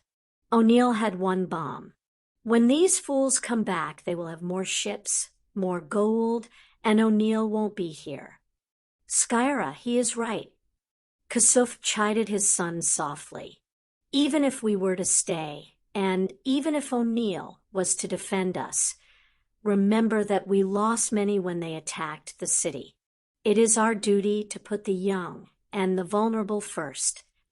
I'll come back tomorrow with a friend. Harry explained. They will take a group you select to visit a few planets. You can then see if any take your fancy. Sound good? Kasuf gave a sad but appreciative smile. It sounds necessary. Sir, I had an idea about how to get back home to America. Colonel O'Neill turned to the man under his command. Go ahead, Adams. Well, we only came back through the other gate because it was activated. What if we deactivated it, so we would have to exit through the other gate, our gate? O'Neill turned to Harry. It's possible, but like I warned you, if they have the gate blocked, you will simply die. We could send the probe through first. The soldier suggested. Adams, if you ever get bored with the Air Force, contact my cousin, Dudley Dursley. You can come work for me. Harry grinned.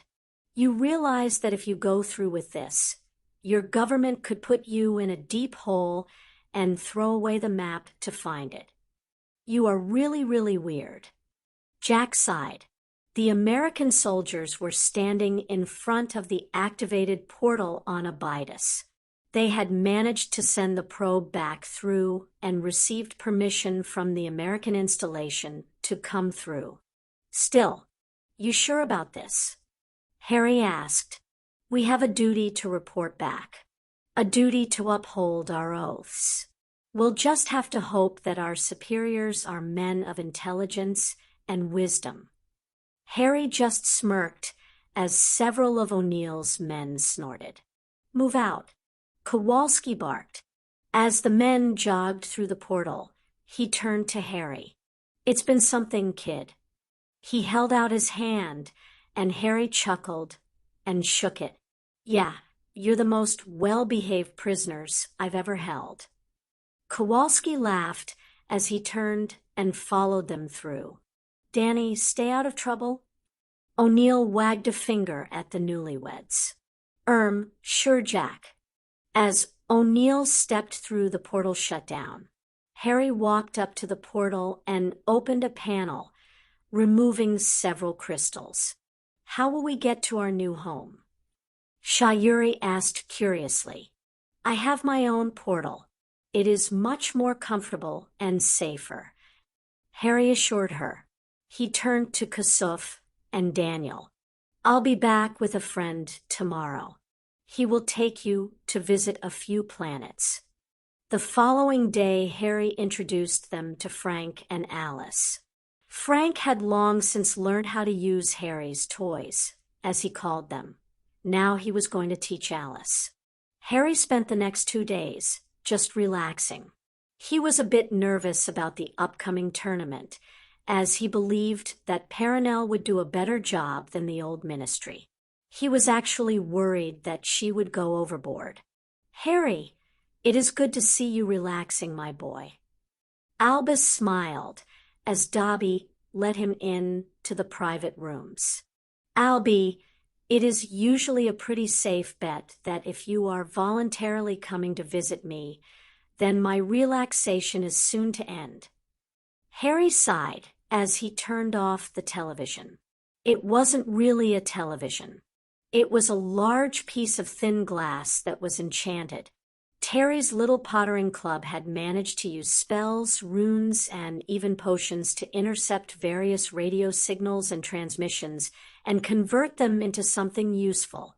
It was similar to the consoles used to control Harry's ship. I can't see how the reason for my visit would cause that, but we both know what they say about the best laid plans. He twinkled. Finally found time to read your retirement present form, Aunt Minnie. Harry smiled. So your purpose. Albus wordlessly handed over a small pouch. Harry opened the pouch and pulled out a pair of spectacles. He looked at Albus before putting them on.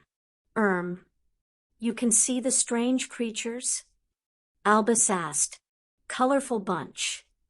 Harry said dryly. And familiar. Yes, I am afraid my contacts were able to create a charm to allow us to see what Miss Lovegood sees, but not how to help her. Not see? Albus was clearly disappointed.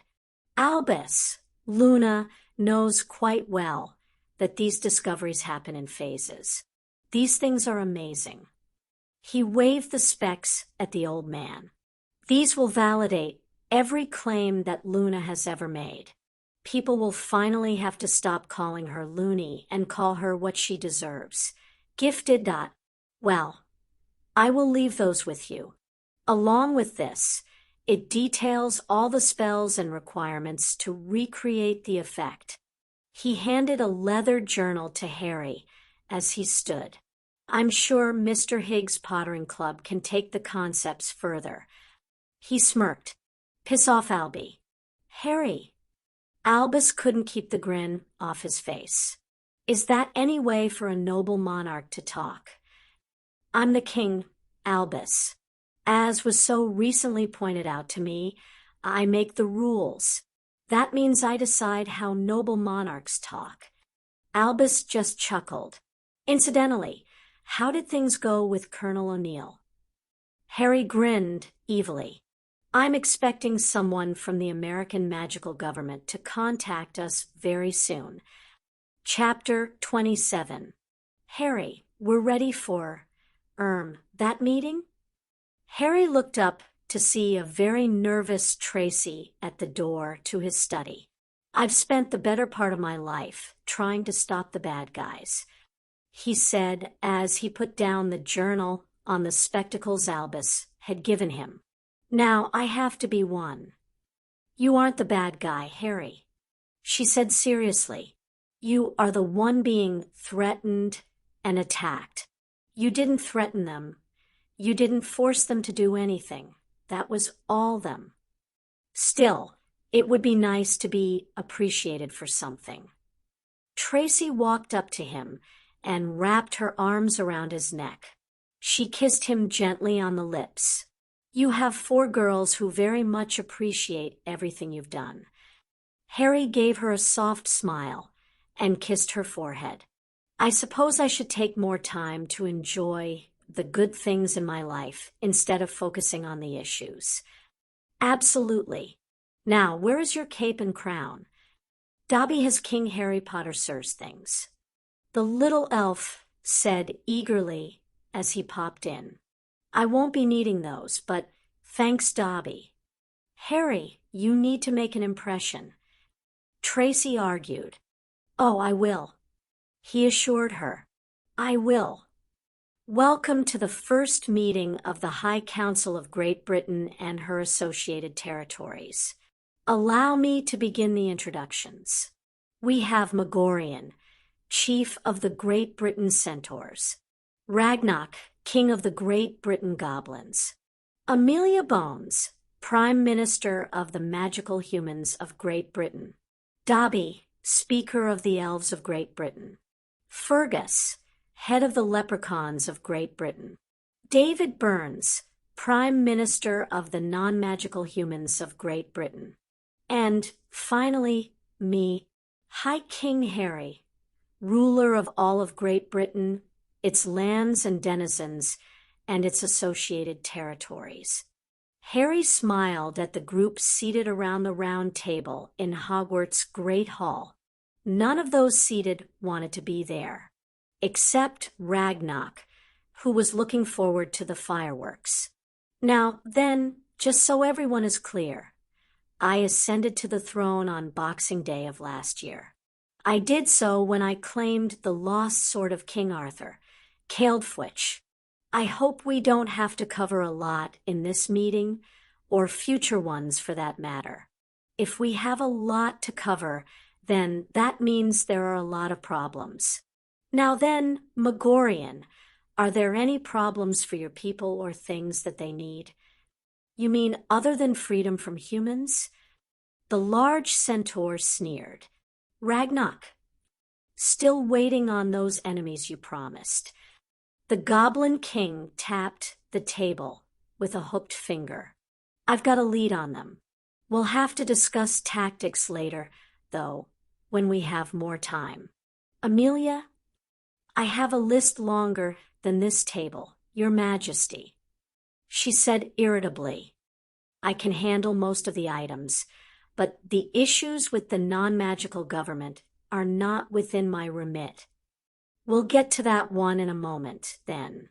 Dobby, elves are happy king, Harry Potter, sir. Whis is having lots of cleaning to dose. The little guy said nervously. Excellent. Speak up if you think of something. That's an order, Dobby. Harry said pointedly. Dobby nodded reluctantly. Fergus. Harry queried the short man in green. Is this an insult, boy? Sitting me next to the elf. The red-haired man demanded. Dobby is putting Lucky Man's there, so he and Dobby can see. Prime Minister Bonesy and Prime Minister Burnsy are still too big to see past. Dobby said indignantly. David. Harry chipped in before the pair could devolve to fisticuffs. You don't get to make requests or demands today. You will be lucky if you leave here a free man. Harry was not smiling.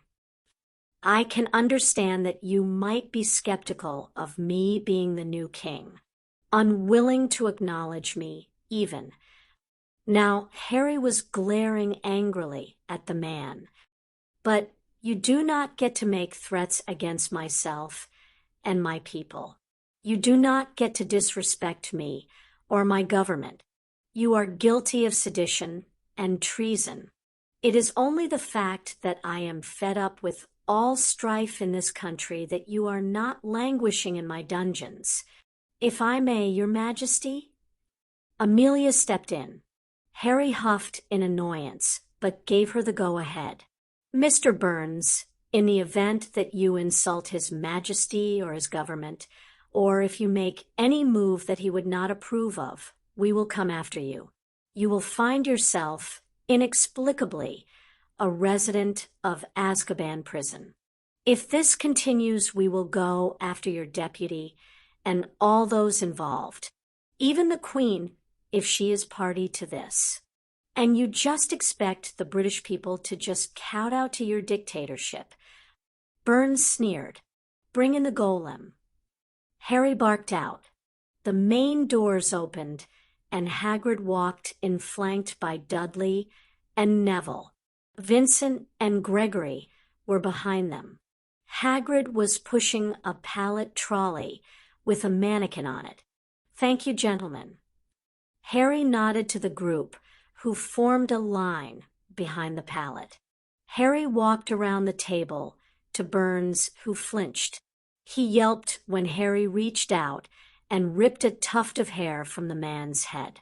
I know you are aware of charms, potions, transfiguration, and the like. I am also fully aware that you have the ability to detect individuals using invisibility cloaks. This golem is your replacement. Harry placed the hair in the mouth of the golem and tapped it on the head with his wand. The terror was clear on the Muggle Prime Minister's face as the golem took on his form, naked as it was. Your memories can be copied into this replica. Harry explained. It can be programmed to be completely loyal to me. I don't want to do this, David. Harry said with a tired and sad look. I don't want to have to take away your freedom, but I also can't have you as a threat to myself and my people. So, you have a choice. You go back to Downing Street. You gather who you need to and explain the situation to them. Then you go to your queen and explain the situation to her. And you make sure that this dash, he gestured to the replica, is never needed. And Burns swallowed, his throat suddenly very dry. And what is the situation? I am the High King of Great Britain. You and your queen serve at my pleasure. I have no real issues with how you have run your non-magical government, but you failed abominably with regards to the magicals. Do something stupid, and I will be forced to act. So don't be stupid. Harry tapped his wand on the man's chair. It glowed blue for a second before vanishing with its occupant. And this is what we can expect from humans. Megorian sneered. Careful, I can always bring back the acromantulas. Harry said warningly. Harry was actually bored for the most part. Whilst he himself didn't attend classes, the others did. He spent his days in the lab, tinkering away, whilst Terry would sit in the corner at a desk, reading the latest ideas from his club. Speaking of the club, it had garnered international fame. The magical televisions and other breakthroughs were spreading wildly.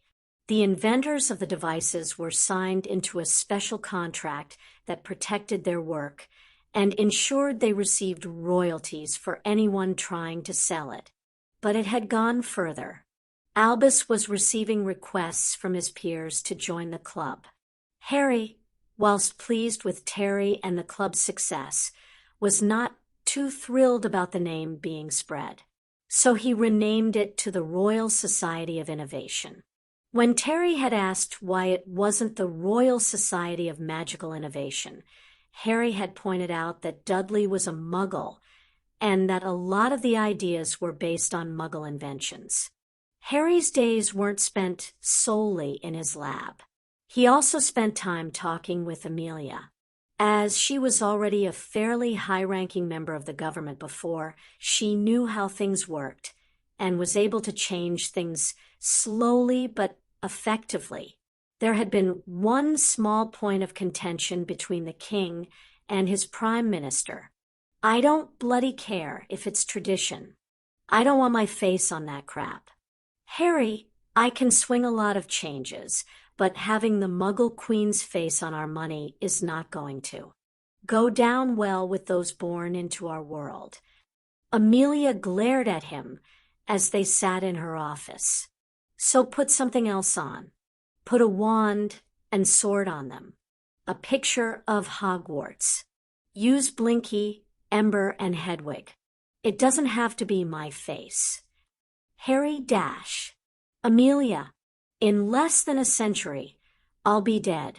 You'll have to change the damned picture again. Phoenixes are eternal. Owls represent wisdom. Snakes are pretty damned cool. Harry, I'm overruling you. Why do people insist that I'm in charge? Harry, Madam Bones just sent a message.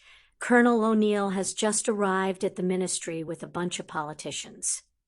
Gemma informed him in his study. Oh, I didn't realize, Dash. Relax, Gemma. Meet the New Zealand Mudahor macaws and their mascot, Sparky. This is their captain, Hemi Pokana. Harry gestured to the large group of hulking men dressed in midnight black robes. And their phoenix. This is Gemma Farley, part of my family, and one of the people who holds my leash. Harry informed the men with a grin. Gemma, tell Amelia we'll meet in the Great Hall in 10 minutes. Yes, Harry, she said nervously. She turned for the door before she turned back and quickly curtsied to Harry. As the door closed, he banged his head on the table. She is a very lovely child. The leader of the macaws said with a confused look at Harry's actions. She's one of the best. Harry's voice was muffled by his face embedded on the desk. He looked up and brushed his fringe off his forehead. But she should not be curtsying to me in my own home, which is also her home. Probably our fault, boss. One of the older men addressed his leader with a grimace. We did come here all gussied up. Well, you've made it clear how you want to be treated, so we can help set an example if you want. The leader offered Harry. Are you sure about this? Harry asked gravely as he stood from his desk. I haven't told the others, but I don't really expect to have a long life expectancy out there. I'm ill-equipped, ill-informed, and ill-prepared. This is what we've trained for. Harry, we enjoy a good game of Quidditch, but we are warriors. Sparky always warned us that being a part of this team was in preparation for something very dangerous yet very important. We might not know the details, but we certainly know the possible consequences. Well, then you can come and sit in on this meeting. Colonel O'Neill is one of the soldiers that came tumbling through my Astria porta the other day. Incidentally, they call it the Stargate. We had no luck getting a response from the Americans as they disavowed any knowledge of the men. One of them, though, had the idea to send them back to their portal. I've just been waiting for them to get in contact with me. Harry led them out of his quarters and into the hallway. They headed down to the Great Hall. They were greeted by Amelia, O'Neill, and the Americans. Your Majesty, may I introduce Ambassador Lee of the American Magical Government, Ambassador Jones of the American Muggle Government, and, of course, you already know Colonel O'Neill, United States Air Force. Gentlemen, this is His Royal Highness, King Harry of Great Britain. Amelia and Jack both bowed. Ambassador Lee gave a very slight bow, and Jones remained rigid. The men behind, Harry scowled at the ambassadors. Good to see you made it home safely, Colonel. Yeah, thanks for that. Would have been nice to know you'd tied a message to me. Jack said dryly. Your Majesty? Amelia queried. I wrote a message that pretty much said to contact the British magical government. I then tied a Muggle Notice Me Not charm to it. I figured the Colonel would run into a magical at some point, even if he didn't realize it. Harry had a smug look on his face. You wrote it in permanent marker. Well, it would have been pointless if you'd washed it off too soon. Could we move this along? Ambassador, Lee said irritably, I do have more important work to do. More important than protecting the planet, and thereby America, from alien invasion and subjugation? Harry asked with narrowed eyes. Lee just rolled his eyes. He was clearly unconvinced and unimpressed. Get out. Excuse me? Ambassador, Lee was surprised at the flat order. Leave. Immediately. You are not welcome in my home or in my presence. Quite frankly, I don't even want you in my country. Do something about that, will you, Amelia? Maka, Jacobs, escort the ambassador to the ministry. Wait with him there until Prime Minister Bones and Ambassador Jones can join him. Hemi ordered his men. Amelia, gentlemen, this is Hemi Pokana, captain of the Mudahora Macaws. They have volunteered to join my people in defending Earth from invasion. Harry introduced them. Amelia recognized the Quidditch team, but she kept quiet as to that fact. Harry turned and entered the hall, the large double doors opening on their own for him. Instead of the round table, there was a simple long table. Harry moved to the head of the table, where a large, ornate chair waited for him. Amelia sat at his right, and he invited Hemi to sit at his left. Hemi gestured for his men to sit on Amelia's side. This left his side for the colonel and the ambassador. They recognized the power play, but didn't comment. Well then, gentlemen, Harry addressed the Americans. Part of the reason I wanted you to contact me was to inform you that you cannot use your portal. Ambassador Jones cleared his throat with a scowl. Your Majesty, I'm not sure if you realize this, but the United States of America is a free and independent country. We do not take orders from others. Harry saw that Jack was trying not to wince. I am well versed on history, Ambassador, he said with a smirk. I suppose you could ignore my advice and continue to use your portal. Just bear in mind, it will be a one-way trip through for those you send. If I may, Your Majesty? Jack spoke up quickly. Harry nodded. Ambassador, King Harry has extensive knowledge of the Stargate system and how it works. So long as his gate is up and ready, all incoming connections will go to his gate. Anyone who we send through ours will arrive back on Earth through his. The ambassador frowned in thought. My advisors did mention this scenario. They also recommend that you either turn your gate over to us or that you shut it down.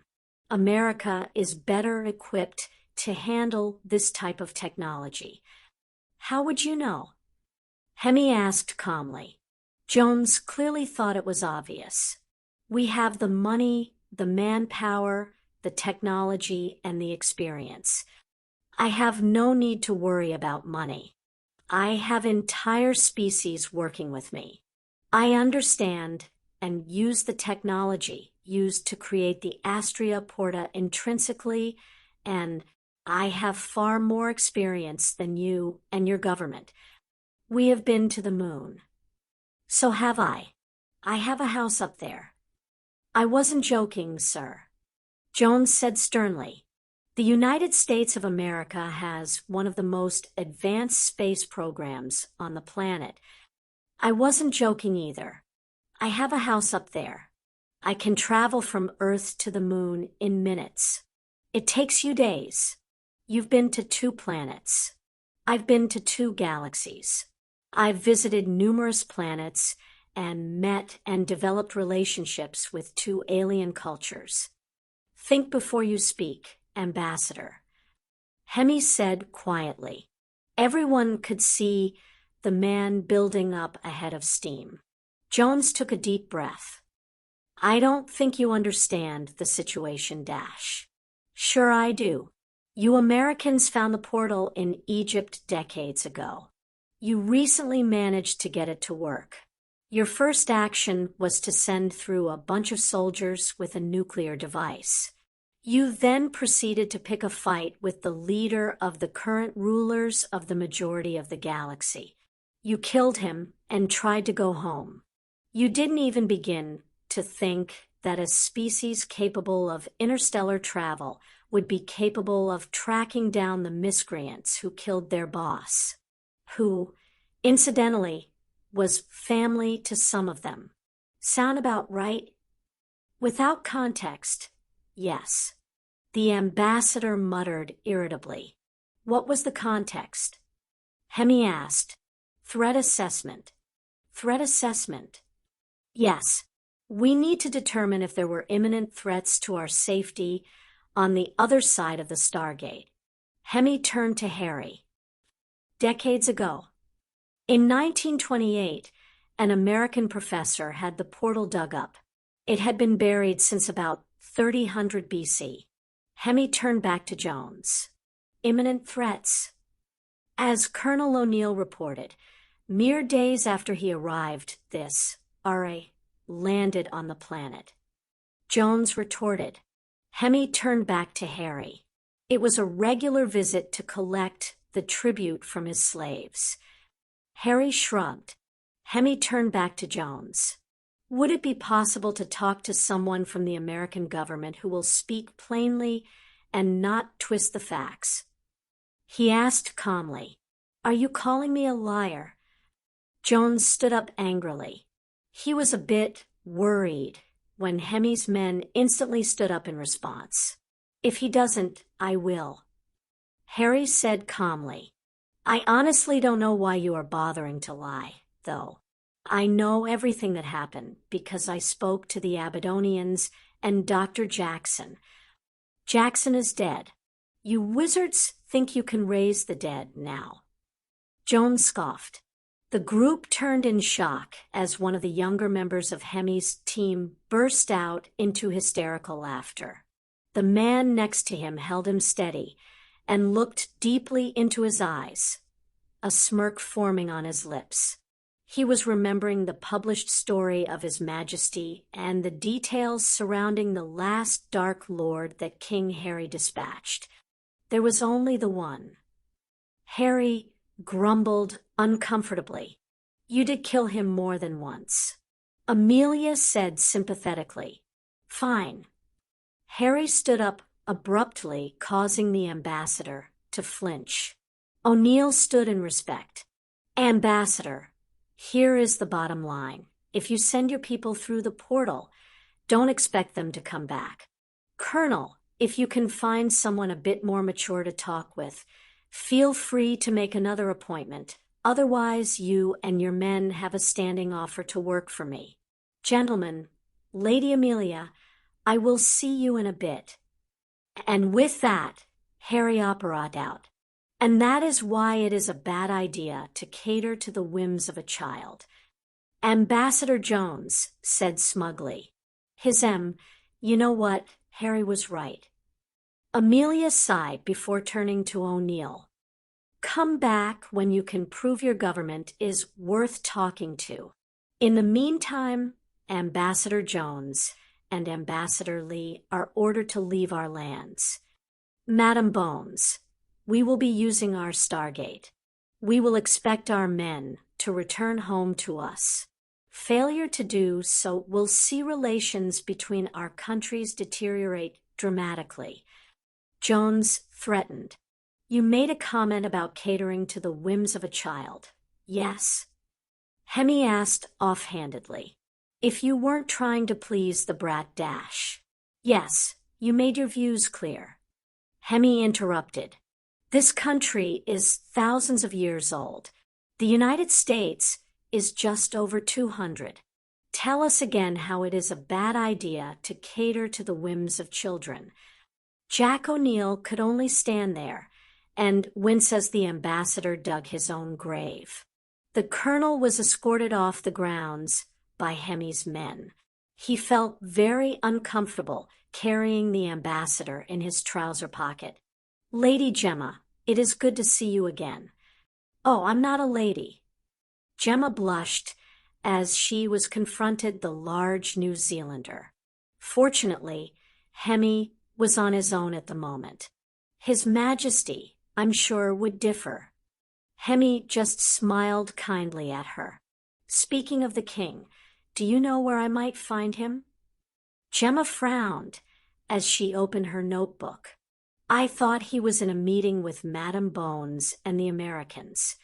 She turned to the back where there was a copy of the Marauders' map.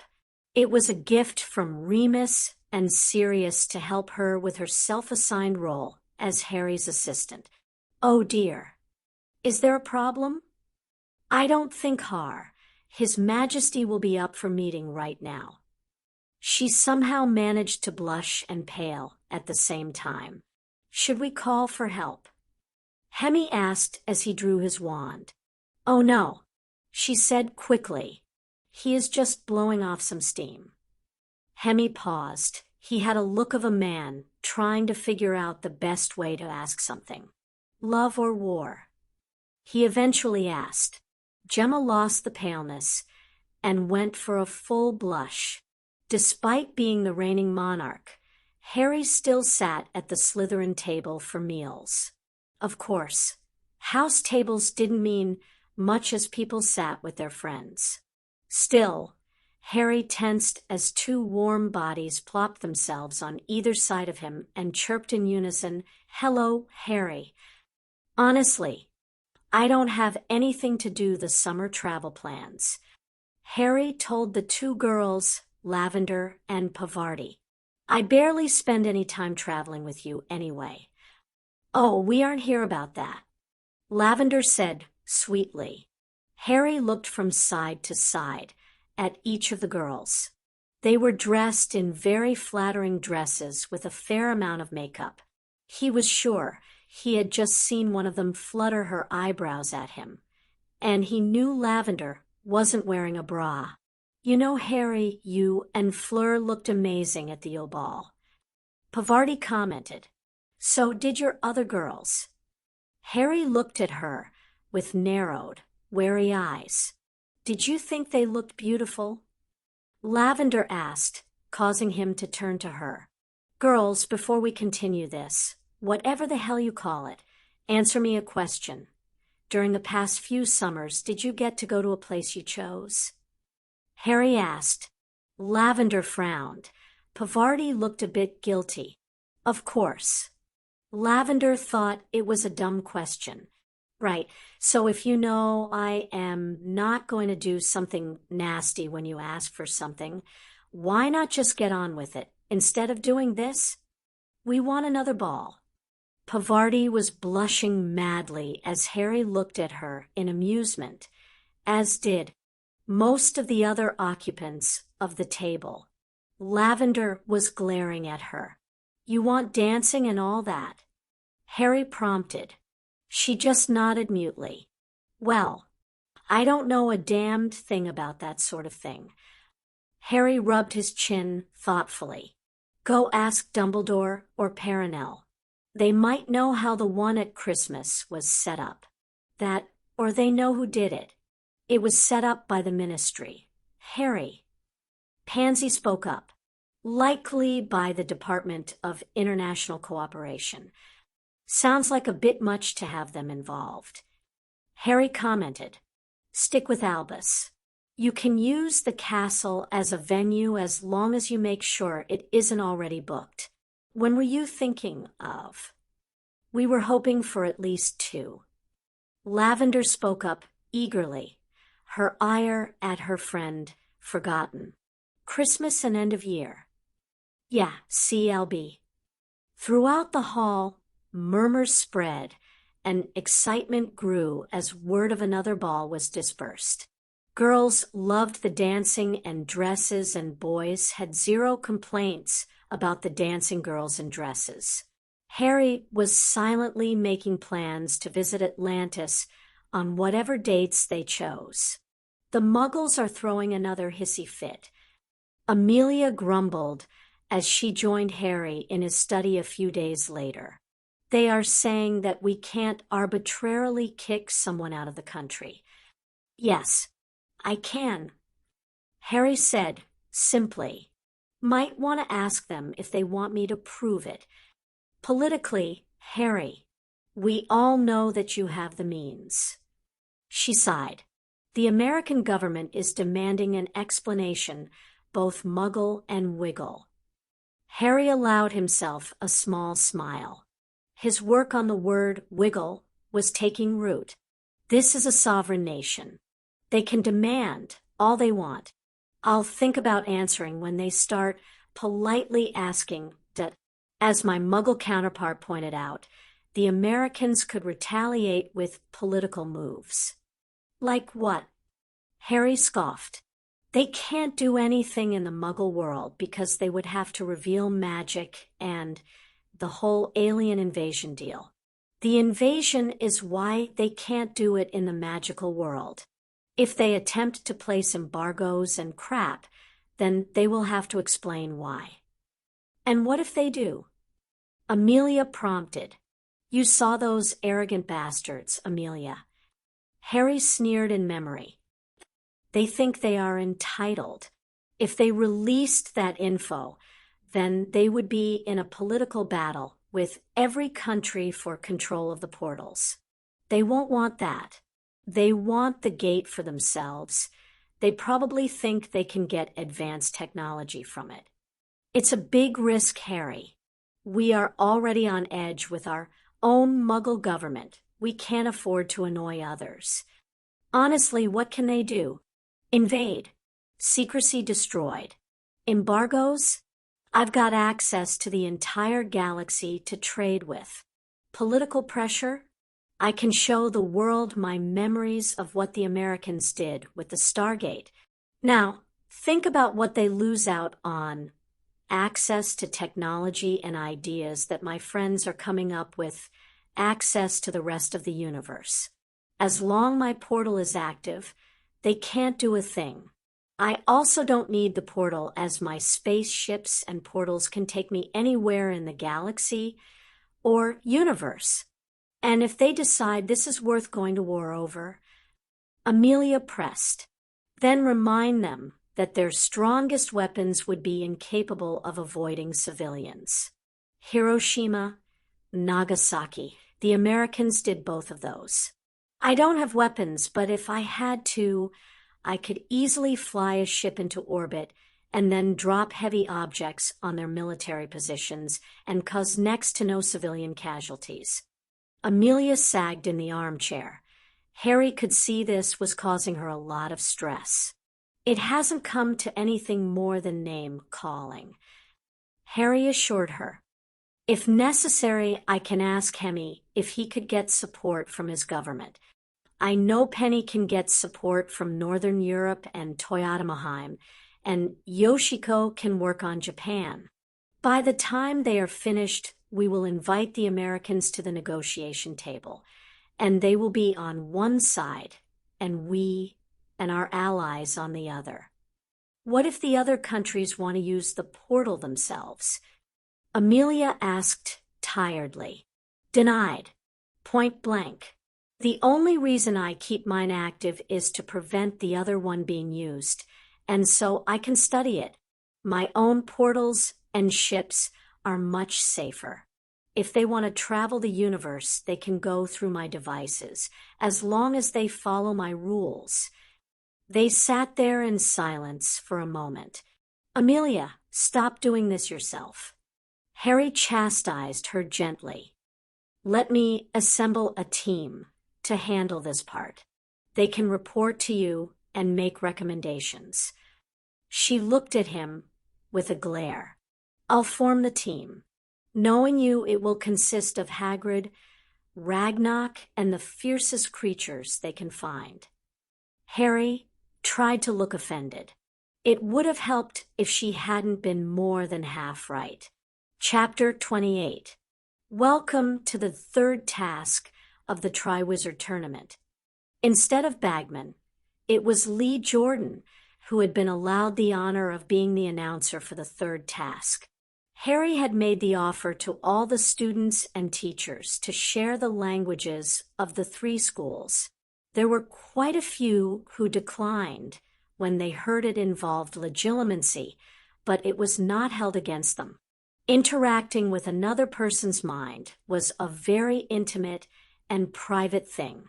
As you can see, Headmistress Flammel of Durmstrang has created a unique type of arena. We can only hope that she hasn't been giving secret tips to her school's champion. Mr. Jordan, Minerva McGonagall didn't need spells to be heard. Lee, keep it up, and I'll make you take my place. Harry commented from his position with Fleur and Victor. Moving on. Harry prompted the now worried commentator. Lee went on to describe the seemingly transparent three-floor building. At the moment, it was full of empty rooms, but once the champions entered, it would be filled with furniture, traps, and enemies. The winning champion had to be the last one standing. All enemies had to be eliminated, and so did the other two champions. When I win this, I expect a foot massage. Fleur commented calmly to Harry. With the ability to share languages, the trouble with pronunciations of foreign words was fixed. What do I get if I win? Harry asked curiously. You get to massage my feet. She smirked without missing a beat. Victor laughed. I am not massaging his feet if he wins. Harry said adamantly, No, if Victor wins, then you will massage my feet and your girl's feet as well. Go, Victor. Crush him. Harry turned and looked at the stands incredulously. There were Pansy, Daphne Tracy, and Gemma hollering and hooting. Gee, thanks for the loyalty. Harry grumbled. If you are all ready? Albus queried. He was clearly amused by Harry's suffering. Just get on with it, Albie. Harry made it a point to use his nickname for the old man whenever he irritated him. Very well, you may enter now. What followed was something that all the spectators would remember for the rest of their lives. It made the previous two tasks look like a committee meeting without the slideshow. For the first time in the history of the Triwizard Tournament, the names of the champions and the victor would go down in history. It finally delivered on eternal glory.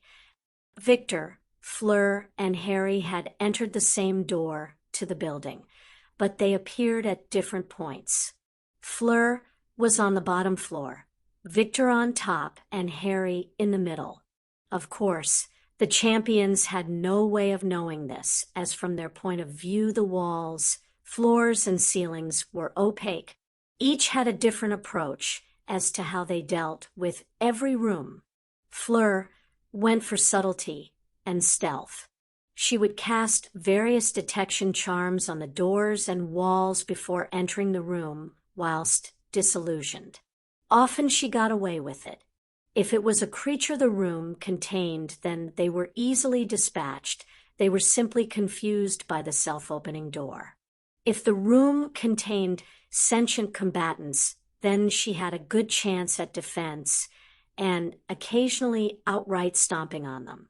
Sentient combatants consisted of either a pair or trio of 7th and 6th year students or a volunteer professor. Just not the defense professors, because that would be unfair.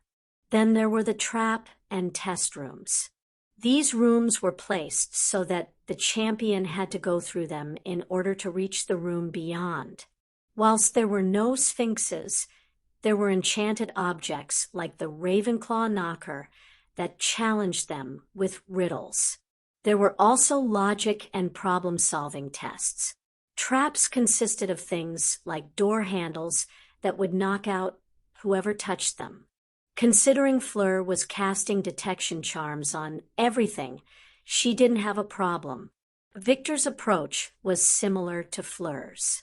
He would cast detection charms, but he wouldn't go invisible. Instead, he would burst into the room, start throwing curses at anything that might resemble an enemy. Quite a few free standing lamps were found to be sporting boils and tentacles later. Victor struggled with the tests a bit. He wasn't unintelligent, but Fleur was fairly gifted. Then there was Harry. Harry had instantly sealed the room he had appeared in. He cast charms on the door walls, ceiling, and floor. He raised wards to prevent apparition, port keys, and the like.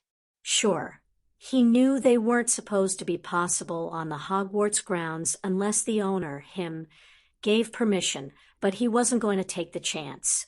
Sure, Voldemort was dead, but he was not going to risk a repeat performance of the last time he finished the tournament. Is he really going to just sit there and wait? Madame Maxime asked in her deep and now perfect pronunciation of the English language. I truly believed he would put some effort into winning. Albus frowned. He is a legitimate champion this time. He has the complete support of the school. He is trying to win. Perenelle assured them. This isn't just a test of magical strength and knowledge. This is also a test of intelligence, cunning, and strategy. But if he stays in the room, he won't encounter the tests or traps. Amelia was confused. Penny just smirked. Of course not. But you heard the rules. The winner is the last person standing in the building. No, one said the winner was person to take out the most obstacles. So he is just going to wait for the other champions to clear the building and eliminate the other? He will then only have to deal with one champion. Amelia smirked as she worked it out. It looks like he is taking the complete Slytherin approach. Then what is doing at the desk? Maxime asked. Harry had transfigured some of the furniture into a chair, desk, quill, ink, and a lot of paper. Albus sighed. I would hope that he is creating some sort of rune scheme or working on an arithmetic equation to help him win. Alas, after 4 years of his habits, I fear he is more likely writing a very long letter or list about why he hates me. Everyone knew that Harry no longer hated Albus Dumbledore for what he put him through as a child. The pair were actually friends. Granted, Harry was often snide and mocking to Albus, but the old man accepted his mistakes and was very fond of the man Harry had become. Okay, so he has finished memoirs. Amelia snarked as they watched him stand up. What is he doing now? It appears to be some form of enchantment, Albus said as peered through his glasses. Harry was casting over various knickknacks in the room, lamps, chairs, pictures, etc. Fleur has cleared her current floor. Maxime said proudly. Sure enough, the young, which was examining the stairwell that led to the next floor, Harry's floor. How long would you say Victor will take? Amelia asked Penny. Maybe 10 to 20 minutes. He is intelligent in his own right, but he does not have the same mental prowess as young Fleur. Boom. There was blinding light that caused panic among the spectators. The sound of the explosion temporarily deafened everybody. Fortunately for the judges, Albus and Penny had them fixed up. What happened? Did Harry do that? Amelia asked as she tried not to panic. The entire middle floor of the building was missing. In its absence, the top floor had fallen heavily onto the ground floor. The building was soundly made, and there was no collateral damage. Both the remaining champions and the other participants were stunned, but unharmed. This is not part of the task. Penny growled. Harry's nightmare has come true again. Harry stumbled. To the naked eye, it didn't appear as if anything had changed. The room hadn't even shuttered. But Harry felt something very specific. He wasn't in Great Britain anymore. On his first trip off planet after becoming king, Harry had noticed a sense of loss. There was a dip in his power. He had cast a few spells and discovered that it wasn't noticeable. When he got back to Earth and Great Britain, he noticed the feeling vanish. His power felt normal as well. He checked his spells and cursed when he blew out a crater in the castle grounds. After discussing it with Penny and Ganos, they had determined that the land of Great Britain, the magic of the very country, was aiding him.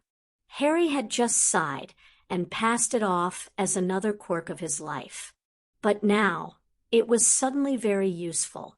He quickly sent a spell at the walls, floors, and ceilings to activate the wards that would prevent others from seeing in. He hadn't intended to use it during the task and only put it up in case. But now, he didn't want his kidnappers to see him. The next thing he did was cast another spell at a painting on the wall. Again, the charms were already in place, just not activated. He had enchanted the painting with a cut-down version of the Marauders' map. It couldn't show the names of the people outside, but it could map the local area and mark out the positions of any individuals. Dudley and David had likened it to sonar. Well, shit. Harry could see over 20 people outside. There didn't appear to be any walls, so either he was in a large, spacious building like a warehouse or outside. Knock, knock. Yep, there they were, someone standing right outside the door. What to do? What to do? Harry muttered as he looked around. He knew that his friends would be preparing to rescue him, but how long would it be before they got to him? Would his wards still be up? Probably not. He immediately began casting at everything he hadn't cast at before. We know you can hear us, Potter. Open the door and come quietly, and you won't be harmed. Harry raised an eyebrow, but didn't stop. He didn't believe a word the man said. How about you explain yourselves?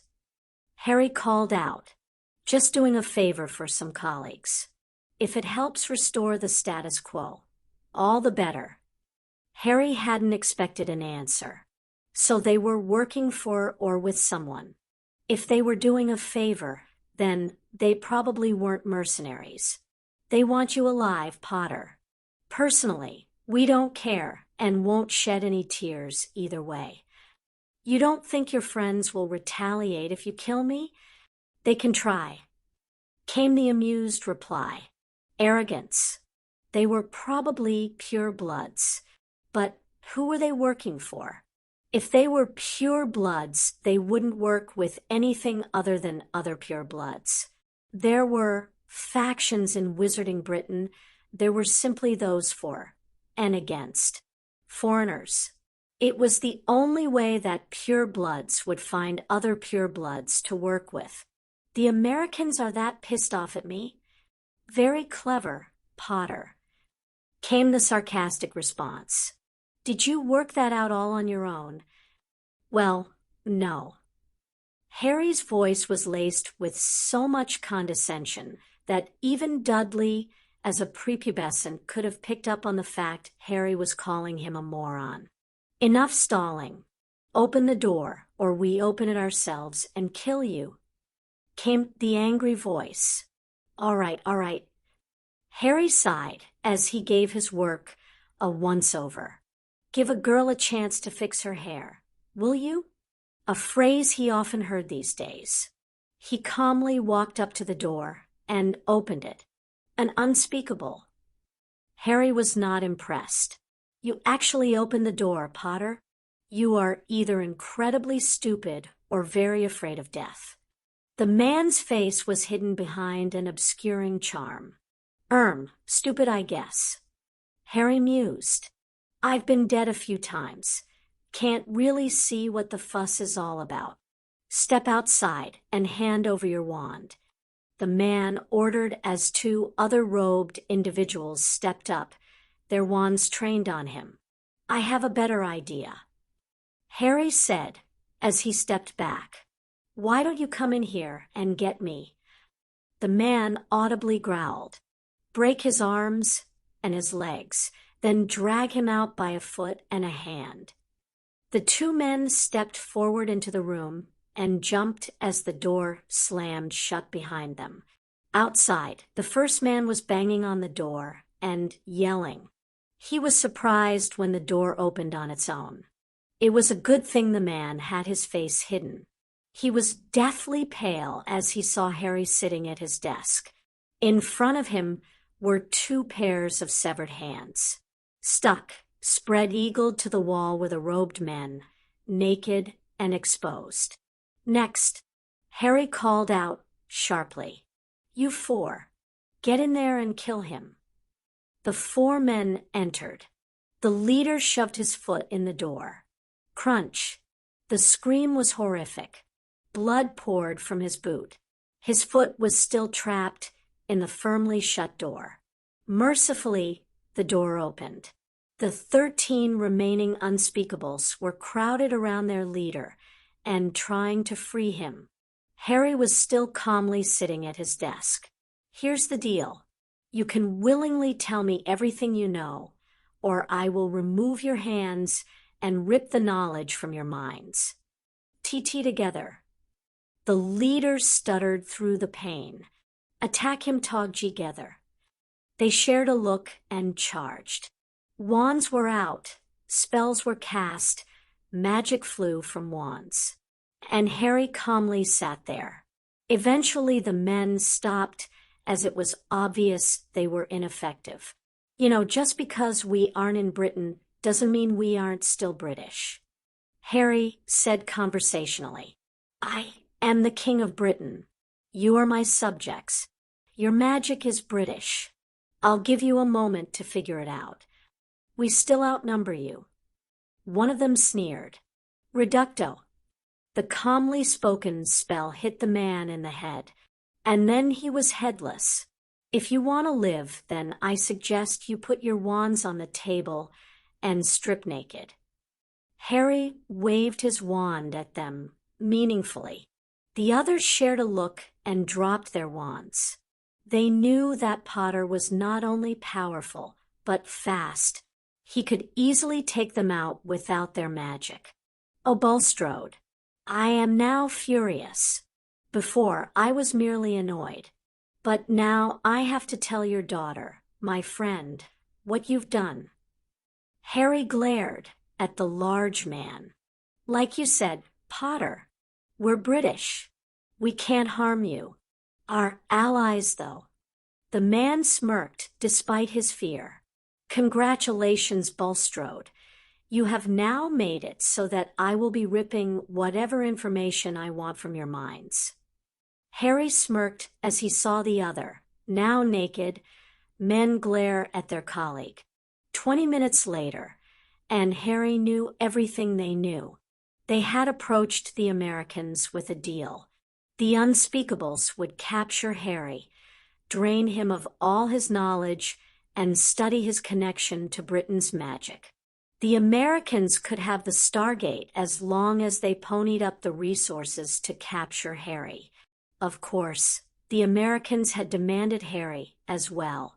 The British just needed him gone after all. But the British Wiggles were not known for their honor and honesty. So now Harry was stuck in his little room in a warehouse at a secret military installation in the Nevada desert. At least he knew how they had breached Hogwarts wards and transported him across the ocean so quickly. He was going to need to do a thorough search of the Department of Mysteries and research everything they had on time. Apparently, wards were ineffective if frozen in time. They had managed to use modified time turners to take themselves out of time so they could enter the grounds and kidnap him. He checked his watch. He still wasn't able to make a connection to other watchwearers, and according to the memories, he only had 5 minutes before the time the unspeakables agreed with the Americans came to an end. Then they would come in and try and get him themselves. That was the good news. The bad news was that he wasn't their only captive. They had managed to snag Ganos as she was leaving after one of her visits. This did explain why she wasn't at the tournament today. Harry didn't feel so bad now about her not turning up to support him. Harry looked at his watch and scowled. He took it off and turned it over. He placed his little finger on the metal casing, and it vanished under his touch. A hidden compartment. Phileas and Nicholas had insisted that they let him put it there. It held something that he was still conflicted about. The cloak of invisibility, the last of the Deathly Hallows, and one of his few connections to his father. He pulled it out and put it on, vanishing from sight.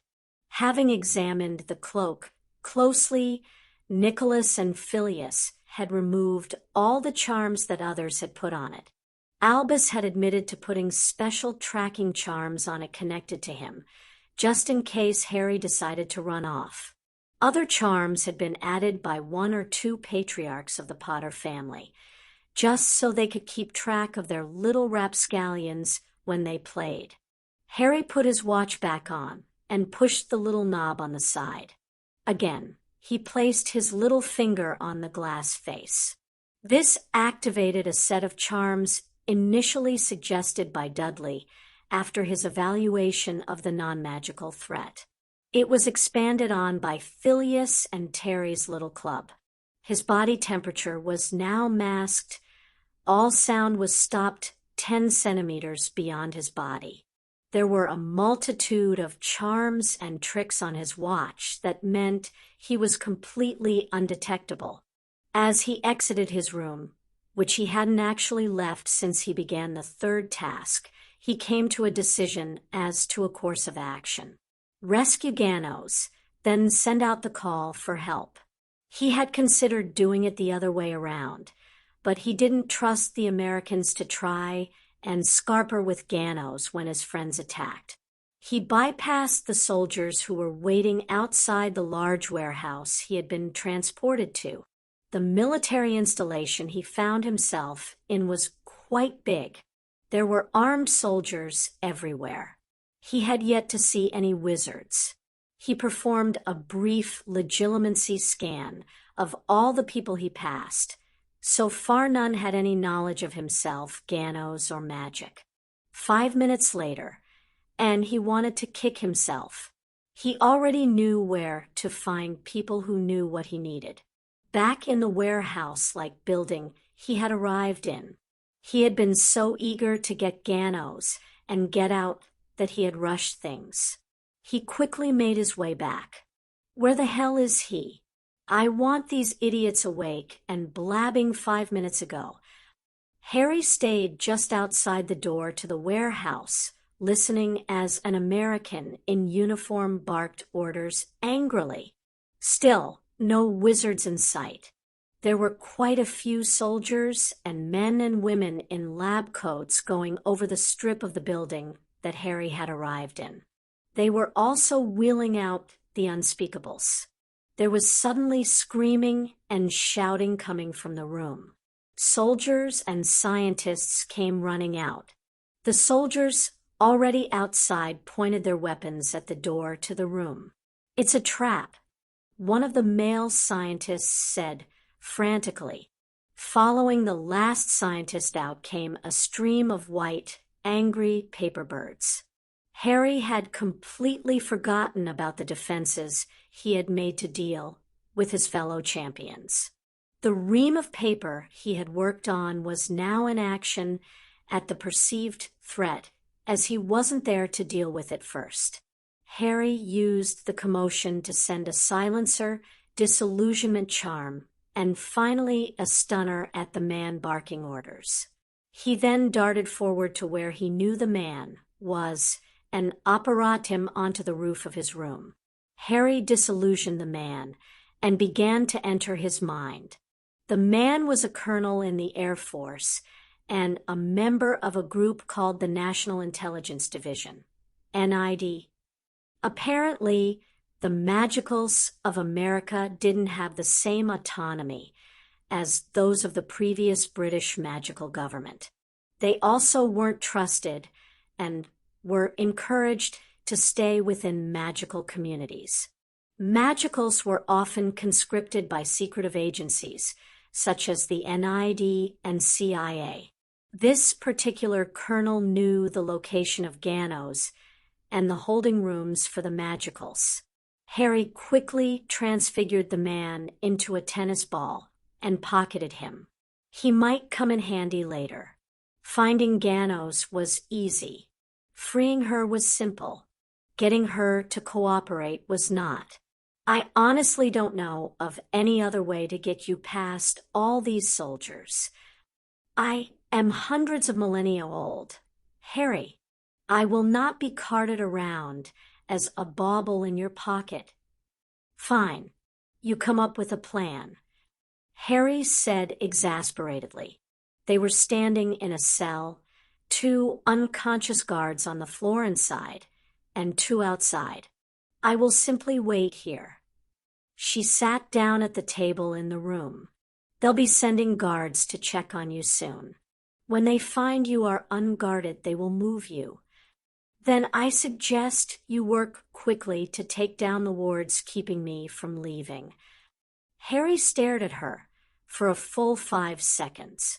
Then he stunned her and transfigured her into a Barbie doll. He was feeling a little vindictive. His next target was the Magicals on the base. He needed to interrogate them and find out how to take down the wards. Fortunately, getting to them and freeing them was easy as freeing Ganos. Getting them to help was, again, another matter. These are shock collars, boy. One of the older men said, snappishly. All they have to do is press a button, and we will be writhing on the floor in pain. Press another button, and the explosives detonate. Let me see. Are you stupid, you idiot? The last time someone tampered with one of these, they set it off and died. Adam lost his ear in the explosion. The pointed to a heavily scarred man in his early 30s. Fine, just tell me how to bring down the wards. Harry ordered. Absolutely not. You have no idea what sort of punishment they use on us. There were 3 women in the group. Harry didn't want to think about it. He slumped in defeat. Fine. I'll do it all myself.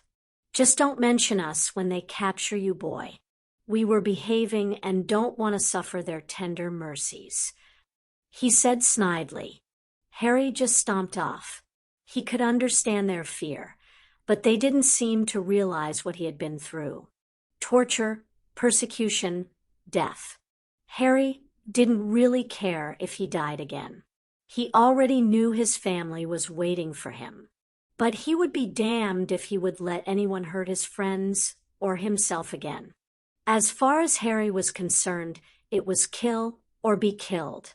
Before Harry left the area, he put up a few wards of his own to keep anyone from getting to them. He then found a nice quiet room which he then warded as well and pulled out Ganos and the colonel. You will pay for that, Harry. The ascended being growled. You know, all the people who say that to me, actually, never mind. Here, do you know how to use this? He handed her a wand. She grimaced. To a degree. Good. How about this? He handed her a pistol. Where did you get these? She asked as she shook her head, refusing the object. All the guards I've knocked out. Harry shrugged as he put the weapon on the table in the corner. Dud likes to watch action shows and movies. I don't mind them, but we both agree on one thing. The heroes are bloody idiots for knocking the guards out and then leaving their weapons there. I learned that mistake in my 5th year. He grimaced. Well, why did you wake me up? She asked. The Wiggles in this country are oppressed. They are literally used by the government as they wish. They are also too afraid to help me or themselves. I need to know how to take down the wards, and this idiot might know how. He should also know how to deactivate the lethal slave collars they are forced to wear. Harry said in disgust. Harry, the best way to deal with the wards is to leave them. Use your cloak and leave the base. Send a message for help. I will get the information we need from this creature. She looked at the unconscious man darkly. You Sir Dash. I came to Earth to flee a war. I am more than capable. She ended the argument. The second that Harry made it past the ward line of the base, the entirety of the United Kingdom and all her territories knew it. As a result, armies crossed the ocean and descended on the secret military base before Harry had a chance to send a message. Are you hurt? Who was it? It better not have been Downing Street. Daphne Greengrass and Severus Snape were the first 2 on the scene. How did you find me? Harry asked. He was baffled. We are your slaves. Daphne chastised him. We are not just bound to you. We are bound to aid and serve you. Your health and safety is what determines our lives. You die, we die. What? Yoshiko was right. Severus snorted in disbelief. You honestly didn't know that. The Sorting Hat didn't say anything, and neither did anyone else. Harry said defensively. Harry closed his eyes and concentrated. In his hand appeared Caeldfwitch. Will that even work outside of Britain? Severus frowned at the sword. You ever read Lord of the Rings?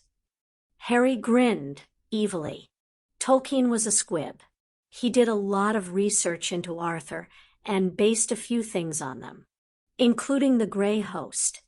Harry closed his eyes and focused. Daphne and Severus could feel it getting colder. The atmosphere was oppressive. Dementors. Severus hissed. They turned and saw a mist begin to form. It was dark and quickly obscured what was within and beyond. It grew larger until the entire military base was hidden from their view. Go forth and incapacitate everyone. Do not kill or touch their souls. Harry instructed the horde. As one, the army of Dementors turned and floated away. I take it they are worse than Oathbreakers. Severus asked, swallowing hard. There is a graveyard on Azkaban's island. Harry calmly informed them without looking away from the departing menace. There are no bodies. Where are we? Daphne asked as she looked around the desert vista. America. The unspeakables were working with them. We crossed an entire ocean. She asked in shock. For the first time since he had summoned the Dementors, he looked at them. Yeah, how'd you manage that? Oh, I doubt it was anything we did. Severus gestured to himself and Daphne. I get blamed for everything. As if to confirm that notion, Ember flamed in and immediately began berating him, flapping her wings around his head. Pack it in. Harry cried as he tried to protect himself. You can berate me later. Just go and get Blinky and tell Amelia what happened. Make sure she invites Ragnarok. Ember flew off a few feet and quite clearly blew an avian raspberry at him. Professor, I'm going to need some healing potions this evening. Daphne commented as Harry rubbed his sore head. I'll give them to you at the end of the week. No point in healing him tonight if others want a shot tomorrow. What is the casualty list?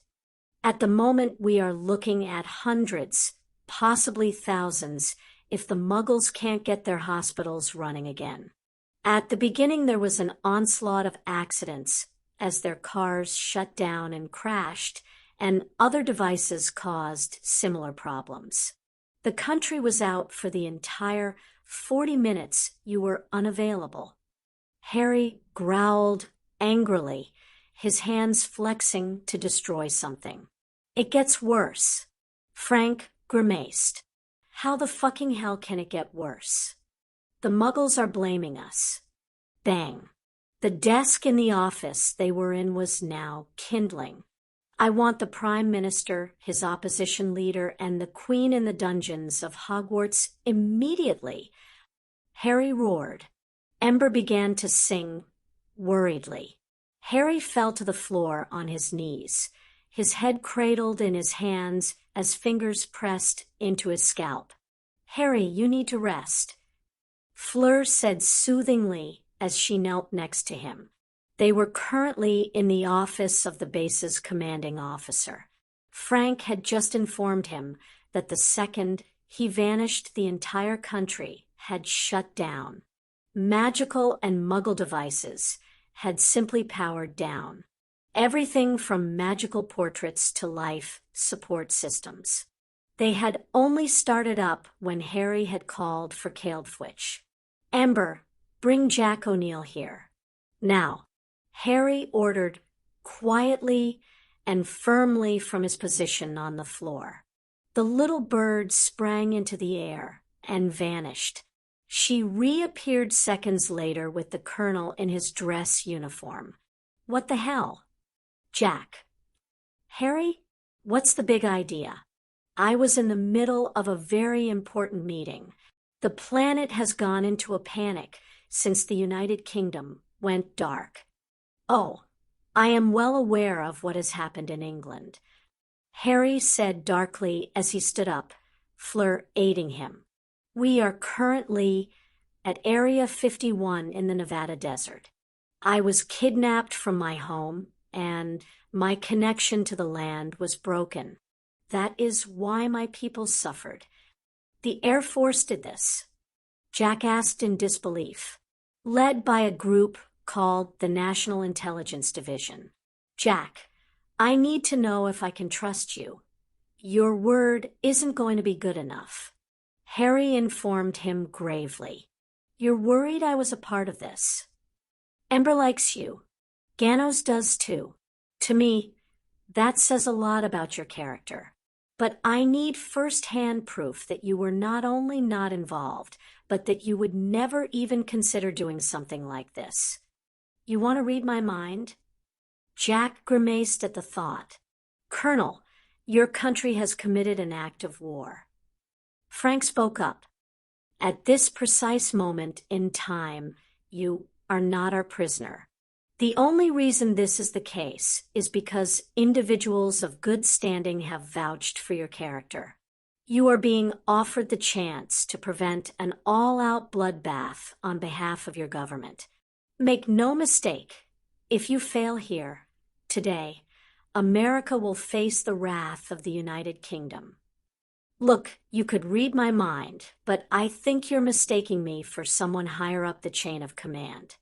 I'll be lucky if I'm not sent to a psych ward for bringing this up. Where you're going, they won't have a choice but to listen. Who you're going with will make sure they pay attention. Freeze. Get the president out of here. Get on your knees. Hands behind your head. Mr. President, you are about to find yourself at war with Great Britain. A strained British voice sounded over the American voices barking orders. Stand down. That's an order. Came the voice of the President of the United States. Would you care to explain yourself, Mr. Prime Minister? The man demanded. Considering you just invaded my office and threatened me, then, yes, I can easily imagine us being at war with you. Your people kidnapped a high-ranking member of the royal family. The Prime Minister said calmly from his position on his knees. Rub dash. It was the NID, sir. O'Neill spoke up quickly from his position on his own knees next to the Prime Minister. They kidnapped a member of the magical British royal family. The king. Where's the proof? Another man in a suit challenged. Area 51. The king, King Harry. He escaped and conquered the base.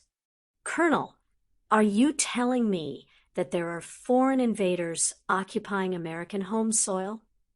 The president asked dangerously. My understanding is that they also killed most of the base personnel involved. Prime Minister Burns answered.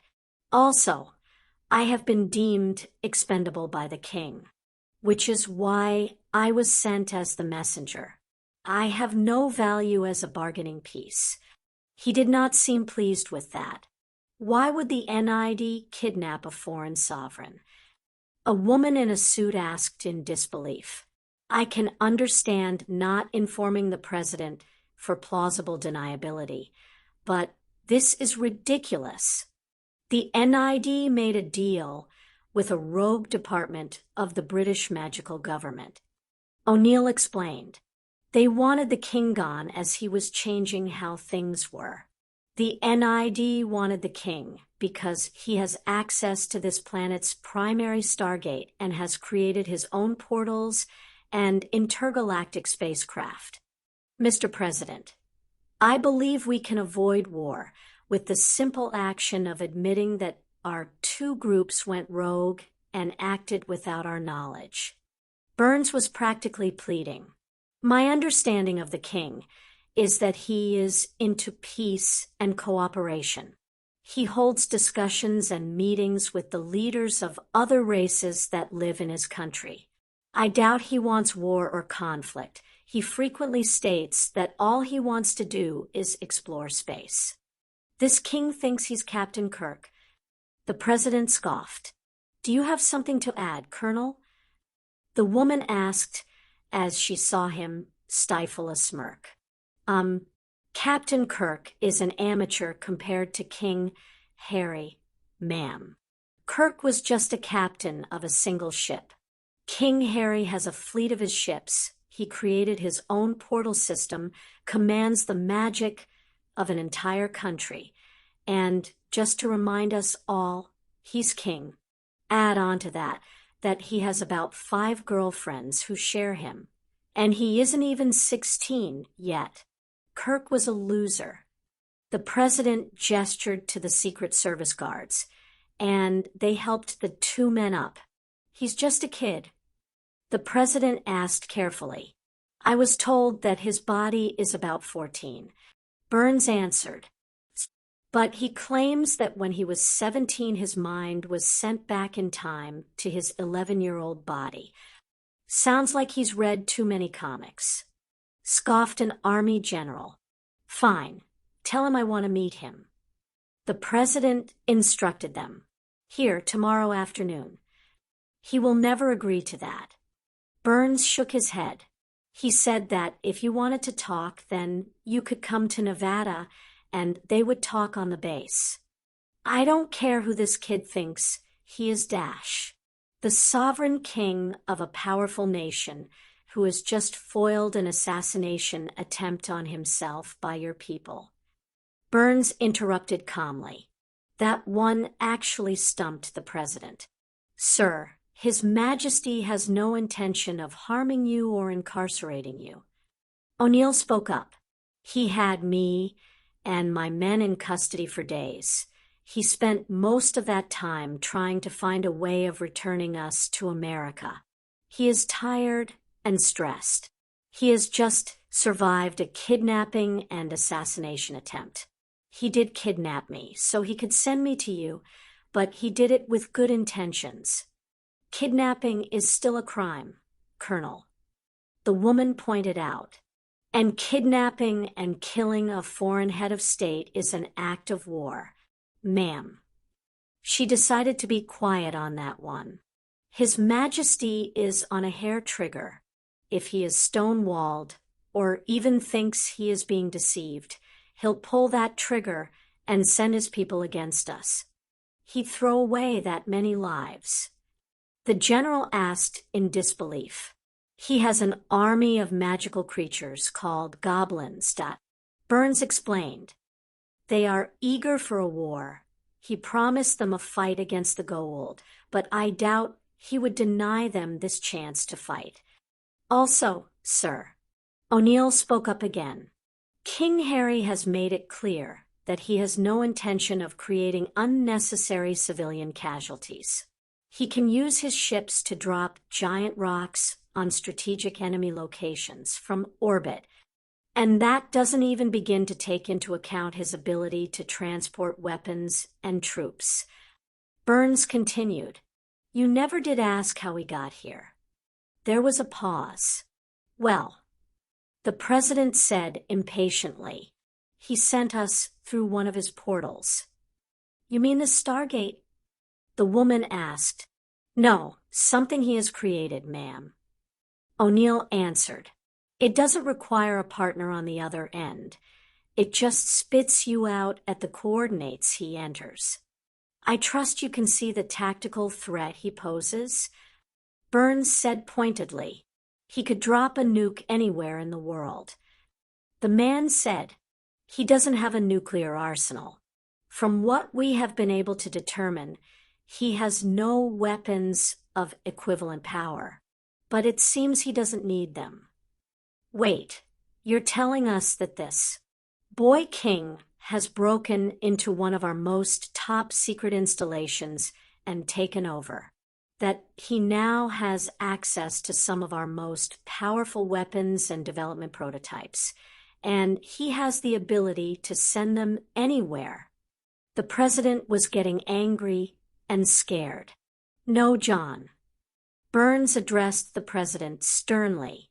I'm telling you that your people kidnapped the ruler of my people.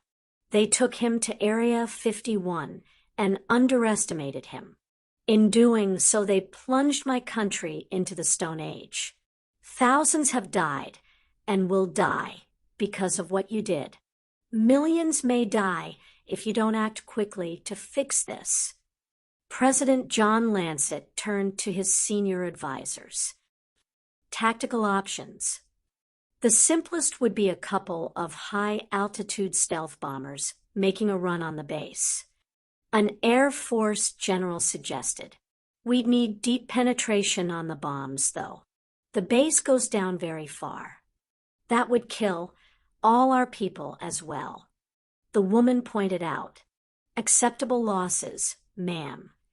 The Army general shook his head. If we go in by ground, we will lose them and suffer additional losses from the Liberation Force. You are forgetting about his doors and ships. Burns said angrily, he can easily escape and then use the doors or ships in a retaliatory attack. Diplomatic options? The president changed tracks. We could send an envoy to talk with him. Maybe offer trade or something as an apology. The man suggested, this kid is a magical. The woman sneered. They can't be trusted, and we certainly don't answer to them. Wait, you mean it's true? Jack asked in shock. The government really does segregate and make slaves of magicals. It's a lot more complicated than that, Colonel. It is certainly not relevant to this situation. The president said dismissively. No one noticed the meaningful look that the prime minister sent the colonel. It doesn't matter if the boy is a wizard. The man spoke up. He is a viable threat, and we need to deal with it without putting the country at risk or going to war. Goddamned Brits. The woman muttered nastily. This is what happens when you don't keep the freaks in line. Janet. Sorry, Mr. President. She clearly didn't mean it. Bill, I want a full presidential entourage comprised of those cleared for magic, and the Stargate. The president addressed the man. General, prepare a military assault squad. They will accompany us at a distance and intervene as necessary. The general turned to the Prime Minister. What will his response be to an armed escort?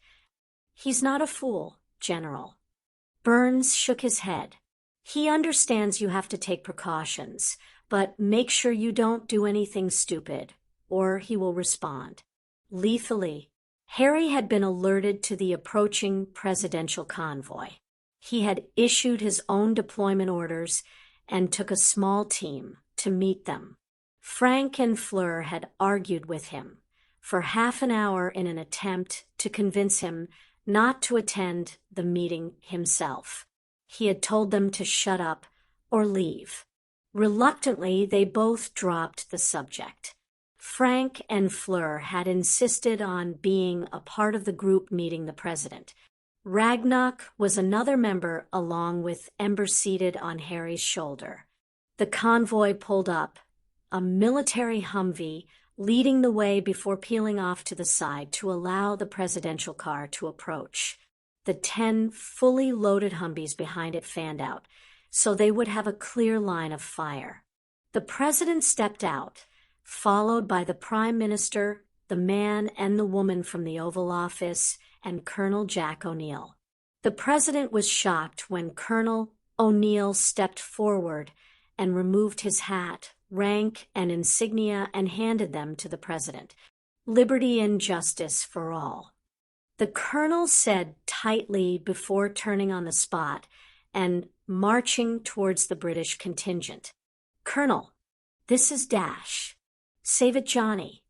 The group turned in shock to see that the Prime Minister had become a young woman with pink hair. You can't blame the man. You pretty much told him that all that freedom he's been fighting for was only for certain people. I suggest you be very careful when you speak to His Majesty. He was not happy about the state of the magicals he found in the base. The woman turned slightly and vanished, reappearing with a pop next to O'Neill, who was now standing several feet behind the British group. "You want to explain yourself?" Harry called out across the 10 meters or so that separated them. "Kidnapping me? Trying to kill me? Conspiring with traitors. None of this was done on our orders or with our knowledge." The president said firmly, "Your people, your organization, your equipment, your land, your responsibility." Harry retorted, "It was my country that suffered, my people that died, me who was kidnapped, and a victim of attempted murder. The question you need to answer is, why shouldn't I invade America to prevent this from happening again? This was a one-off incident. My office had nothing to do with it." "Really? Because when I tried to make contact with your government to get your soldiers back to you, I was ignored. When I did finally meet your ambassadors, they were insulting. To me, today seems like the end result of all your plans coming to a head. I can't control what all my people get up to. The way the girl told it, your people were involved too." "Fair point," Harry allowed. "Doesn't change the fact that I am the victim. The damage caused to my country and people is astronomical. And we haven't even gotten to the part about how you treat magicals in this country." The woman, Janet, clearly bristled at this. She was held in check by the man, Bill. "How we run our country is none of your concern and not up for discussion." The president said with an air of finality, "When you treat humans as second-class citizens, it is. America is supposed to be the land of the free. At the moment, it looks more the land of the lies." President Lancet was in a quandary. Whilst he knew his government carried a level of blame, as a politician, he couldn't admit or accept that. But he also needed them off the United States. He needed to make a move. A bold move. He stepped forward. "Sir." Bill was silenced with a sharply raised hand. Lancet moved to a point halfway between the two groups. "Might I speak with Colonel O'Neill? Briefly?" Harry turned to look at the aforementioned colonel and shrugged. "Up to you." O'Neill frowned, thought about it, and then marched forward. O'Neill stood very close to the president as the older man whispered quietly. The president's entourage looked antsy. They didn't like their leader being so exposed. Harry's group didn't like having a bunch of guns pointed at them. Harry himself was unconcerned. After 10 very long minutes, the president offered O'Neill his cap back along with the rank and insignia still sitting inside.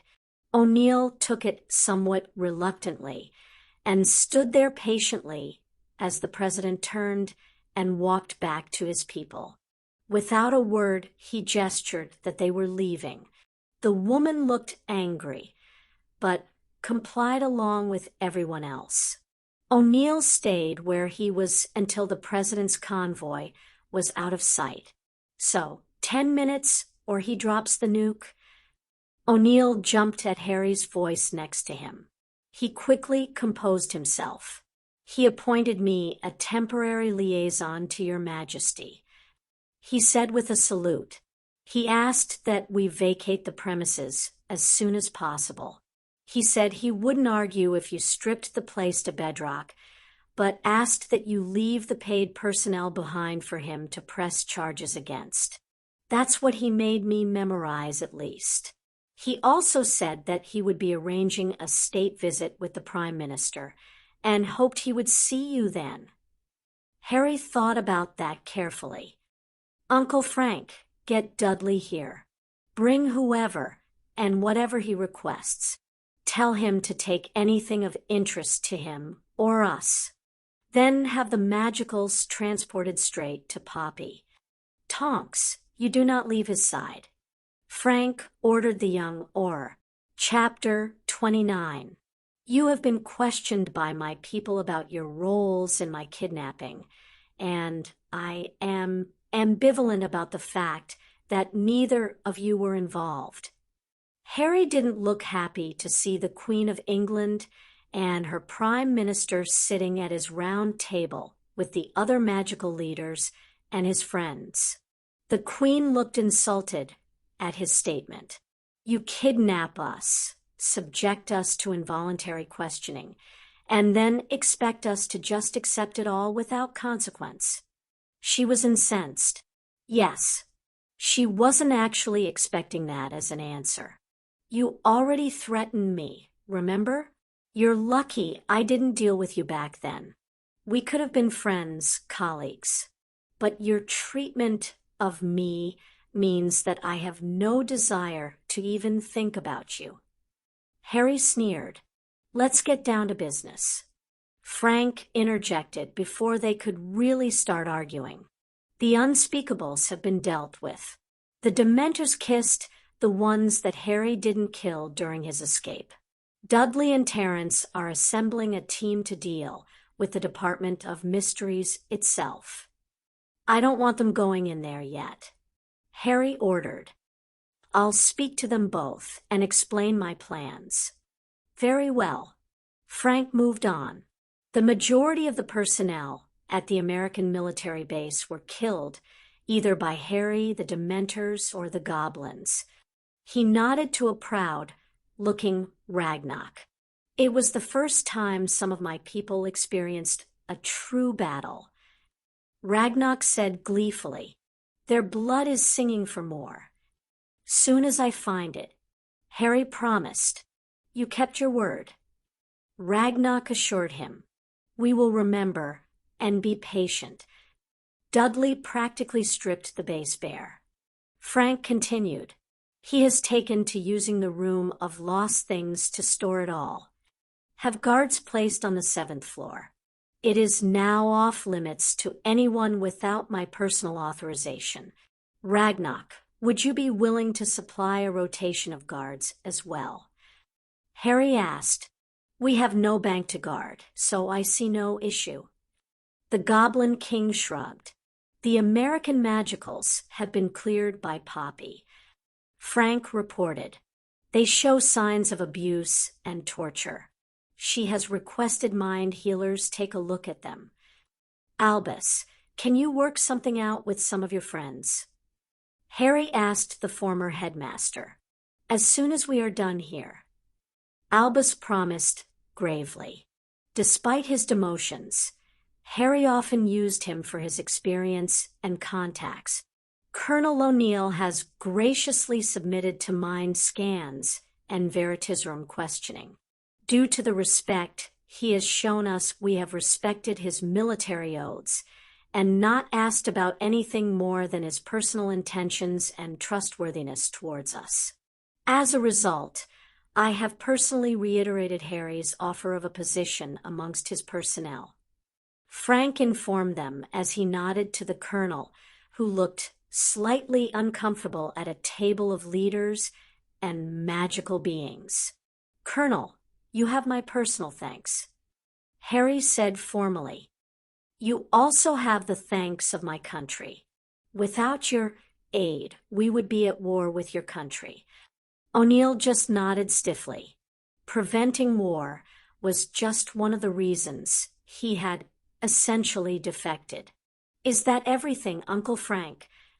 Other than dealing with the fallout from your absence and the president's suggestion of a state visit. Colonel, what was your feeling about the president's mention of that? Harry asked. Jack frowned. He was heavy on the emphasis about the visit and the paid personnel. It felt like he wanted to be able to talk to you privately, but couldn't be seen to be talking to you. It felt like a spy movie. He sighed in frustration. I personally believe that the president wants to discuss the plight of magicals in his country. Harry offered. His specification of paid personnel lends to that, as the magicals were prisoners and not paid. I believe he was telling me to take them and free them.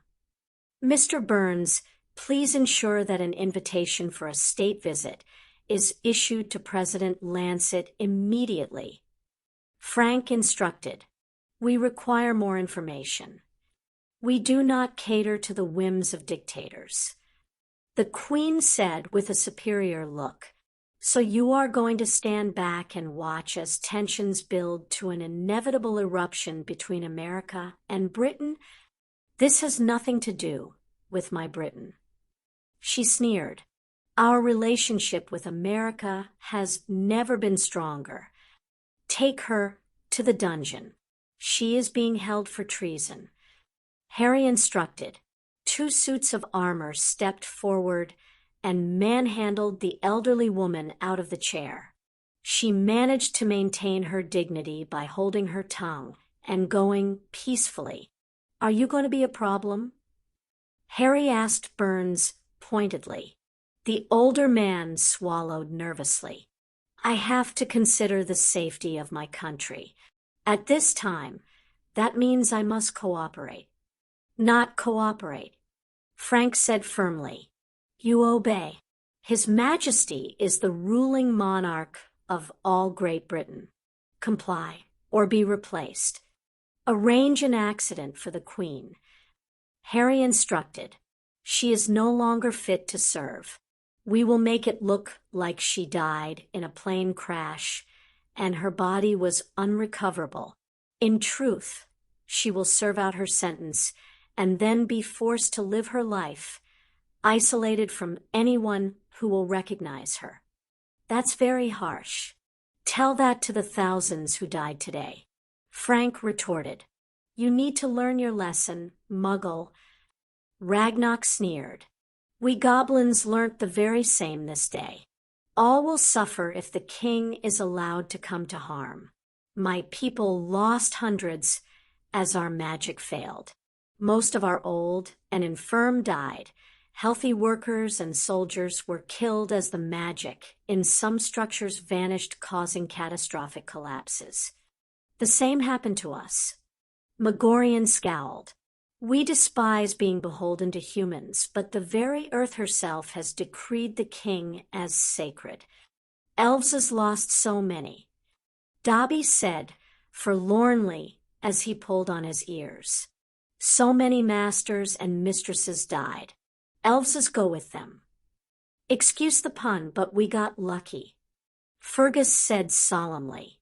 We don't use magic to build things. The only things we suffered were our contracts being nullified.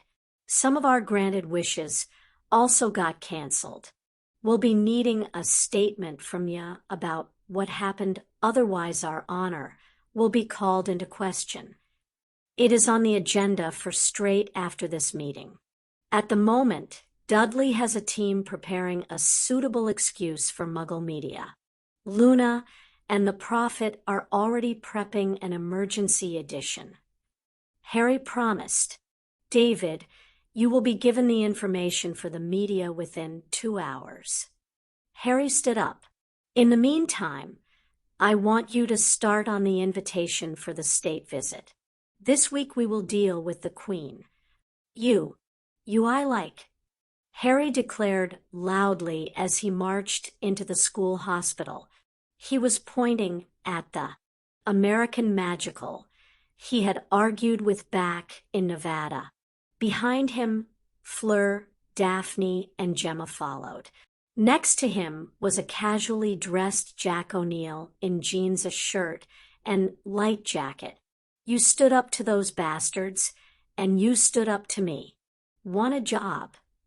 The American contingent looked absolutely nonplussed.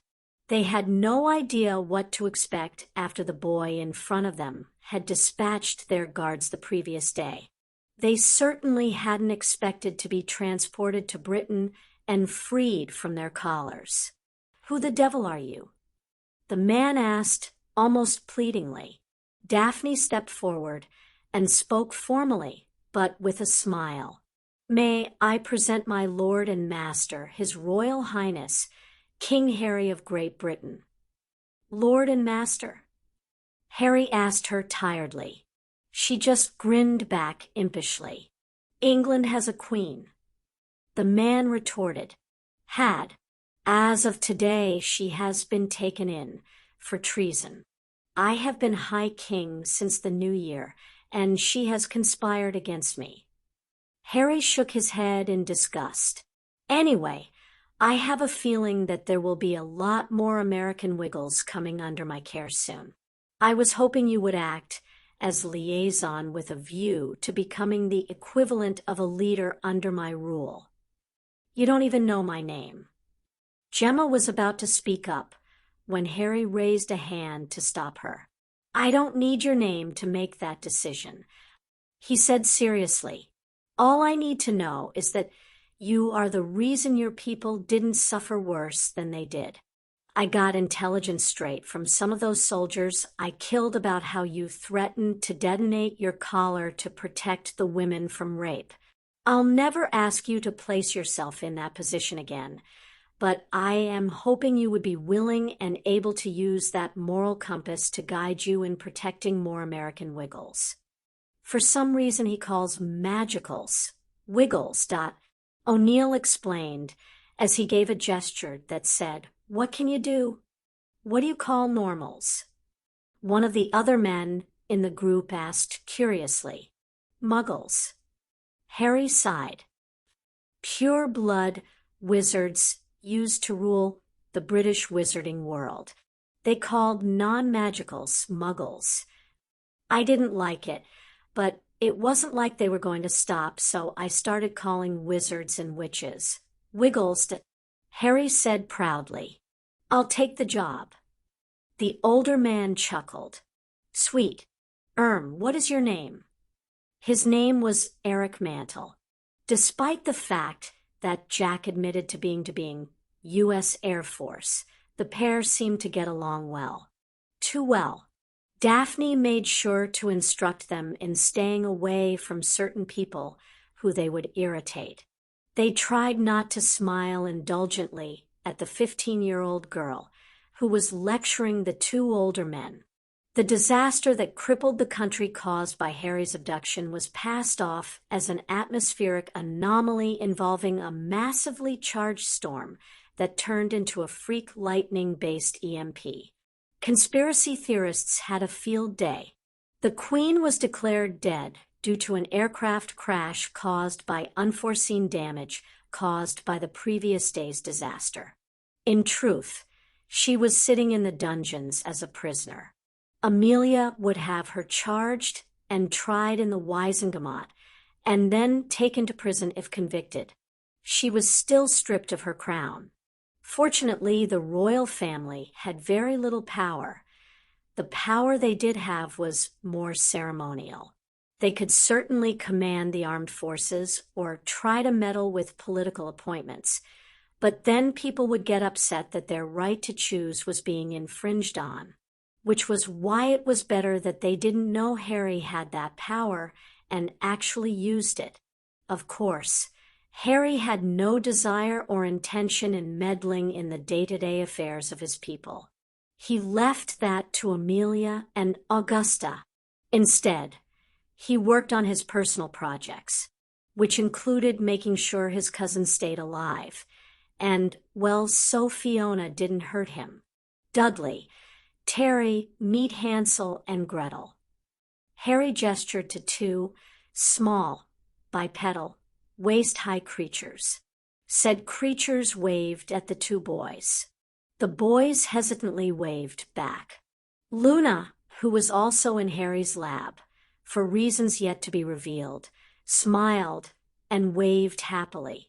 The creatures had no eyes, ears, mouths, noses. No defining features. A clothes shop mannequin had more detail. I got the idea for these before the first task when I saw this little girl. He gestured to a large glass terrarium where his little water dragon was sleeping. Harry had given both Fleur and Victor a place to keep their dragons as well. This girl got me thinking. How was it made? How long would it last? What level of intelligence did it have? And how self-aware was it? That brought me back to him. Harry jabbed a thumb at the stool next to him, upon which sat the Sorting Hat. Dudley, Terence, Luna. The Hat greeted them. He's incredibly intelligent and gifted. Thank you. Please no, you're too kind. And has an ego bigger than fudge. No need to be that insulting. Anyway, we came up with these two. He turned back to the two creatures. Completely artificial beings. Despite not having obvious sensory organs like eyes, they can do everything every other mammal out there can do. They are also enabled with various detection charms like you would find on sneakoscopes, probity probes, etc., etc., etc.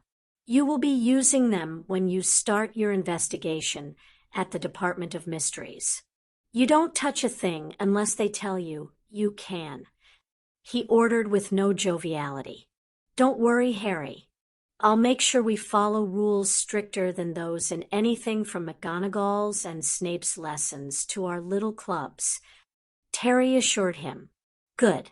Now, the reason I had Luna here too is because I also made her a companion. Harry gave a quick whistle, and a large golden retriever came bounding out happily. Luna, you can name him what you want. He isn't a real dog, and there is a reason for that. He turned around and picked up 3 pairs of glasses. 2 he handed to the boys. Don't put those on yet. He turned to the dog. Slip, slip. To the boys' surprise, the dog barked once and vanished. Oh no. Relax, Luna. He's perfectly safe.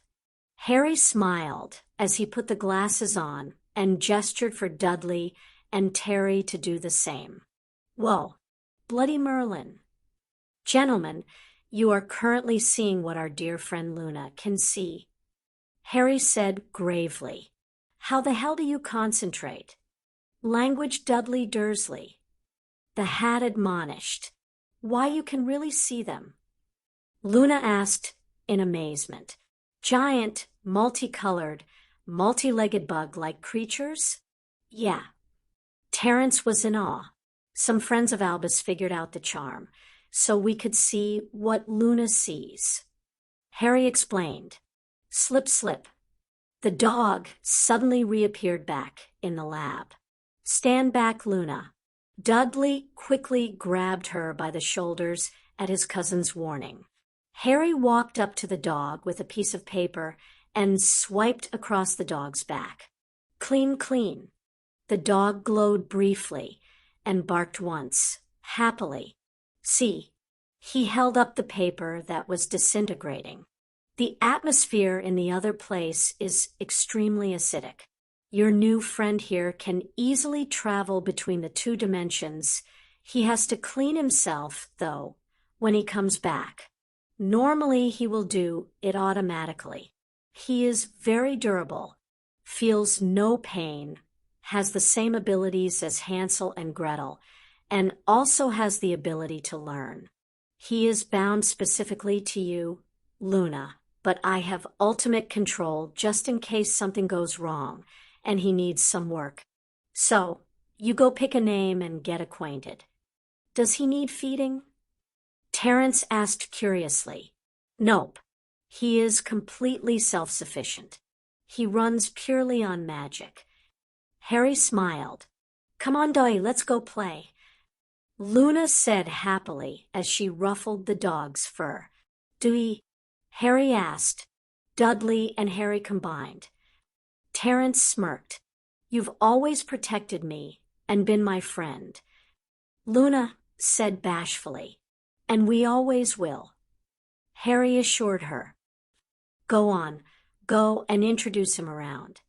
Could one of you please explain what is going on? Harry had been dragged into his bedroom by the girls and was being stripped down to his underwear. We need to get you ready for tonight. Pansy said exasperatedly. What's happening tonight? I bloody well hope it involves more clothes. He said as he tried to cover himself. He tended to wear boxers.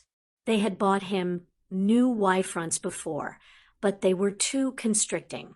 It turned out he had been wearing Dudley's hand-me-downs, and there was a lot more room for Harry. Harry had forbidden anyone from mentioning this to Dudley. He wanted it for ammunition later. Tonight is the farewell ball. Gemma explained. It was announced a week ago. That's today. It is the last day of school, Harry. Tracy sighed as she began pulling out dress shirts. You were there when Auntie Amelia made the announcement. Amelia Bones had taken on a more motherly role with the girls. Perenelle filled the grandmother slot. My times are still screwed up. Harry grumbled.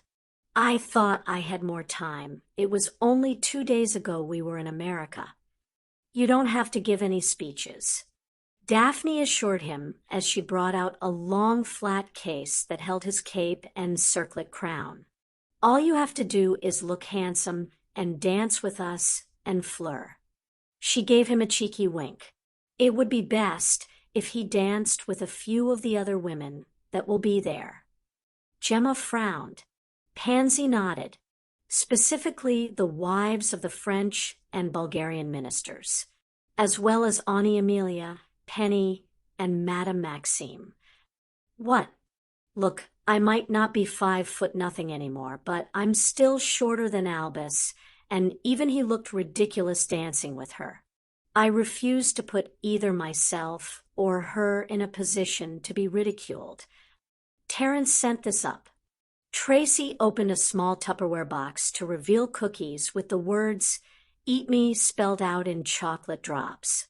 If I wind up naked and stuck, I'll turn him into a cat to go with Luna's dog. It was most impressive to see you dancing with Headmistress Maxime. You made it look natural. Harry inclined his head respectfully to his dance partner, the French minister's wife. I thought it would be difficult acclimating to my new size, but I didn't really notice the difference until I looked at all those smaller than me. Would you believe me if I told you she and I were related? She asked with a sly smile. Sure. I've seen pictures of Hagrid's dad. Olymp and myself are cousins. The minister's wife explained. We attended Beauxbatons together. She knows how hard it can be to go through childhood being so different.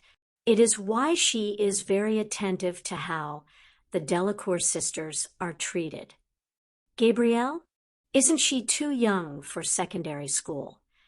Yes, but Beauxbatons is also a primary school and college. I'll have to ask Madame Maxime if she could give Aunt Minnie a tour. She's going to be heading up the new school in September. It sounds like it will be similar to Beauxbatons. Harry was passed off from woman to woman, all wives of high-ranking officials or high-ranking officials themselves. By the end of the night, all that was left was to dance with Fleur and the girls. What time is it? Harry tried not to yawn as he simply swayed with Daphne. His last dance. Nearly 3 a.m. You've been on your feet nonstop for 10 hours. The girls were quite proud of him. He hadn't complained once. Harry sighed and pulled her closer so he could rest his chin on her head. Remind me to tell Gemma not to let me get roped into too many of these things. I will. Also, have someone tell Poppy and Sev that I had to take 4 Bezoars. I think Ember has been doping my drinks with her tears. She pulled away sharply. You were poisoned. He pulled her back, grumpily. Too tired. Deal with it in the morning. Harry didn't see her hand drop behind her as she gestured frantically. Do you know who did it? Dobby sorted it. What's going on? Pansy asked as she, Gemma, Tracy, and Fleur ran up. Harry says he has been poisoned multiple times. Don't matter. Harry couldn't stop the yawn this time. Magical potions. No affect me.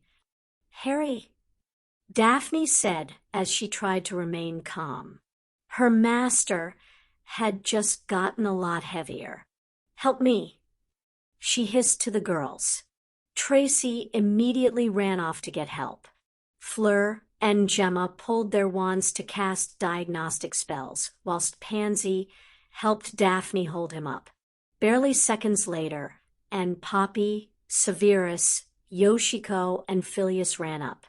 The 3 Wiggles cast their own diagnostic spells. He's just exhausted. Poppy sighed in relief.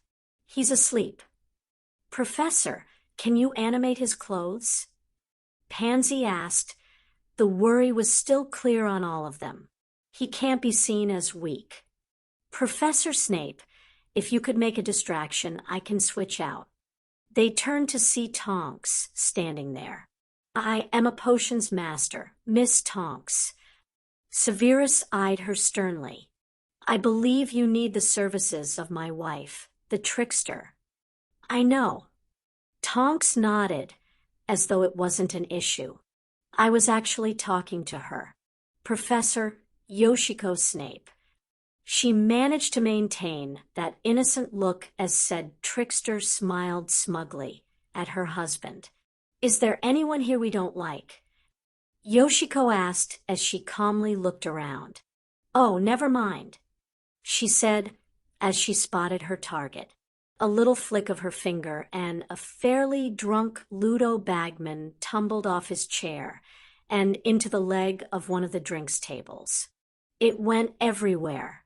Phileas quickly disillusioned Harry, whilst Tonks tapped her watch quickly 3 times, causing her attire to match Harry's, including the circlet and sword.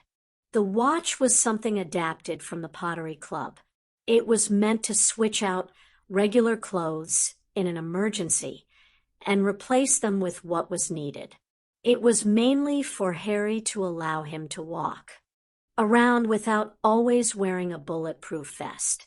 The Muggle-born Wiggles had designed it so they could easily get dressed in the morning and switch to casual clothes after classes.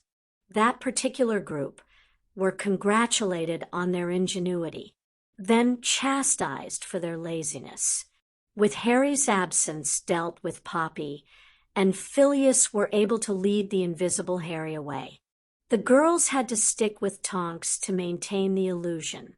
Harry had the wonderful opportunity to actually enjoy his holiday. Granted, he wasn't exactly a student, but he could travel with his friends on their summer excursion this year.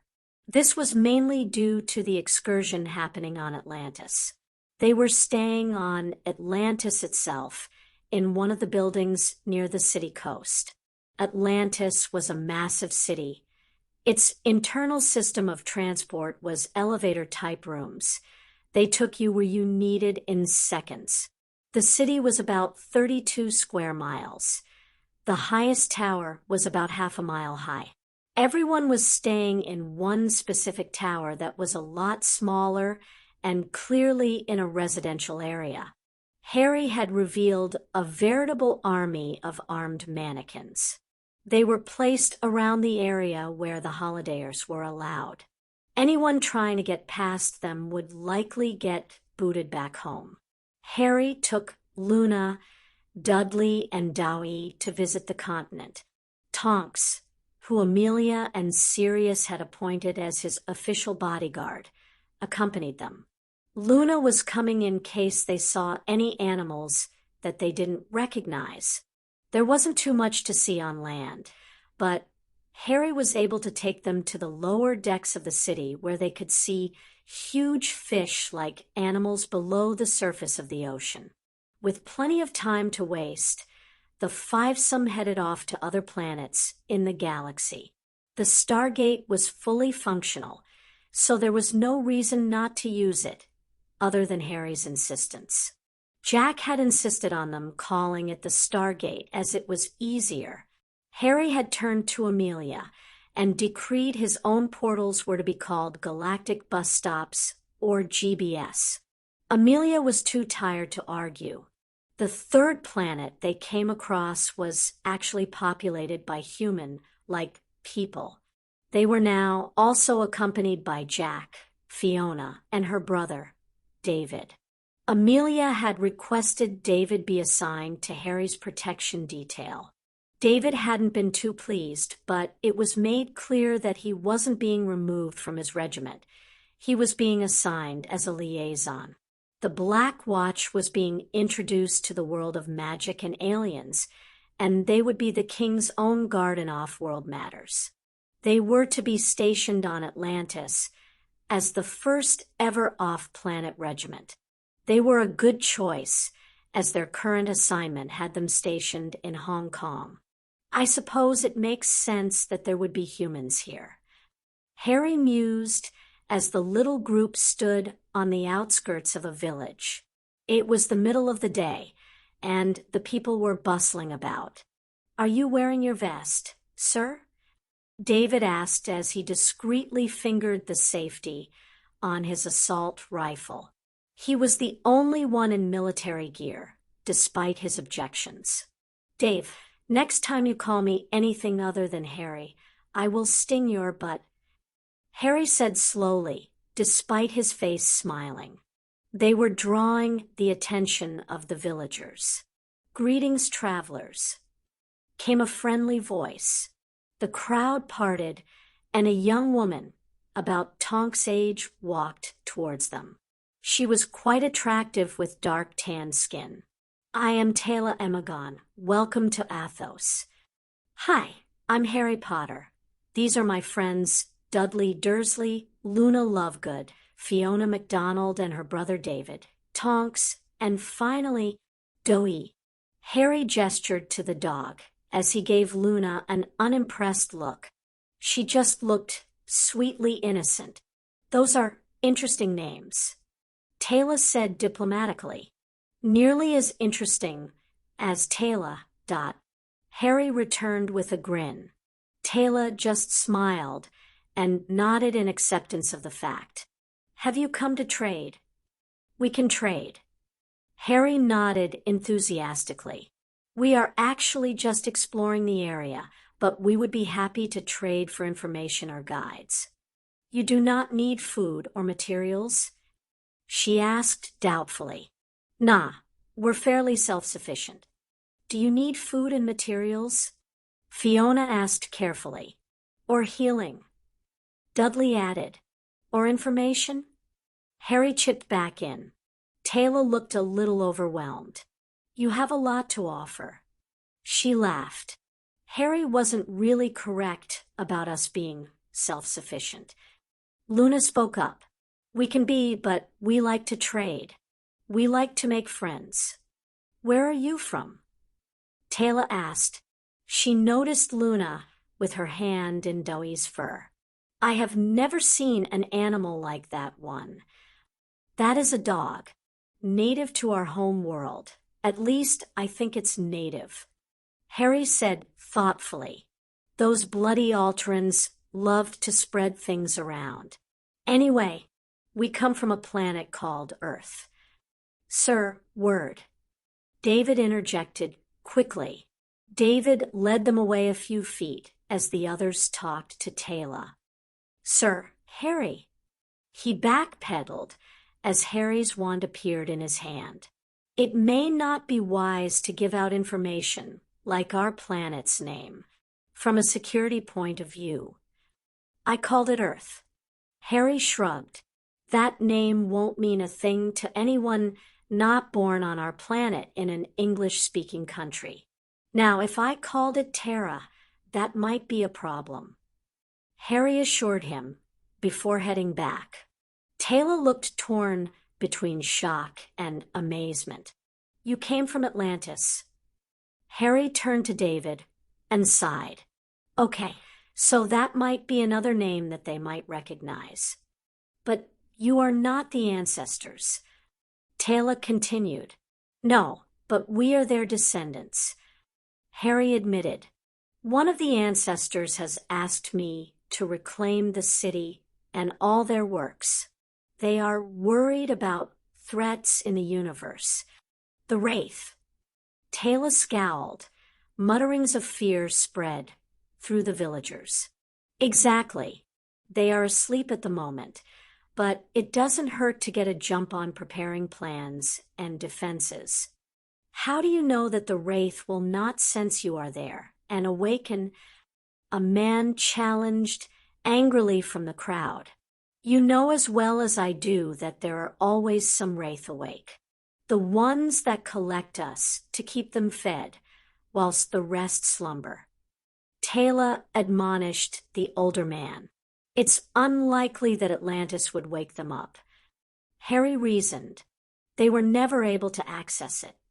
So the legends say. Taylor said uncomfortably. It was clear she didn't put all her faith in them. Harry stepped forward and lowered his voice to stage whisper. Listen, do you have any animals around? If she doesn't get to see them, she might do a runner. Then we have to go and track her down. It's really easier to just show her the damned things. He said with dramatic exasperation as he gestured to a clearly antsy Luna. Taylor smiled brightly and took the blonde-haired girl's hand, leading them off. Tell me more about the animals on your planet. Have you heard of elephants? Harry and the others followed a few feet back, smiling at their happy friend. This planet will be good for Luna. I can see her coming here very often. Oh, Fiona queried. There doesn't appear to be a planet at this location in the other world. Harry smiled. Dudley released Fiona's hand to pull out the pair of glasses he always kept on him now. There's nothing, he said as he looked around. Tell me, what are those? A tall man with a deep voice asked respectfully as he indicated the glasses. Ideally, they are for correcting bad eyesight. Harry explained. I can't see without mine. Everything is blurry. Dudley's have a special ability that lets him see a world that is out of phase with ours. Luna can see it without the glasses, and on our planet there are scary creatures. A friend had these made, so we could understand what she saw. You can make people see? The man asked in surprise. We have medicine that can help with a lot. Fiona answered. If someone is born blind, it is a lot more difficult, sometimes impossible. Is this technology from the ancestors? He asked. Nah, good old human ingenuity. Harry shook his head. Have you ever seen a piece of glass or clear material that makes things look bigger? The man nodded. We took that and made them, so they would fit on our faces. Harry shrugged. Ingenious. The man enthused. My brother has poor eyes. Forgive me, I am Halling. Nice to meet you, Halling. Hey, Taylor, Halling and I are going to see his brother about his eyes. Is that okay? He called out to the woman in front. The woman looked at Halling in surprise. If that is what you think is best. She told the man. Dud, Fi, stick with Luna. Dave, Tonks, flip a coin. One of you stays with them. The other comes with me. He instructed the bodyguards. You stick with your sis, Dave. Tonks patted the tall man's shoulder. I'll keep His Highness out of trouble. Harry just grumbled and turned to leave. He was stopped by a heavy hand on his shoulder. Are you carrying? Dudley asked him. And wearing? Harry sighed. It's so bloody hot. He grumbled. Taylor's planet was clearly a paradise for Luna. She made frequent requests to visit. Taylor had also made herself a new friend, as she found herself caving to Luna's pouting when asked to show them more planets. Remus had taken over accompanying Luna on these excursions. As a former werewolf, he found something of a kindred spirit in Luna, who was often seen as a bit of an outcast, despite her close friendship with the king. Taylor actually proved very helpful in introducing Remus to other settlements on different planets. Harry was beginning to spend a bit too much time in the city's control room, where the Stargate was located. He would sit in front of one of the consoles going over the information and activating and modifying various security systems that would protect the city and keep the visitors from going out of allowed areas. It's time for you to take a break, Harry. Fleur insisted as she pulled him out of his chair. We are on holiday. I guess I can take the day off. Harry sighed. Fleur gave a sarcastic laugh. Huh, it is after lunch. The day may as well be done. Tomorrow you are spending the day with us. And so, it came to pass that His Royal Highness, King Harry James Potter I of Great Britain, was lying on a deck chair millions of light years away from his home, surrounded by 5 nude sunbathers. If someone sees you 5, I'm a dead man. Harry grumbled. If someone other than you sees us, then they are dead. Pansy scowled, without looking up. The girls were lying on their backs. They claimed they wanted a full tan with no lines. When they had informed him of their plan, Harry had pointed out that there were potions and charms for that, which was why he was now sitting uncomfortably with a book on his lap, trying to cover himself. It didn't help they had taken his wand.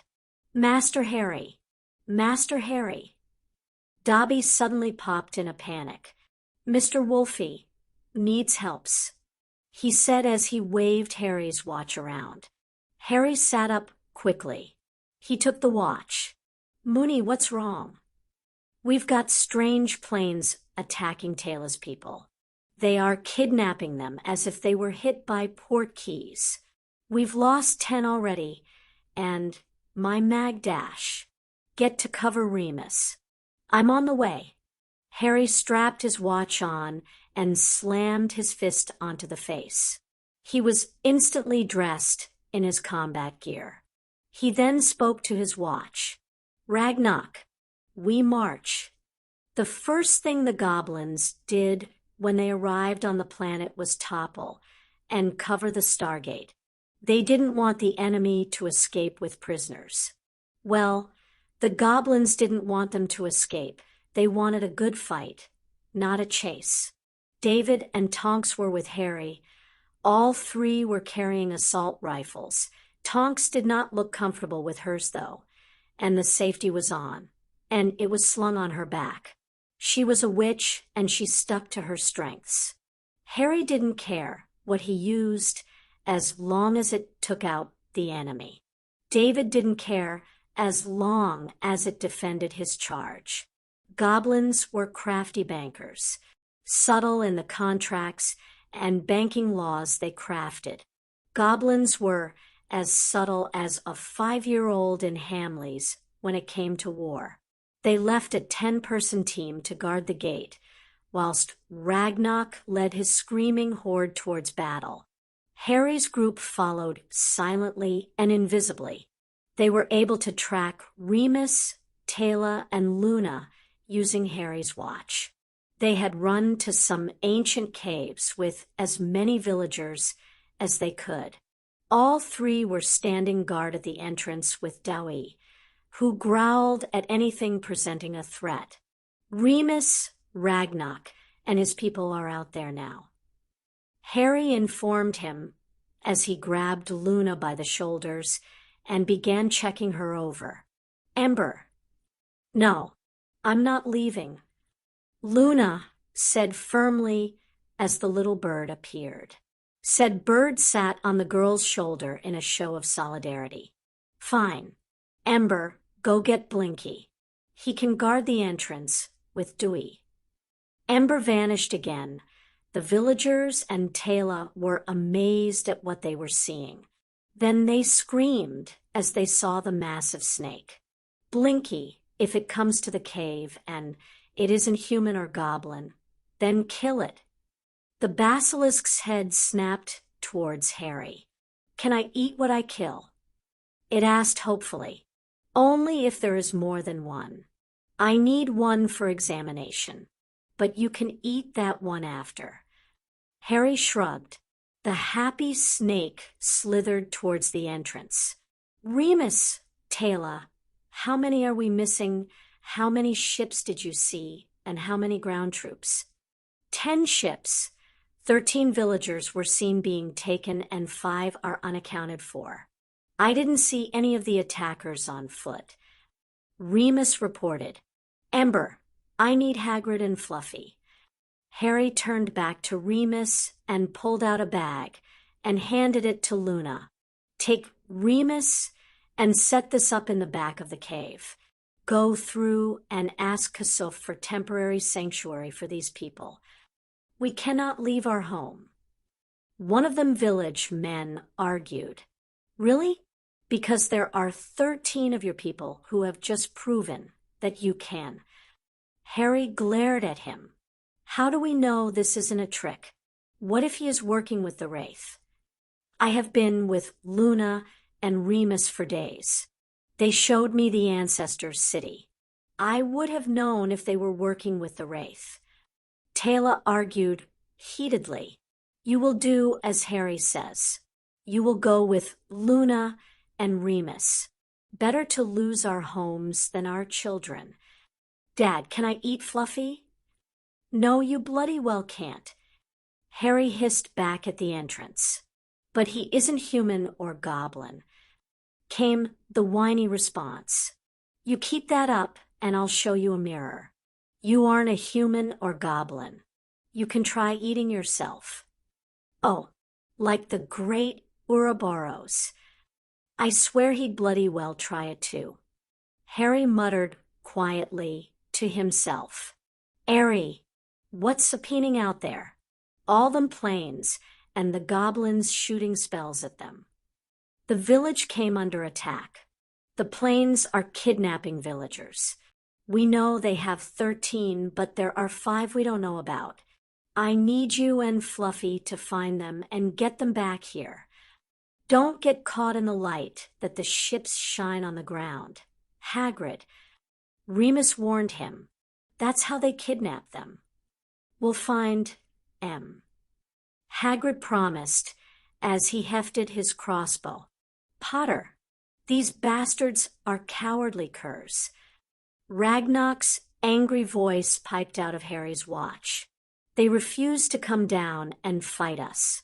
We got 2 of their ships, but the rest have flown higher. Fortify your position on the ground. I'll have my ship come in and try and knock them out of the sky for you to deal with. Make it quick. The Stargate is secure, but they might try and fly up into space to run like the cowards you are. Harry winced at the rage in his ally's voice. And the volume. Dud, grab a ship and crew. Head to Taylor's planet and knock the ships flying about out of the air. They have hostages, so don't destroy the ships. On it, Harry. The door is ready. Harry. Luna called back. Start sending people through. He replied, Ember, can you take us to my ship? The little bird jumped into the air and held out her tail feathers. Everyone who's coming, hold on to me. David, Taylor, and Tonks immediately grabbed him. What the hell are you lot doing here? Harry demanded. He didn't miss a beat as he headed for his chair. Now is not the time to be arguing. Fleur said just as snappishly. We were there when you called Dudley. We knew you would want this ship ready. And the rest of you? Aurora, this dash. I was enjoying a nice night of stargazing on Atlantis. Harry, how could I possibly continue when people are in pain? The dark-skinned woman scowled. If any of you die, I will be very pissed. Harry glared at his bunch of misfits.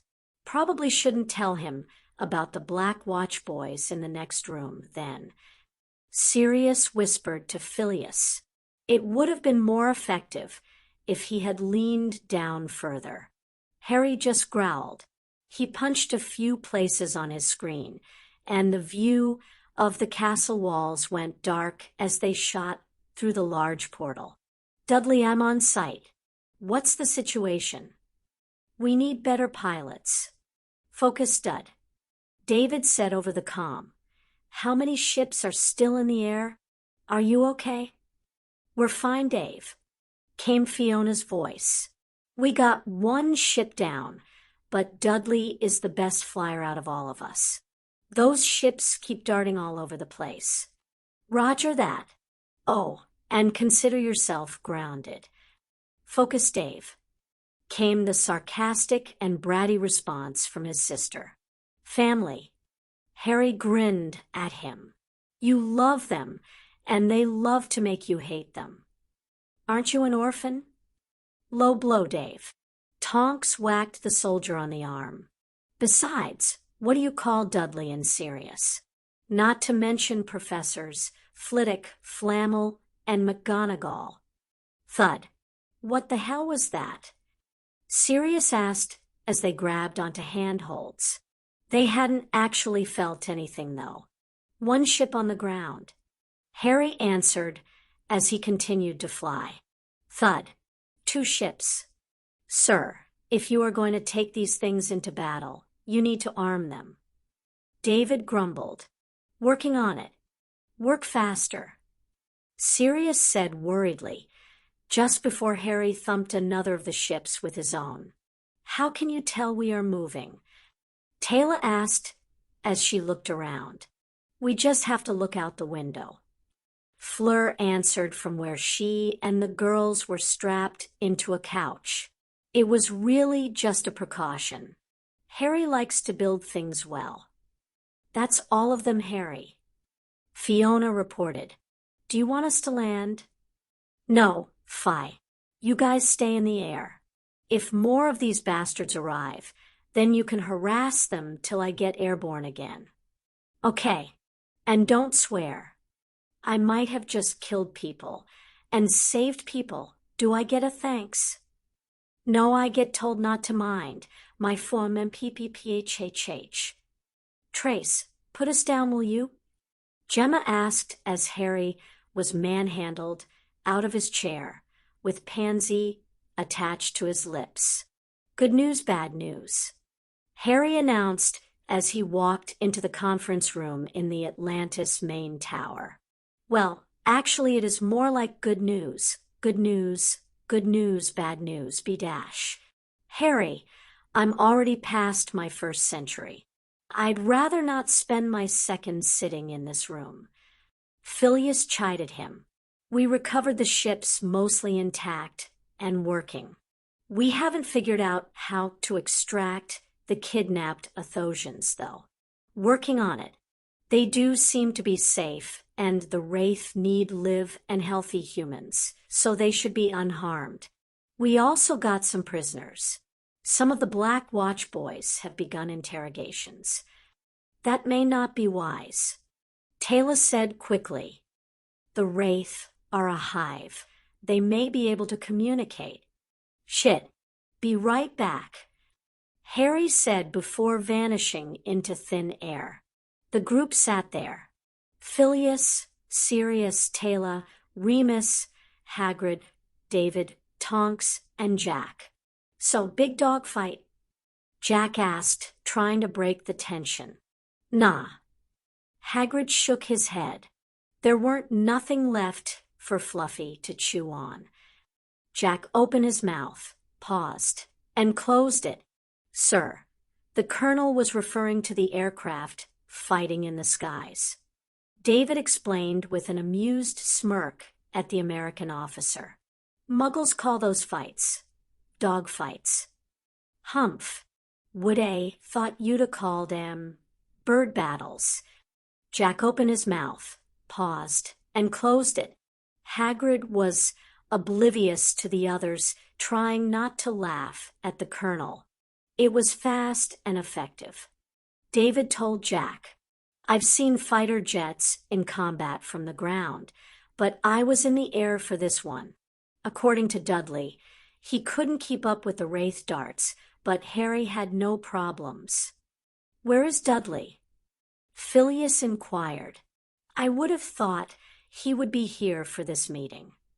He said something about talking to the Pottery Club.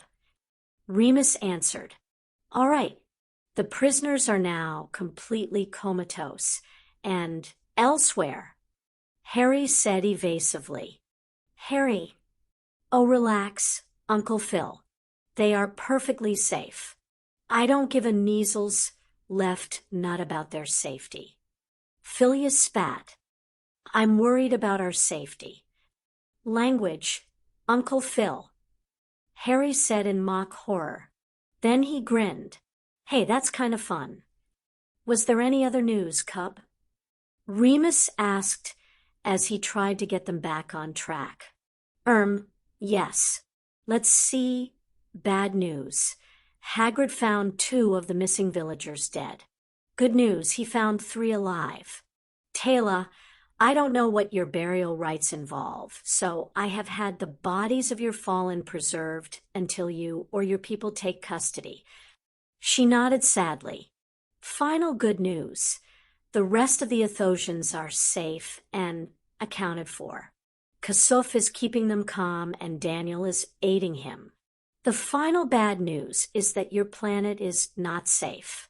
The Wraith that attacked will eventually be missed. They probably knew they were going to your planet, and they will send people to investigate. Taylor sighed. It is not the first time my people have lost their homes, but it is the first time we lost a planet. It's a nice planet, as long as you don't mind frequently unscheduled alien abductions. Harry offered weakly. Taylor gave him a sad smile. I know of a few planets that will accept us for a while dash. Like us.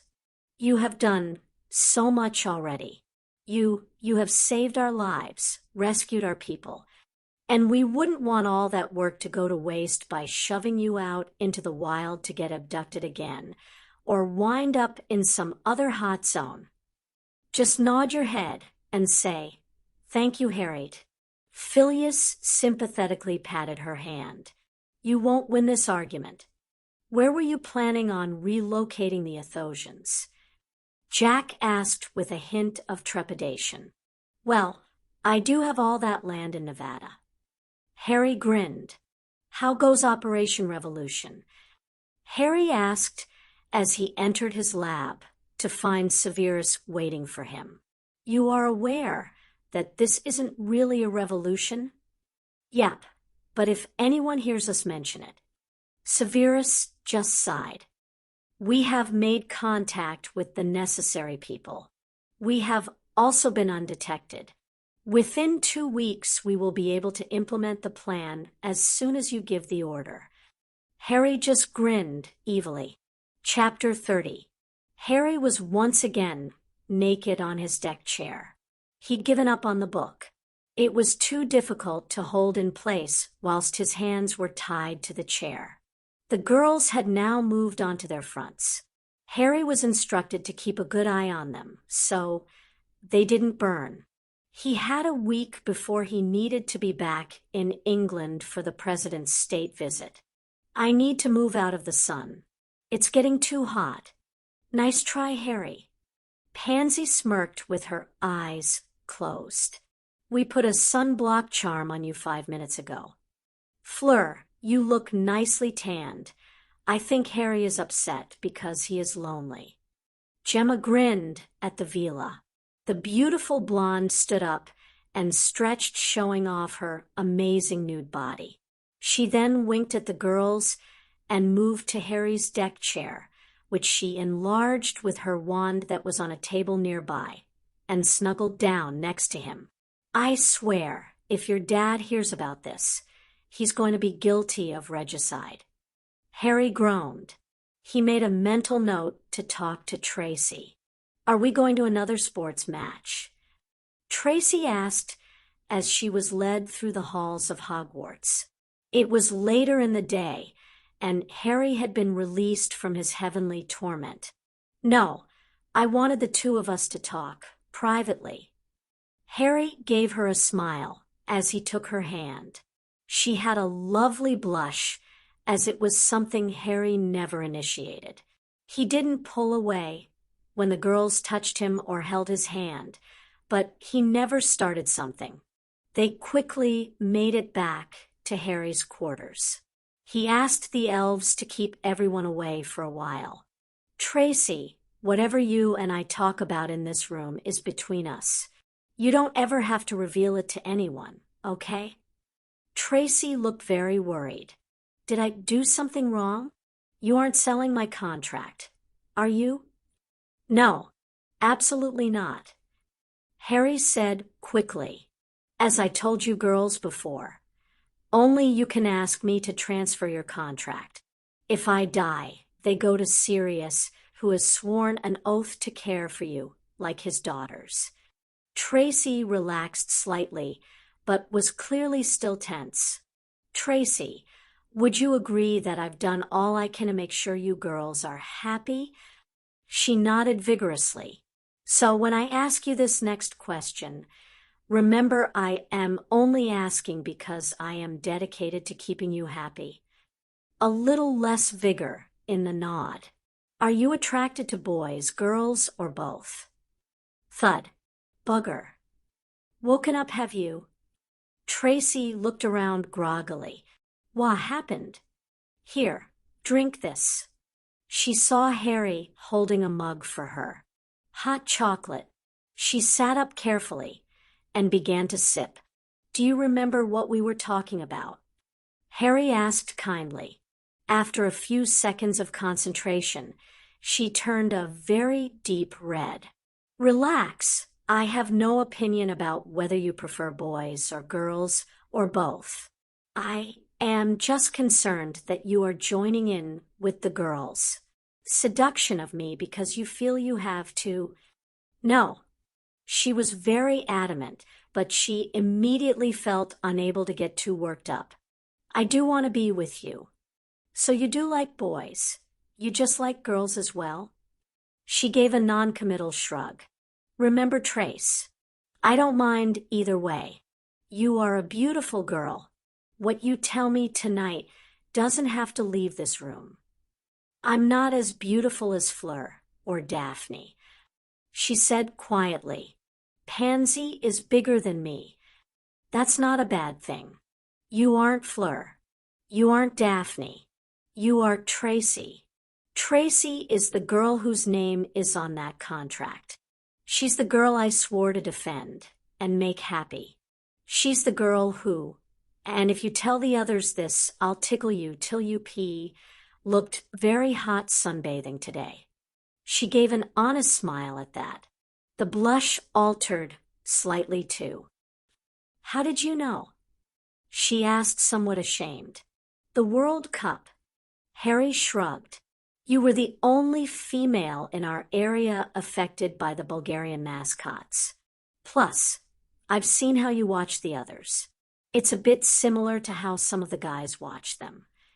Harry leaned forward with a big grin. But you were practically drooling at Fleur's display this afternoon. Tracy buried her head in the couch cushions in mortification. Harry was seated in a very luxurious room in a very luxurious building in a very luxurious location. He was surrounded by some very unhappy people who had been told some very unhappy things and were unlikely change in the near future. The place, Buckingham Palace. The people, Prime Minister Burns, Prime Minister Bones, the Right Honourable Adam Chance of the Opposition Party, and His Royal Highness, King Patrick. You are admitting that you have kidnapped my mother, the rightful Queen of England. Patrick snarled as he shot from his seat. Harry's wand shot out, and the muggles were petrified where they sat, or in Patrick's case, stood. Amelia just sighed and wondered if she could get away with pulling a novel out. There was a new series that fantasized Harry's life the first time through. It was a bit dark at times, but enjoyable. Harry hated it, but Pansy and Gemma had browbeat him into accepting it. Listen up, you little idiots. Harry sneered as he stood and began walking around the table, slowly. Your mother could have been a good friend and ally. But no, she had to get all high and mighty. She had to make plans to have me dealt with. You should be bloody glad I didn't have her executed for treason. Instead, you are all set to make the same mistakes she did. He had circled the table once already and was on his second circuit.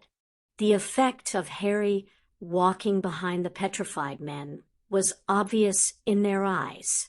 I have zero problem with putting you in a cell next to your mother and working my way down your family line until I find someone who is willing to accept the situation. I have enough to deal with when it comes to alien enemies that I don't need domestic ones. He flicked his wand, releasing them. Now, I don't want to be king. I don't want to be in charge. I only attempted to take over magical Britain because it was the only way to deal with the corruption. Unfortunately for all of us, we don't get a choice. We all saw what happened if someone interferes with the bond between myself and the country. If I have to become a public figure, I will make it clear that you are responsible for all the deaths and chaos caused by your interference. Now, I expect you to arrange for a private meeting between yourself and the president. I will, of course, be there as well. Don't make me have to come back here. With that, Harry operated away. Gentlemen, I trust that you can appreciate why I only agreed to serve as His Majesty's Wiggle Prime Minister for only a year. Amelia tiredly, you are committing acts of war against the British people. Patrick snarled. He was angry scared and embarrassed. No, you are committing acts of treason. The problem for you is that the country itself, the very land and magic, has chosen King Harry. She stood up and stretched her neck. She was far too tired to care about image. Harry isn't joking about sending everyone to prison who causes problems. But if you continue to push him, he might decide to reopen Azkaban. And with that, she walked out of the room. Mr. Burns, what are our tactical options for eliminating this threat? King Patrick demanded. David Burns closed his eyes and, for the 20th time this year, gave serious consideration to retiring. You have none human. Burns and Chance were immediately on their feet as a small creature with a malicious smile faded into view. That wasn't the bad part. The bad part was the 30 others like him, who were armed and stationed around the border of the room. In case you weren't told, we are goblins. I am the king of the goblins, Ragnak. It is time you muggles learnt that you are not the only natives of this island. We will not stand by and let you destroy us all. This is an act of war, Patrick said angrily. He suddenly found a spear at his throat. My people yearn for war. Ragnak grinned. I hope I was reading your intentions right about you needing to talk in private. President Lancet jumped in shock at the foreign voice that sounded in his current bedroom as he put away a few bits and pieces for his stay in England. Standing there was a very calm Harry Potter. How did you get past the Secret Service? Lancet frowned. Harry had an amused smile. Mr. President, I can travel across galaxies and take out an entire military base on my own. I hope you don't think entering a locked and guarded room on my own soil would be much of a stretch. Can all British magicals do this? He asked. Harry was surprised that the man was merely curious and not upset. He took the offered seat at the table, and the president sat opposite. Harry took a moment to think about it. There are people who can do what I can, but they don't have access to the equipment I have, so their entrance would be a bit messier. Do you know why American magicals don't have your capabilities? He asked. He was clearly curious. To be blunt, because you repress them, subjugate them to your will. In the 3 to 5 years that I have controlled Hogwarts, there has been an exponential upturn in innovation. The reason is because I made them think and showed them what I wanted to do, and then encouraged them to do the same. You don't talk like a teenager. I'm only a teenager in a physical sense. In reality, I am about 21. There was a whole mess which involved some form of time travel. You can travel through time and space. Lancet asked in amazement. Technically, but this time it was involuntary, and we still don't know the actual reasons of why and how. Harry always got grumpy about this. Anyway, why don't we get down to it and discuss why I haven't invaded America for their assassination attempt on me? First off, let me say again, I had no idea that was happening or even being discussed. I didn't even know you existed until your woman and Colonel O'Neill landed in my office that day. Fine. Now, why should I take that to mean you are a good person who means me no ill will and not an incompetent man who can't control his own people? We both had people involved in that debacle. America lost a lot of men and women, both in Nevada and England, where they were caught up in the disasters. I don't want you to judge me on what happened. I want you to judge me on what I want to happen. Harry sat back and folded his arms expectantly. Go on. John Lancet ran a weary hand through his hair. Indulge me for a few moments, and let me tell you a bit of my history that nobody knows. Back in '67, I was 15 years old. I had no ambitions in politics. I was more interested in animals and veterinary medicine. I was also deeply in love with my girlfriend, Annabeth. She was beautiful, the epitome of the American girl next door. Lancet had a sad smile of reminiscence. Harry sat there patiently, an unusual feat for him. I was a few months younger than her, but on my 16th birthday, I proposed. Our parents were doubtful that we would actually make it to the altar, but they were supportive. On her 18th birthday, her party was attacked by government forces. Anna and her parents were distraught, but they clearly expected this. She dragged me to her room, shoved her journal in my face, told me she loved me. And then I found myself 6 miles outside of Dallas, Texas, 1,000 miles away from where I was. I spent 2 weeks bumming my way back to Boise. When I got there, no one knew anything about Annabeth or her family. They hadn't even heard of them. Everything in her journal was true. I'd read it several times on my journey. She was a witch trying to pass for a mundane. Her family had been hiding since before she was born, and they feared discovery by the authorities. She wrote about the reservations where magicals were forced to live, the work they were forced to endure. He sat forward and looked at Harry intently, his eyes glistening with tears of depression and loss. That was the day I decided to work my way to the top, to find out the truth about wizards and witches, and eventually to find out what happened to my fiancé. He slumped back, exhausted from telling his emotional story. Did you find out? Executed. Everyone's mind was wiped by the wizards they had under them.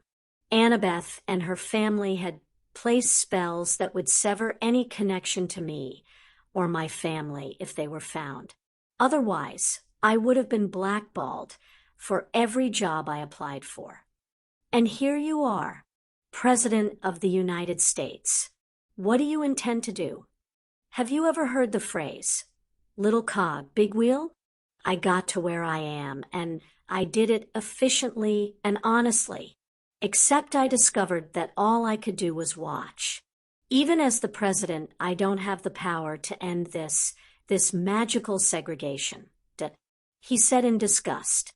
The whole deal goes against the very foundation of the United States. It was built upon the ethos that all men are equal.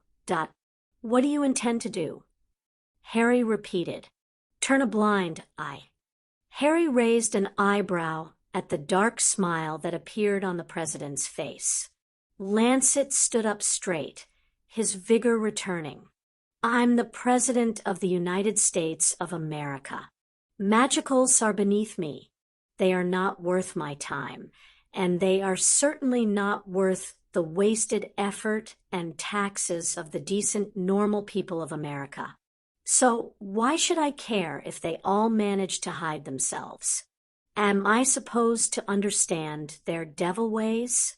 Should I sully myself by trying to learn more about their pacts with demons? They are gone. Good. Be done with them. May they burn in hell with their hellish masters. He slumped again, the evening and its subject taking their toll. Harry calmly raised his watch and spoke. Initiate Operation Revolution. A resigned baritone voice responded. As you command. Very soon your aides will come barreling in with top-secret information. All the magicals are gone. Everything from the land they lived on to the people themselves. Accusations will be levied against my country. I don't care. Everybody knows that if the truth about how the United States treated magicals came to light, they would be crucified by the international community. When it comes to magic, you have one job: to convince your people that angering the British Commonwealth is a stupid idea of epic proportions. The sad fact is that we will have missed some wizards and witches. The British Commonwealth demands they be turned over to us. Failure to do so will see tactical measures implemented against the United States. America doesn't deal with threats very well. America should probably remember that this is not a threat. It's a fact. There might be a way to begin easing into better relations. Lancet said, hesitantly, "I'm not giving you the Stargate." Lancet just laughed. "Are you kidding? You've seen what my people do when they see something shiny. They immediately demand it. If they don't get it, they steal, cheat, and kill for it.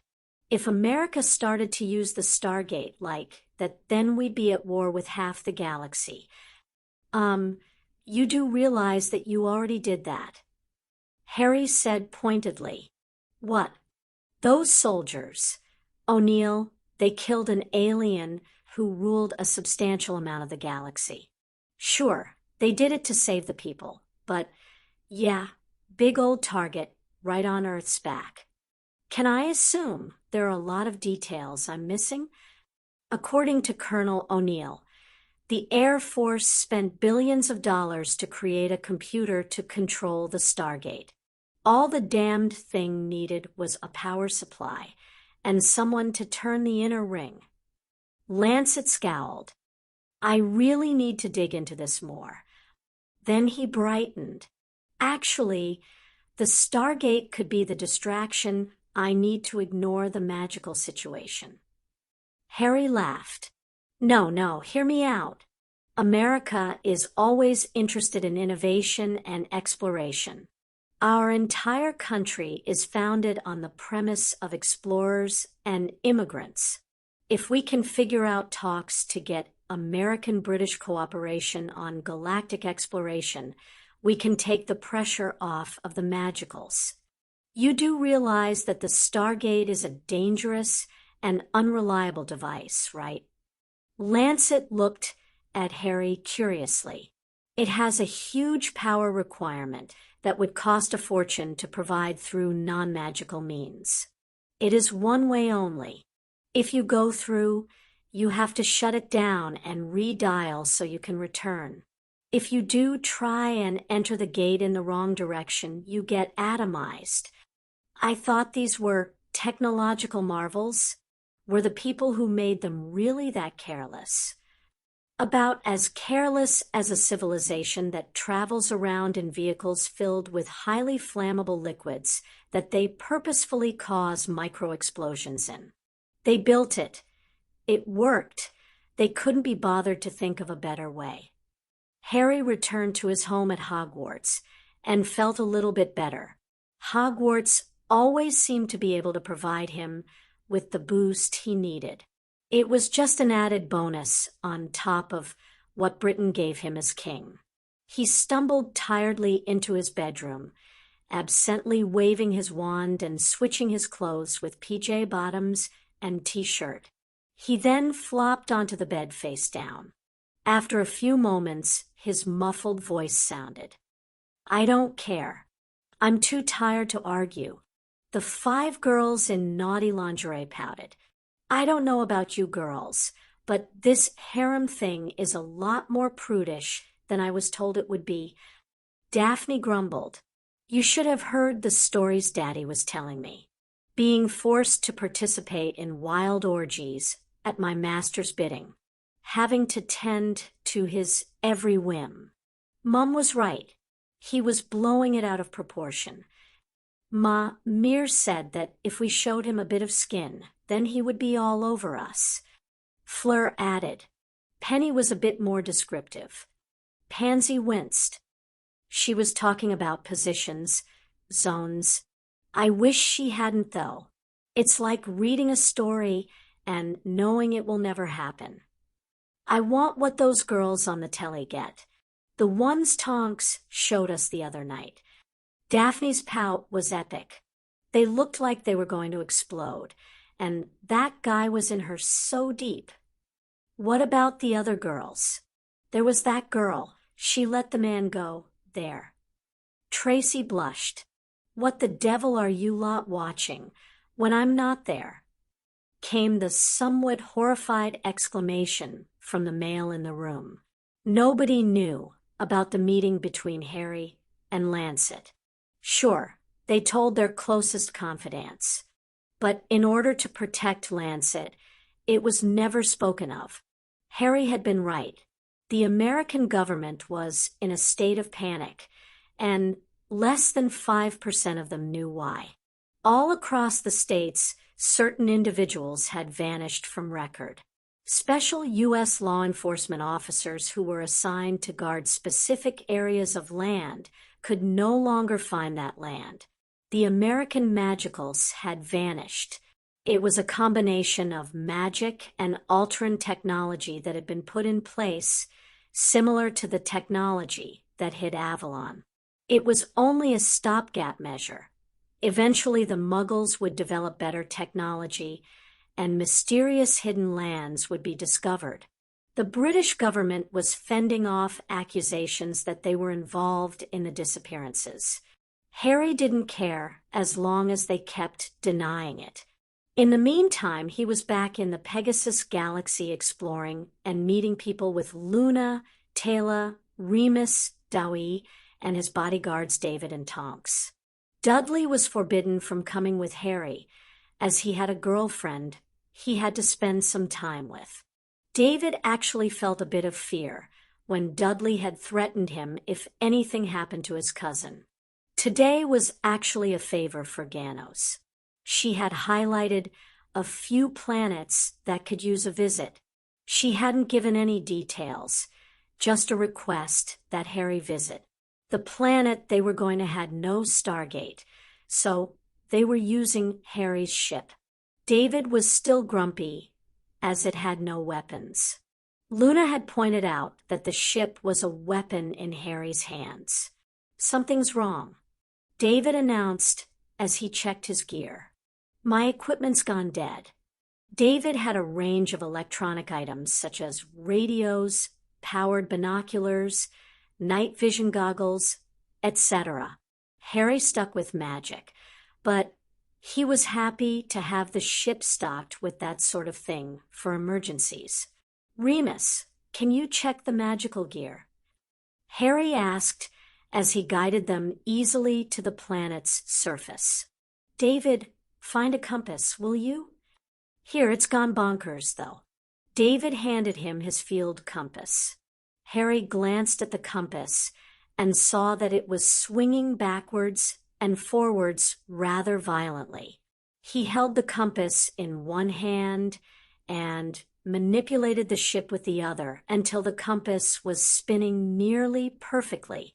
We should be over the source of the electromagnetic field. Like an EMP? David frowned. Probably a persistent effect being artificially generated. No bomb or radiation, though. David walked over to his storage area. We're not taking any chances, he said as he pulled out a small plastic box. He began handing out badges. Do we write our name on them? Luna asked. No, if it changes color, then we know that there is a dangerous amount of radiation, and we should leave. Dewey, take this outside. Run around for about 10 minutes, and then bring it back. Harry turned to David. 10 minutes enough. It'll do. 15 minutes later, and they were heading into the undergrowth and the source of the field. This is Altran tech. Harry mused as he prodded the device. There was a hissing noise, and the top opened up, and a large orangey, yellow-colored crystal rose out of it. It glowed dimly. The battery is running low. That's a big battery. David breathed. I guess we could find a car or lorry battery to replace it if needed. Harry laughed. Dave, it takes 3 of these things to power Atlantis.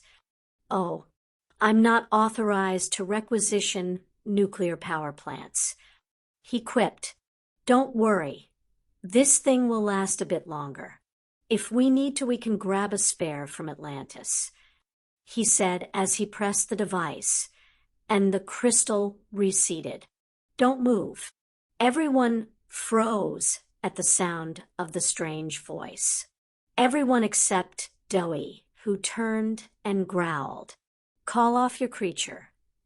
The voice was young. That would involve moving. Harry said without concern, "Do it." Harry turned, and in one fluid movement their attacker and his two companions were on the ground, unconscious. "Nice moves, Harry," Tonks said approvingly. "We're just lucky they didn't have anything more dangerous than bows and arrows," Harry said with a sigh of relief. He moved to the unconscious bodies and began checking them with Remus. "Merlin, they're just children." Remus exclaimed, "Children with weapons." Harry corrected, "Track down where they live. Do not approach or be seen." The dog barked twice and vanished before their eyes. "He can turn invisible?"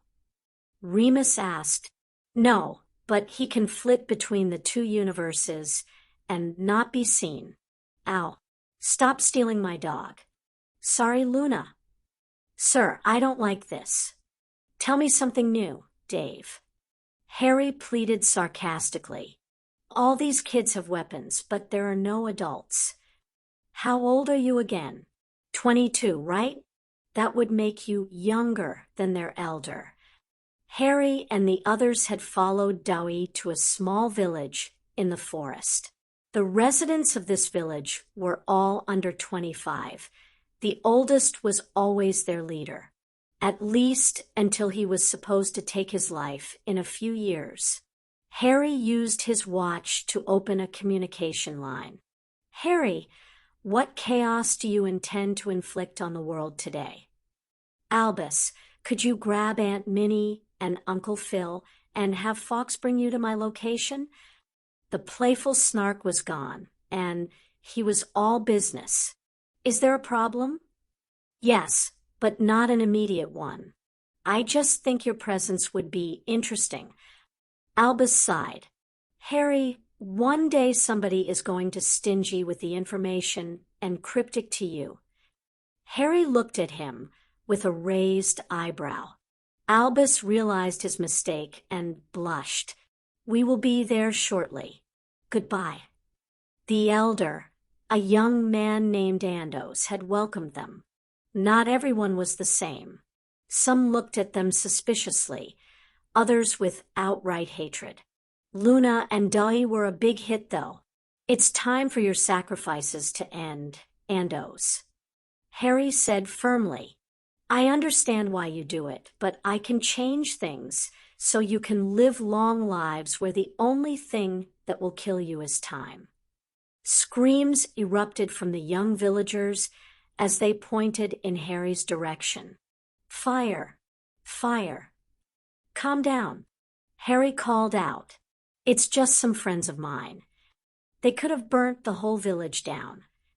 One of the older boys said angrily, "A phoenix's fire only burns what the phoenix wants it to." Albus said calmly as he approached the villagers with Minerva and Phileas, "So you say." The boy sneered. "What are you?" "Old." "Harry," Minerva snapped at him. "Well, you are." "Well," Albus is. "These kids have never seen someone over the age of 25. They commit suicide on the final day of their 24th year. That's horrible. And unfortunately, I would agree it was necessary." Harry said unhappily, "You can't honestly believe that." Minerva was aghast. They were unable to sustain large numbers in the small area they are restricted to.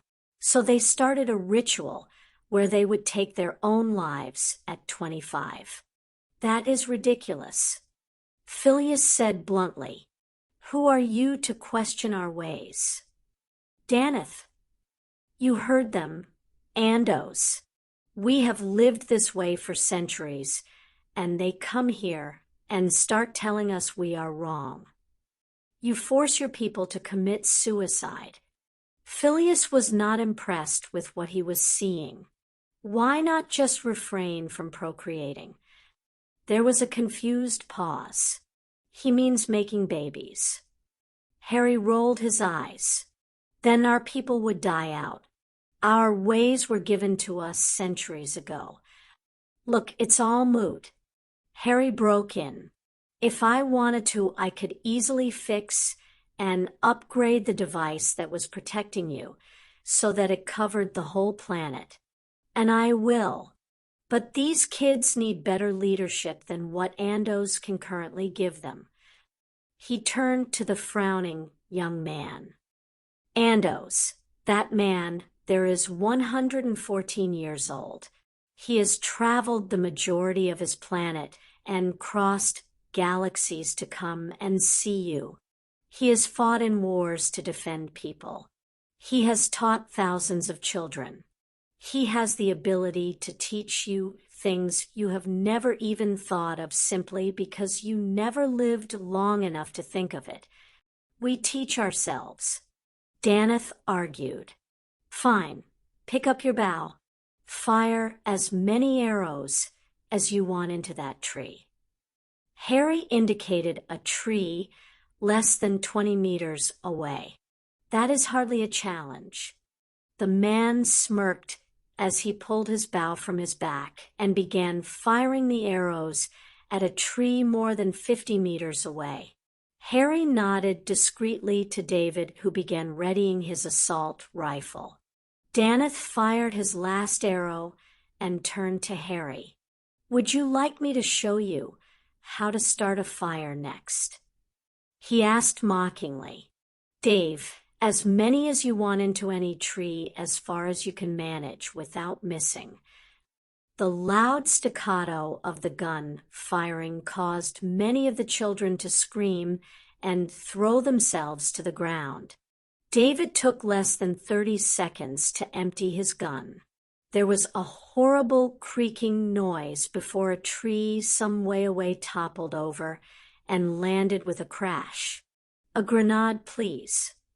Harry asked, ignoring the looks of fear, awe, and terror around him. David handed Harry a grenade. Everyone cover your ears. Harry shouted. He then pulled the pin and tossed the grenade at the tree Daneth had fired at. Phileas, Tonks, and Albus quickly joined Harry in throwing up a shield to protect everyone from flying debris. When the dust had settled to reveal that Harry had destroyed several trees, he turned back to Daneth. Would you like me to show you how I start fires? Harry, you are officially forbidden from going to any worlds that haven't been cleared as safe. Harry looked absolutely forlorn. But Auntie Amy Dash, no, you had a weapon pointed at you today. What would have happened if you had been injured? What would have happened to the country, to the people? Amelia argued. It was a genuine concern considering what had happened when the Unspeakables and NID had kidnapped him. I need to find a way to abdicate. Harry grumbled. Thanks for listening to part 3 of Screw It. Harry's growing stronger, not just in magic, but in purpose. He's no longer reacting, he's leading. And the wizarding world, it's on notice. What were your favorite power moves or comebacks in this chapter set? Let us know in the comments. We love seeing which moments resonate with you the most. Please like, subscribe, and share this audiobook with anyone who loves bold, boundary-breaking fanfiction. And of course, a massive thank you to our Wizard Army. Your support is what keeps this magic flowing. Did you know? author mjimeyg has crafted multiple fics, where Harry is sharper, more strategic, and completely done with everyone's nonsense, making his stories favorites among readers who enjoy intelligent rebellion and fresh world building. We'll be back soon with part 4, where things really start to escalate. And until then, being the chosen, one doesn't mean playing their game.